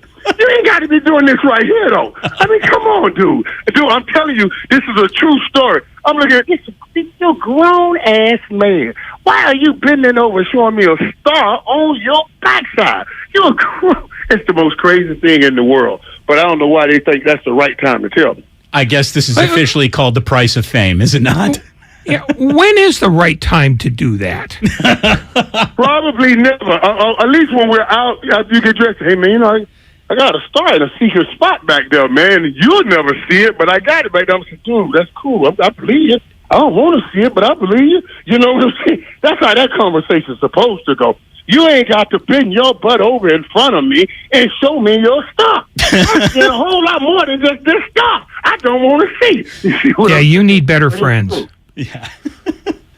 Michael Irvin. Those are strangers, not friends of mine. I guess that's why they felt this. They only chance they got to get it out. Steam rooms aside, dinners aside, let's get to what we wanted to bring you on to talk about. But seriously, that looked like a hell of a dinner the other night, and we'll see whether or not so much fun. There's going to be an 88 on Post Malone's face come post Super Bowl. What do you think of Christian McCaffrey's debut with the 49ers? Obviously, the game did not go well, but what did you think of his reps? The game turned, man, on that third interception down in that goal line, man. I don't know why you throw that ball up in there. And I heard you guys talk about the offensive line. It had nothing to do with that throw right there. I almost text you on that throw, D. I almost say, oh, my God. That throw right there is what run people crazy. Now, the other side of it is, it was a similar throw on the touchdown that Kittle went and pulled down. You know what I'm saying? It was like, whoa, that was. But that throw right there, when he left his hands, approached me, looked at, oh no. I said, oh no, and I think that was a turn. That was a turn in the game right there. You get a score there, you know, you're looking at hopefully a different game. You said hopefully, though, when you looked at what Kansas City did in the second half, right? How much of a difference would it actually have made? Well, let me tell you something. Let me tell you this. Why I say hopefully. Because Kansas City's still working on finding that guy, and that even though they're winning, they're still looking for that guy. Who's the Tyreek Hill replacement? Still looking for that guy, right? Juju Smith-Schuster made some plays, had over 100 yards. You know what was funny? And I saw it. I wish I would have seen it before I went on Monday, but I didn't. I saw it Monday afternoon. Juju Smith-Schuster in an interview, right? And he was telling everybody how he had played him, Travis Kelce, and all those guys had played Fortnite all night with Patrick Mahomes. And the first thing I said was, bam, right there. You see, that, and you asked why would that make a difference? That's the difference right there. You see, Patrick Mahomes, he has a gift of influence. He's trying to influence his guys. Why do you think he's playing Fortnite or Call of Duty or whatever he was talking about? He's playing it to build a relationship and a union with his guys. You know what I mean? They, I thought, in that game, built some of that. Built some of what Aaron Rodgers in Green Bay doesn't have and can't have. Because Aaron Rodgers ain't going to spend the whole damn night playing no Call of Duty with his wide receivers like Patrick Mahomes does, like Patrick Mahomes did. And that's what I was talking about. You know, could have been a difference because you're trying to catch them before they get the ultimate confidence. Yeah, this is working right. Yeah, we're doing good. That kind of thing is what I was talking about. Michael, whenever we've had you on, you know, we have steered so much conversation towards Deebo Samuel's way. We probably haven't talked enough about Brandon Ayuk, who I think is turning into a real NFL player right in front of our eyes, man. This guy might be the best opportunity the 49ers have to stretch the field with a wide receiver. What do you think of Ayuk, and what is he better at now than he was 2 years ago? Oh, man, just understanding the game. Now, you know, ultimately, when you're Brandon Ayuk, you're playing so much inside, you don't think inside, like you know, because there's so many positions that Kyle Shanahan puts you in. You know, and the difference between playing one space and another, it makes Deebo Samuel so fascinating and so great. A lot of guys play outside, can't play inside. I don't want to play inside. It's too much to read, too much to think, too much to know, not enough just football. I just want to go beat this dude's butt. I ain't got to be. I don't want to figure out what the linebacker or the safety, what they got to do, this, that. I just want to be that dude, but. And when you're going inside and all that stuff, you're doing all those things, especially in that system. Oh my God, it's a difficult system, and you got to learn all that. And then you go back to learning what I talked to you guys about knowing when to be open, as opposed to just knowing how to get open, and all of that stuff. And it brings confidence. He's getting that confidence now. He's making plays. I still think, even though that game didn't go the way he wanted it to go, I still think San Francisco is right where they want to be. Define that term then, where they want to be. If their offense still is not quite clicking, and they're in the thick of things, you're still in the thick of things. Hey, nobody's in the NFC West has pulled off from you. You got Seattle. You can go. You know what I'm saying? We do the right thing. I'm not saying it's wrong. And trying to project what's happening and who's winning what and who's going to do what and what the team look like and breaking down every aspect of the team for the long haul. That's long haul stuff. What we're really trying to do is right now in the short haul win this division. And that's what I mean when I say you still got everything right here. You still got a chance at even winning this division.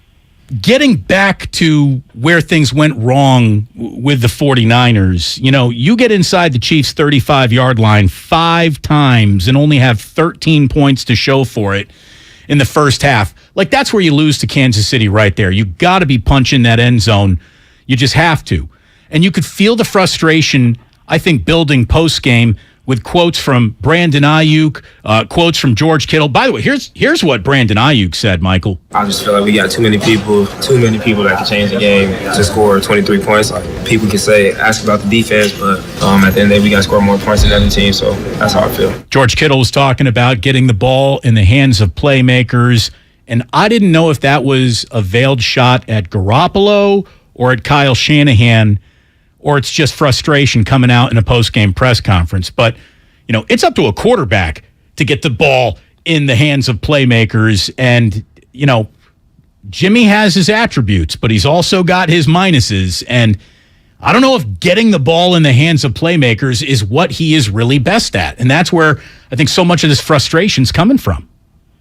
All quarterbacks are trying to get the ball in the hands of the playmakers. Right. That's I don't see how he could be talking about Jimmy, and I don't see why he would be talking about Kyle Shanahan. That's an interesting quote right there. But because all quarterbacks, unless he's saying, I don't know, this Jimmy guy got something for me and something against me, and he won't give me the ball. You know what I mean? I can't understand. I don't know no quarterback that want to hold on to that damn ball too long. That's dangerous. They want to get it to your player. Let me give it to you.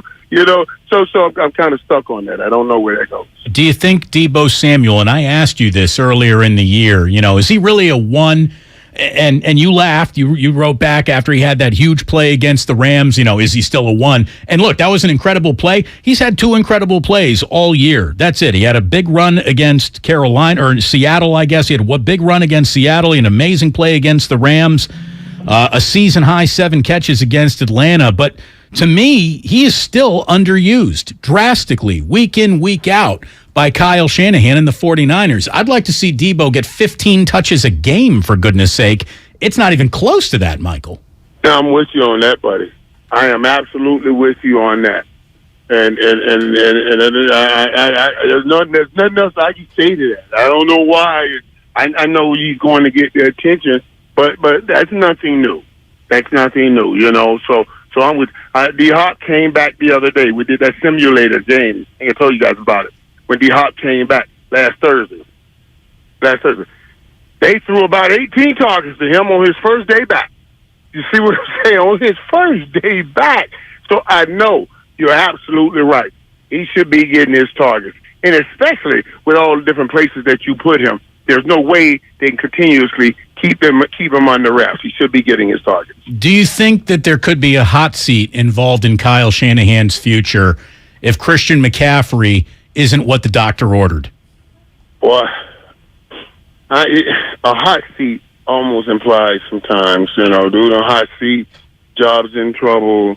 Boy, he's in trouble. I want you to understand this now. You can put them on a hot seat in San Fran. They're going to be having hot seats to give them somewhere else, is all I'm saying.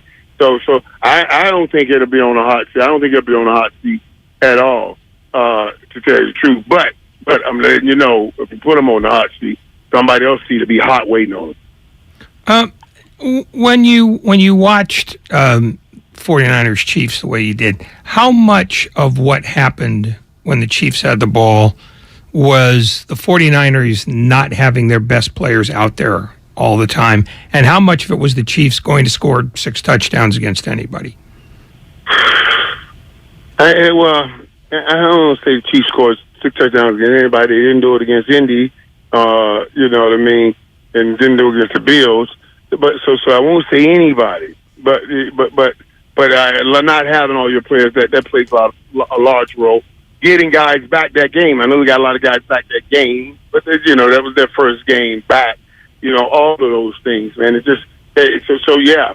But you can't take away the credit from Patrick Mahomes. I mean, that's just a different dude, man. It's a different dude. He gives you second and third times to beat your corner, or to beat your man, or to get open, or to find room to get open.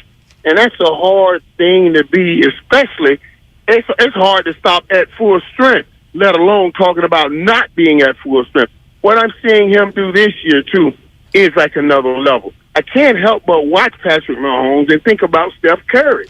Every time I'm watching him, I'm thinking about Steph Curry. This is how this man is revolutionizing the way we play positional quarterback.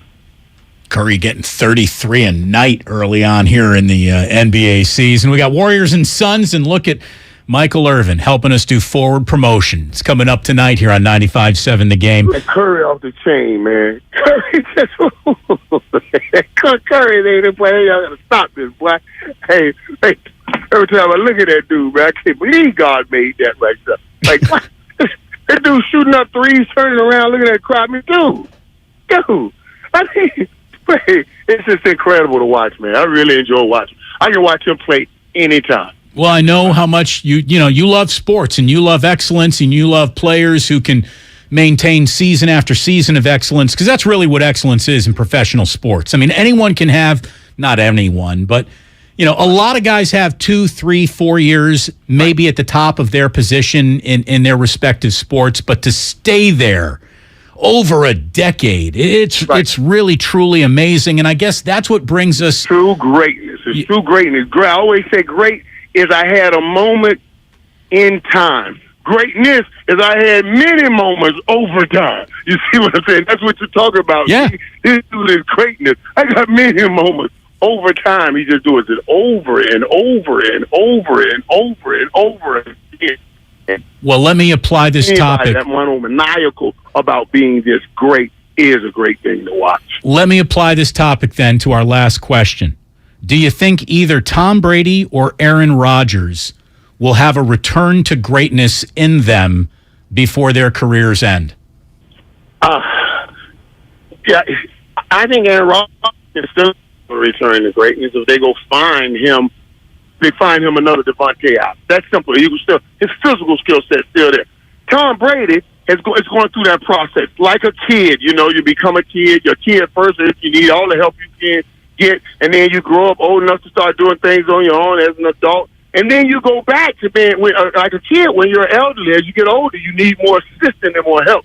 That's what Tom is. He's in that elderly stage where he needs that assistance and needs help, and right now he's not getting it. Right now, he doesn't have that Blanky, that Wes Welker, that Julian Edelman, because Chris Godwin isn't totally healthy, and you know what I mean? So they have a chance to still right the ship because the division is right there. But it's going to be interesting watching these two greats. What was your main entree at the Post Malone dinner? What did I have? What did I have at the Post Malone dinner, man? Yeah. Man, I think did I get a steak? Yeah, I had a steak. We were chopping up all kinds of food, tasting each other's food. You know what I I'm like saying? family style. Absolutely, everyone get a little of everything. Yeah, a little bit of everything. Try a little of everything, and the main entree was really the vodka. To be honest. There you go. Kavaka was the main entree. That's what that was. You're the main man. Thank you so much, Michael. Always a pleasure. Always good talking to you guys, man. Appreciate you. Fantastic stuff with Michael Irvin. People weighing in. Xfinity Mobile text line. I am dying. This is a great interview. It was. We touched on everything. Christian McCaffrey's impact, Brandon Ayuk's rise, a hot seat for Shanahan, butt cheeks in a steam room, what he had for dinner with Post Malone. I mean, we went through all of it. No stone left unturned. Steph Curry, what more do you want in an interview? I guess I could have asked him what his preferred cut of steak was. By the way, the correct answer is bone-in ribeye. Well, then why would you ask him? Well, if you already had the answer. Just to see if he knew that was the correct answer. And if he didn't give you the correct answer, would you have chastised him? It better have been porterhouse at that point. I don't want to hear he's some petite filet guy. What if he said that though? Are you gonna badmouth him? Well, I would have talked to him about that he's from Texas and he should know better, and that the petite filet is more of a demonstration of texture than actual flavor. You need more marbled, closer to the bone beef. And being from Texas, he should know that. You need more fat, is what you're saying. Yes. Marbled always has offended me as a word in that context. Just say you need more fat. Did anyone ever tell you that you were well marbled or anything like that? No. Morbidly obese is about as kind as they ever were. No, you're not morbidly obese. I know what morbidly obese looks like. That's like the my 600-pound life situation. You're not there. We're not there. You and me together would not be there. You'll have to tell me what that is. There's a show about 600-pound people. It's staggering. It's the ultimate. I feel better about my choices instantly. Is it at least about how somebody who has reached that level of size is trying to combat it? Yes, it's all about we are trying to make this better. If it's just a circus show, then shame on the people who made it. Well, there's an awful lot of that too. The amount of exploitation is off the charts. Anyway, there you go. Everything you could possibly want in a Michael Irvin interview.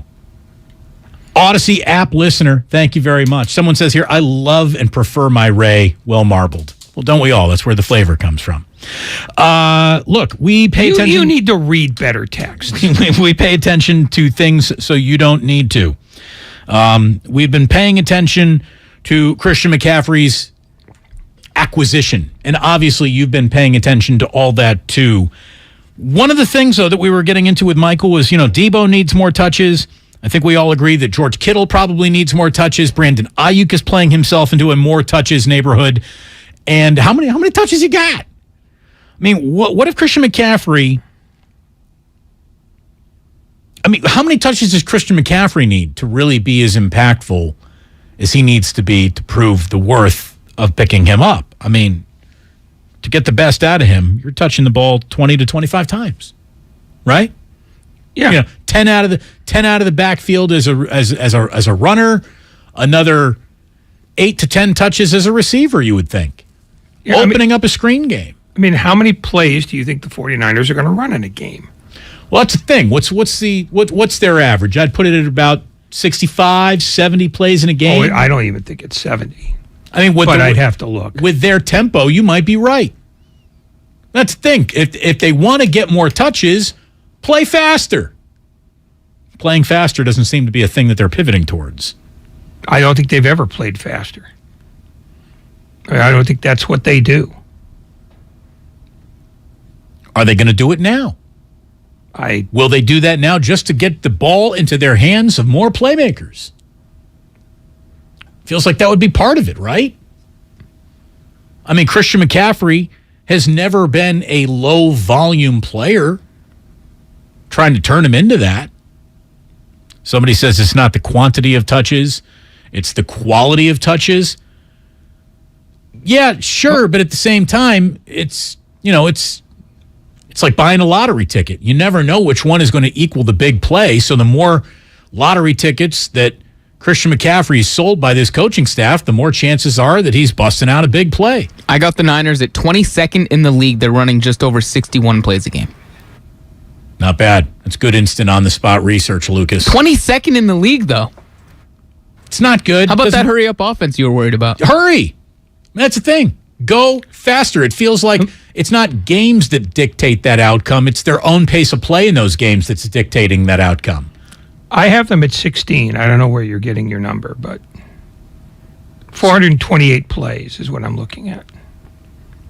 We'll continue to do some research. StatMuse is where I went, though. Okay. I went to the NFL.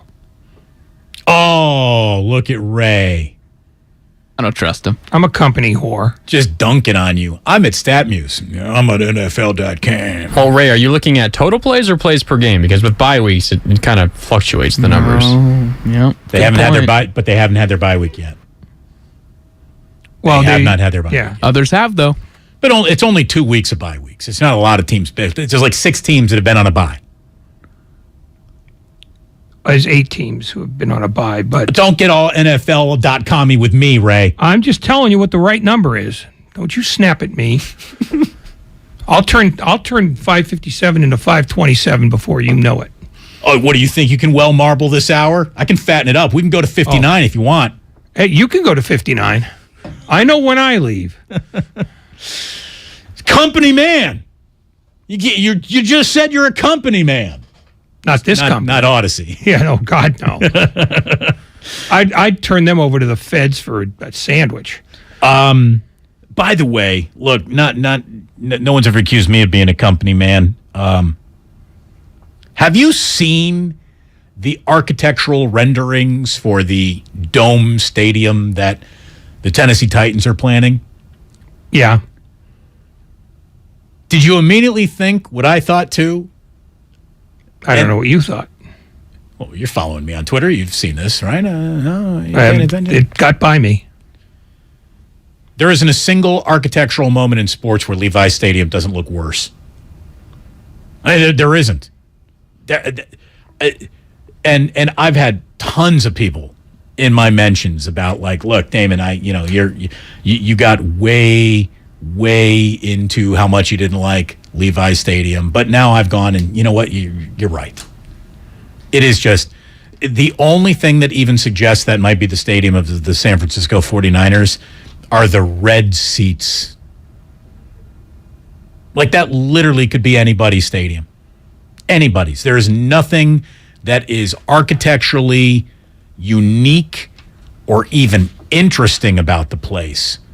And you look at these palaces that are opening up everywhere else. Do you realize that when they built Levi's Stadium, they were more interested in making it, this ecological wonder that created no pollution than like an actual great stadium for the San Francisco 49ers. And, there's got to be a little middle ground that they could have reached there. That's not why that stadium, doesn't look very good, because Climate Pledge Arena in Seattle, where the Kraken play, is a great-looking arena. Well, it was a choice. It was a choice about getting it built quickly and cheaply. Absolutely, it was. So that's not about the ecology. That's about let's get this done quick. Oh, sure. And they wanted that early Super Bowl. And let me tell you what they're probably never going to get. Like, they can't. Oh, they're done. No, they're done with Super Bowl. They can't even book a Pac-12 title game, much less a Super Bowl anymore. They have been so thoroughly lapped in terms of where fans want to be and the amenities that are then available for fans by what's happening down at SoFi, what is happening now. Las Vegas isn't on the West Coast, but any single team that's looking to go West Coast is going to put a game in Allegiant Stadium in Las Vegas before Levi's Stadium. Allegiant Stadium or the hockey arena or the basketball arena that's going up too. I mean, no, Vegas, that's what they do. And the truth is they had a template in Dallas because Dallas is one of those opulent sports palaces too. And that predated Levi's. No, they built it because it was affordable. And that's fine. No, it's not. No. The reason why it's fine is because a lot of tax money's involved there. What you got in Vegas is tax money for the football stadium that's gone now. But there was no tax money when they built T-Mobile for for the hockey team. There won't be any tax money when they build the NBA arena. And that's, if you want to spend $5 billion on an arena, that's fine as long as you're not basically dipping into public money for it. It doesn't matter to me how much a stadium costs, but that's not where public money ought to go. What the 49ers did was built in a hurry and built on the cheap. If they didn't have a Jumbotron on the side of the stadium that sometimes displays a uniformed 49er, if the LED boards weren't lit with the word 49ers, I don't get it. What I also don't get are the 3 bridges that you have to walk across that trench to even get in there. Why didn't they put some sort of a pipe in that, whatever that is, the slurry, that estuary, whatever that little river of nothing is? Why didn't you put a pipe for the water to flow through and then, actually build grass or turf or something for people to walk up so you're not pinching crowds to 3 bridges on entrance and exit? Make the bridges wider, or just make a full-on ramp that goes over the slurry. You could have done that too. They could have done a lot of things. I'm defending the rights of the slurry. You have always been pro-slurry. Yep. I've been pro-slur. Do you know what the name of the slurry that you walk across when you are going from the BART station outside of Oakland Arena into the Coliseum? Do you know the name of that slurry? I'm drawing a blank. I remember it, but I don't remember it. It's the Damon slurry. Named after me. It was very nice of them to do that, I thought. Yeah. I didn't think that particularly Ace and since I I'm had that guessing kind of it was relationship. named in about 1920. Yeah, it does predate me by my entire lifetime. But yeah, it's the Damon slurry. Who knew? Because I think there's another slurry that runs parallel to 66th Avenue, which is not the Damon slurry, I don't believe. I think there are a multitude of slurries. They would have never built Levi Stadium if Harbaugh wasn't the coach at the time. They only got approval because they were winning with Jim. And let's face it. That's simply untrue. No, well, yeah, that's not true. They wanted a Super Bowl. They wanted to get out of Candlestick. And if they did do that, I can tell you that Jim Harbaugh hated the place. It's part of the reason why he got fired. Because Jim Harbaugh walked into that stadium and just said, no. not that impressed. He hated the turf. And it was bad in the beginning. It really was.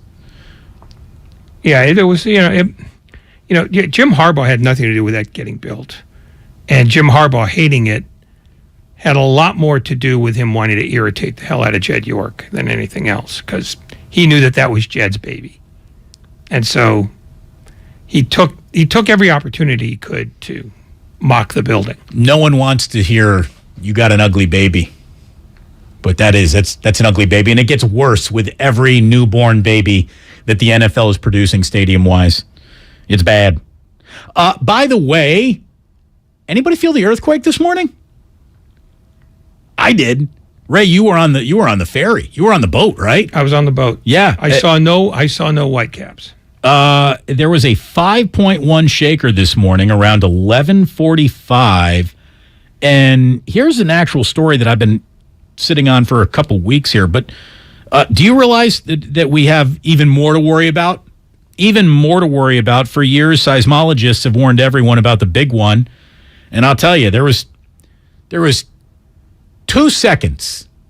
I mean, my house shook for about 15 to 20 seconds. I had plates clinking in the cabinet. It's one of the bigger earthquakes, if not the biggest earthquake I've actually felt since living in Northern California. And I've been here almost 20 years now. But there's a new fault line, Ray. Stanford geologists have said that there is a new fault line that we didn't even know existed. It's called the Shannon-Monte Vista Fault, which is east of the San Andreas and runs from south of Gilroy through Silicon Valley and west of Palo Alto. Now, I don't believe that that's the fault line that shook today, but there you go. Whose fault is it? We have a new fault line to worry about. As if we needed more to worry about. There's always something more to worry about. Just accept your doom. Just wait for the meteor and plan accordingly. I'm just telling you, man. It's you weren't thinking new fault line. No, I hadn't considered that. You weren't. There was a lot that we can plan for. There's a lot that we can anticipate. Brand new fault line after the state of California, I'm guessing, has been so thoroughly researched for fault lines, we would have found them all by now. Quit being so smart, Stanford. Quit trying to earn extra credit, I guess I'm saying. Quit polishing the apple. You're all a bunch of smart people. Stop looking for things that are scaring the hell out of us, please. I don't think they're looking for things to scare the hell out of you. I think they're looking for things that will inform you that you're screwed. Nailed it. Well, nailed it. Yeah. I mean, that's not the one that's going to kill you. It's not a big enough fault. San Andreas will take care of that. Or the Hayward one. Let's not joke about that either. Hayward fault's a lightweight. San Andreas is the one who's going to. But the Hayward, that's if you're at a Cal game, if you're trying to enjoy Joe Starkey's last season in the booth. Well, but I'm just saying, if you're talking about Stockton as an ocean port, it's the San Andreas that's going to get it done. Is that your prediction? San Andreas will be the big coup de grace? Yeah. When that sucker moves, it'll be an interesting day, that's for sure. It'll be a brief day. Yeah. You'll be pulling a rebar out of your eyes. Yeah, look at it this way. The fact that it could happen means there is no even joking about that. I've always been stunned, by the way, that they actually named a team the San Jose Earthquakes. At what point in time is that going to be, deemed insensitive? You have to move on from that name. I think it'll be fine. I don't think enough people pay attention to it. Well, luckily, we pay attention to things that normal people do not need to pay attention to. It's one of the benefits. It's one of our features here as a show. We will pay attention to the things that you don't need to and you don't need to worry about. One of those things is the Bird Gauntlet. We will give you a Bird Gauntlet update on the other side of this break. We're also going to unfortunately share with you a sad fact. Oh, here's a sad fact before you go to your sad fact. Please. It's not called the Damon Slurry. It's called the Damon Marsh.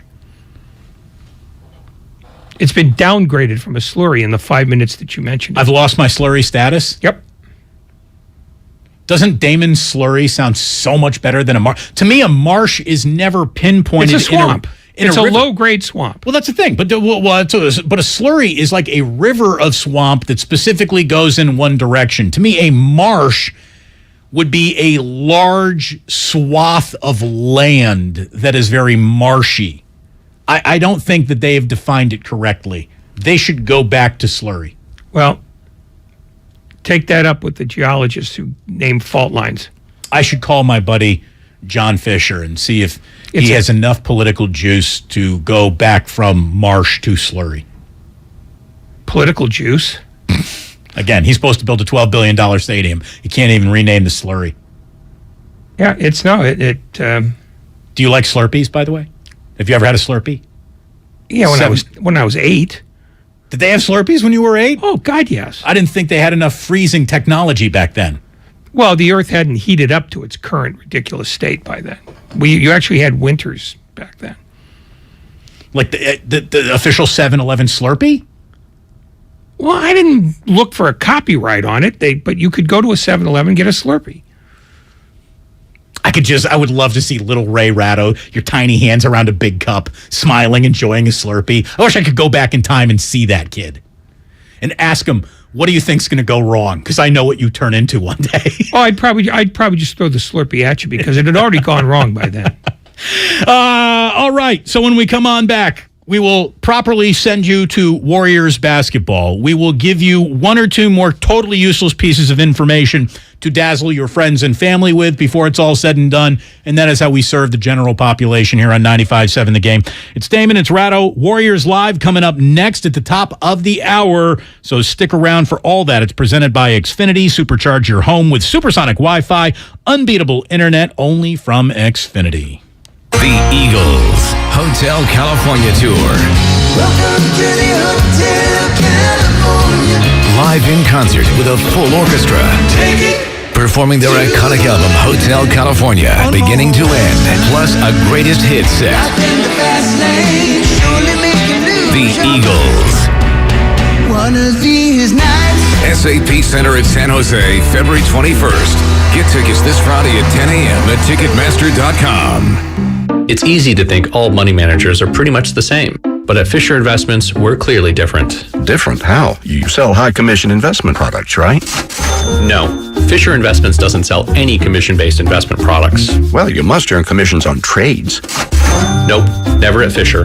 We're a fiduciary, obligated to act in our client's best interest. It's the highest standard of care for a financial advisor. How do you know what's in their best interest? We get to know our clients and then tailor a portfolio based on their goals and needs. But you probably sneak in some hidden and layered fees. No, we have one transparent management fee, structured so we do better when our clients do better. Wow, you really do look out for your clients.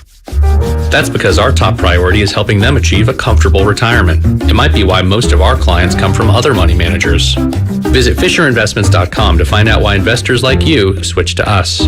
Fisher Investments. Clearly different money management. Investments and securities involve the risk of loss. Tune in to 95.7 The Game for Warriors Live, 60 minutes before tip-off of every Warriors game. Brought to you by Xfinity. Supercharge your home with supersonic Wi-Fi. Unbeatable internet, only from Xfinity. No one knows where this market will go.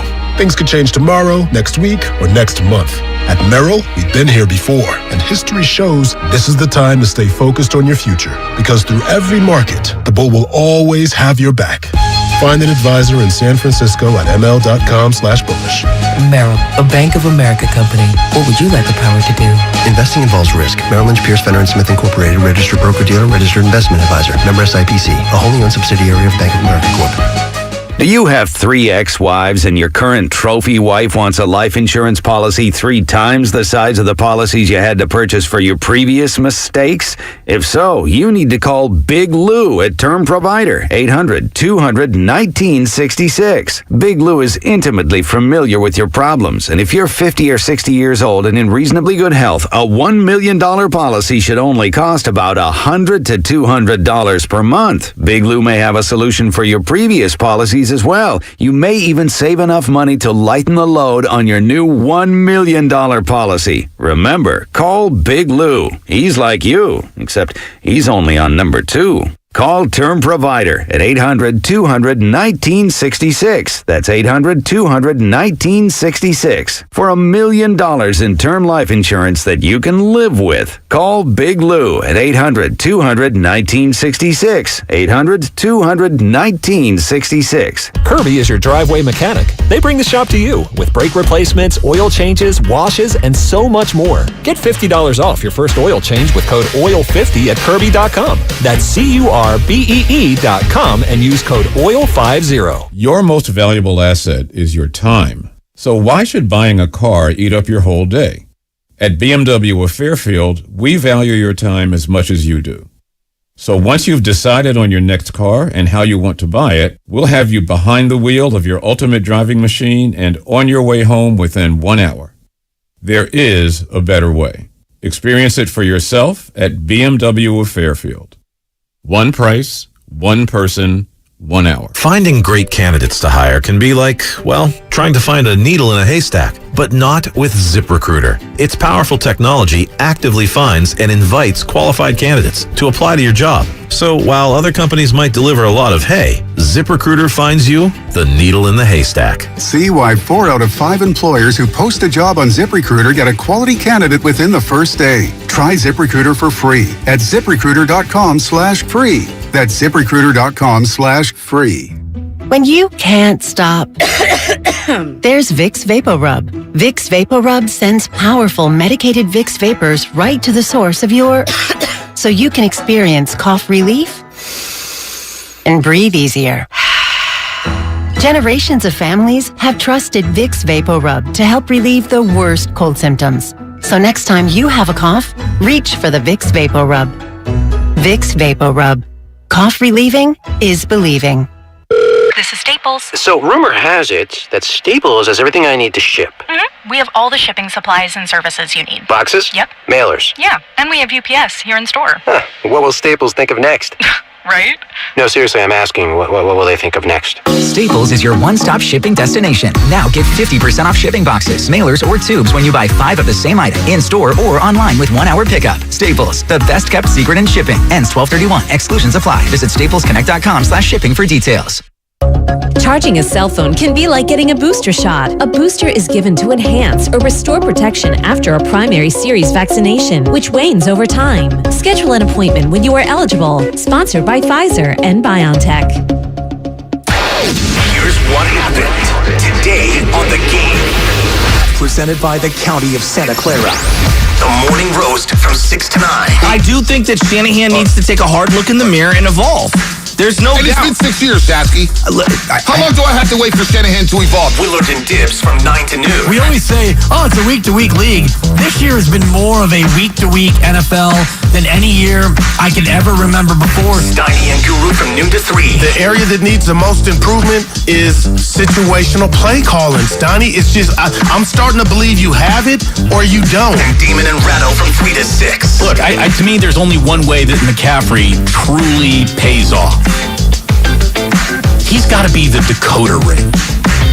We can see the Matrix now. The best of the game, presented by the County of Santa Clara. Book a COVID-19 booster shot now at sccfreevax.org or call 211.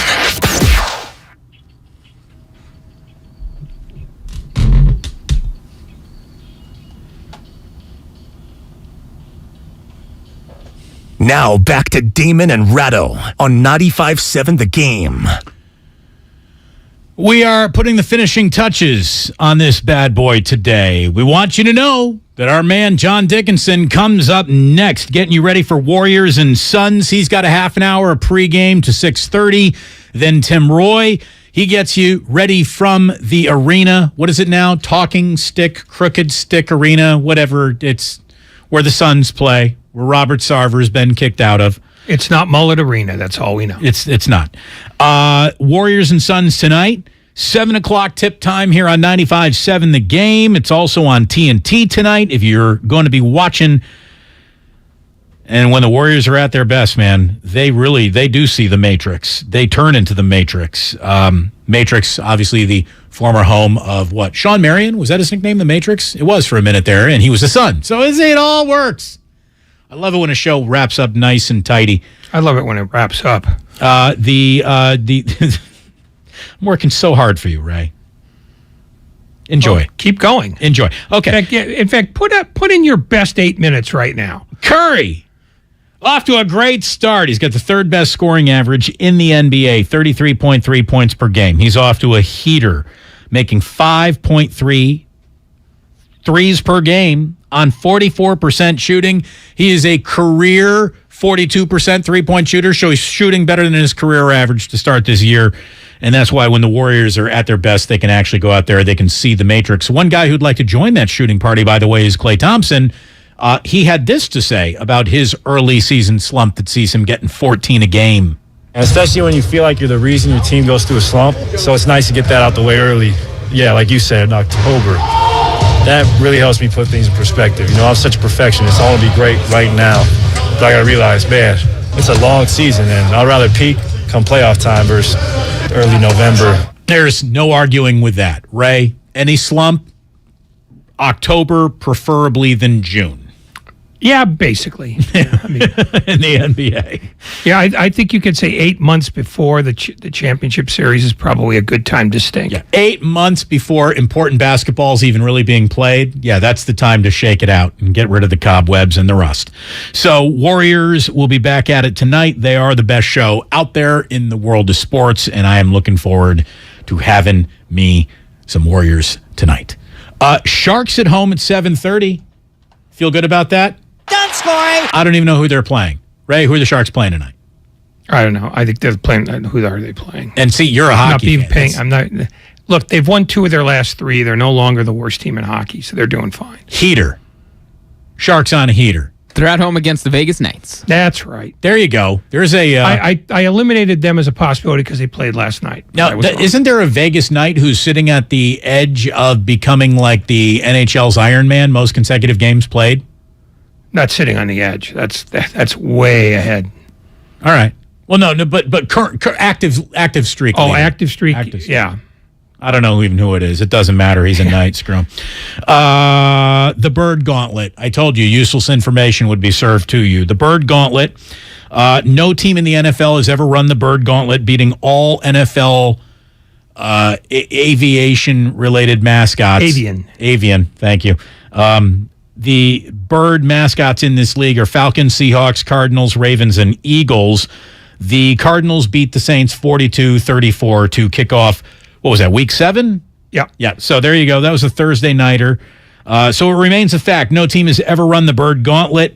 The Saints were 2 birds through the gauntlet and then got upset. So that will be that for the Bird Gauntlet this year. It doesn't come around. It's not an annual occurrence.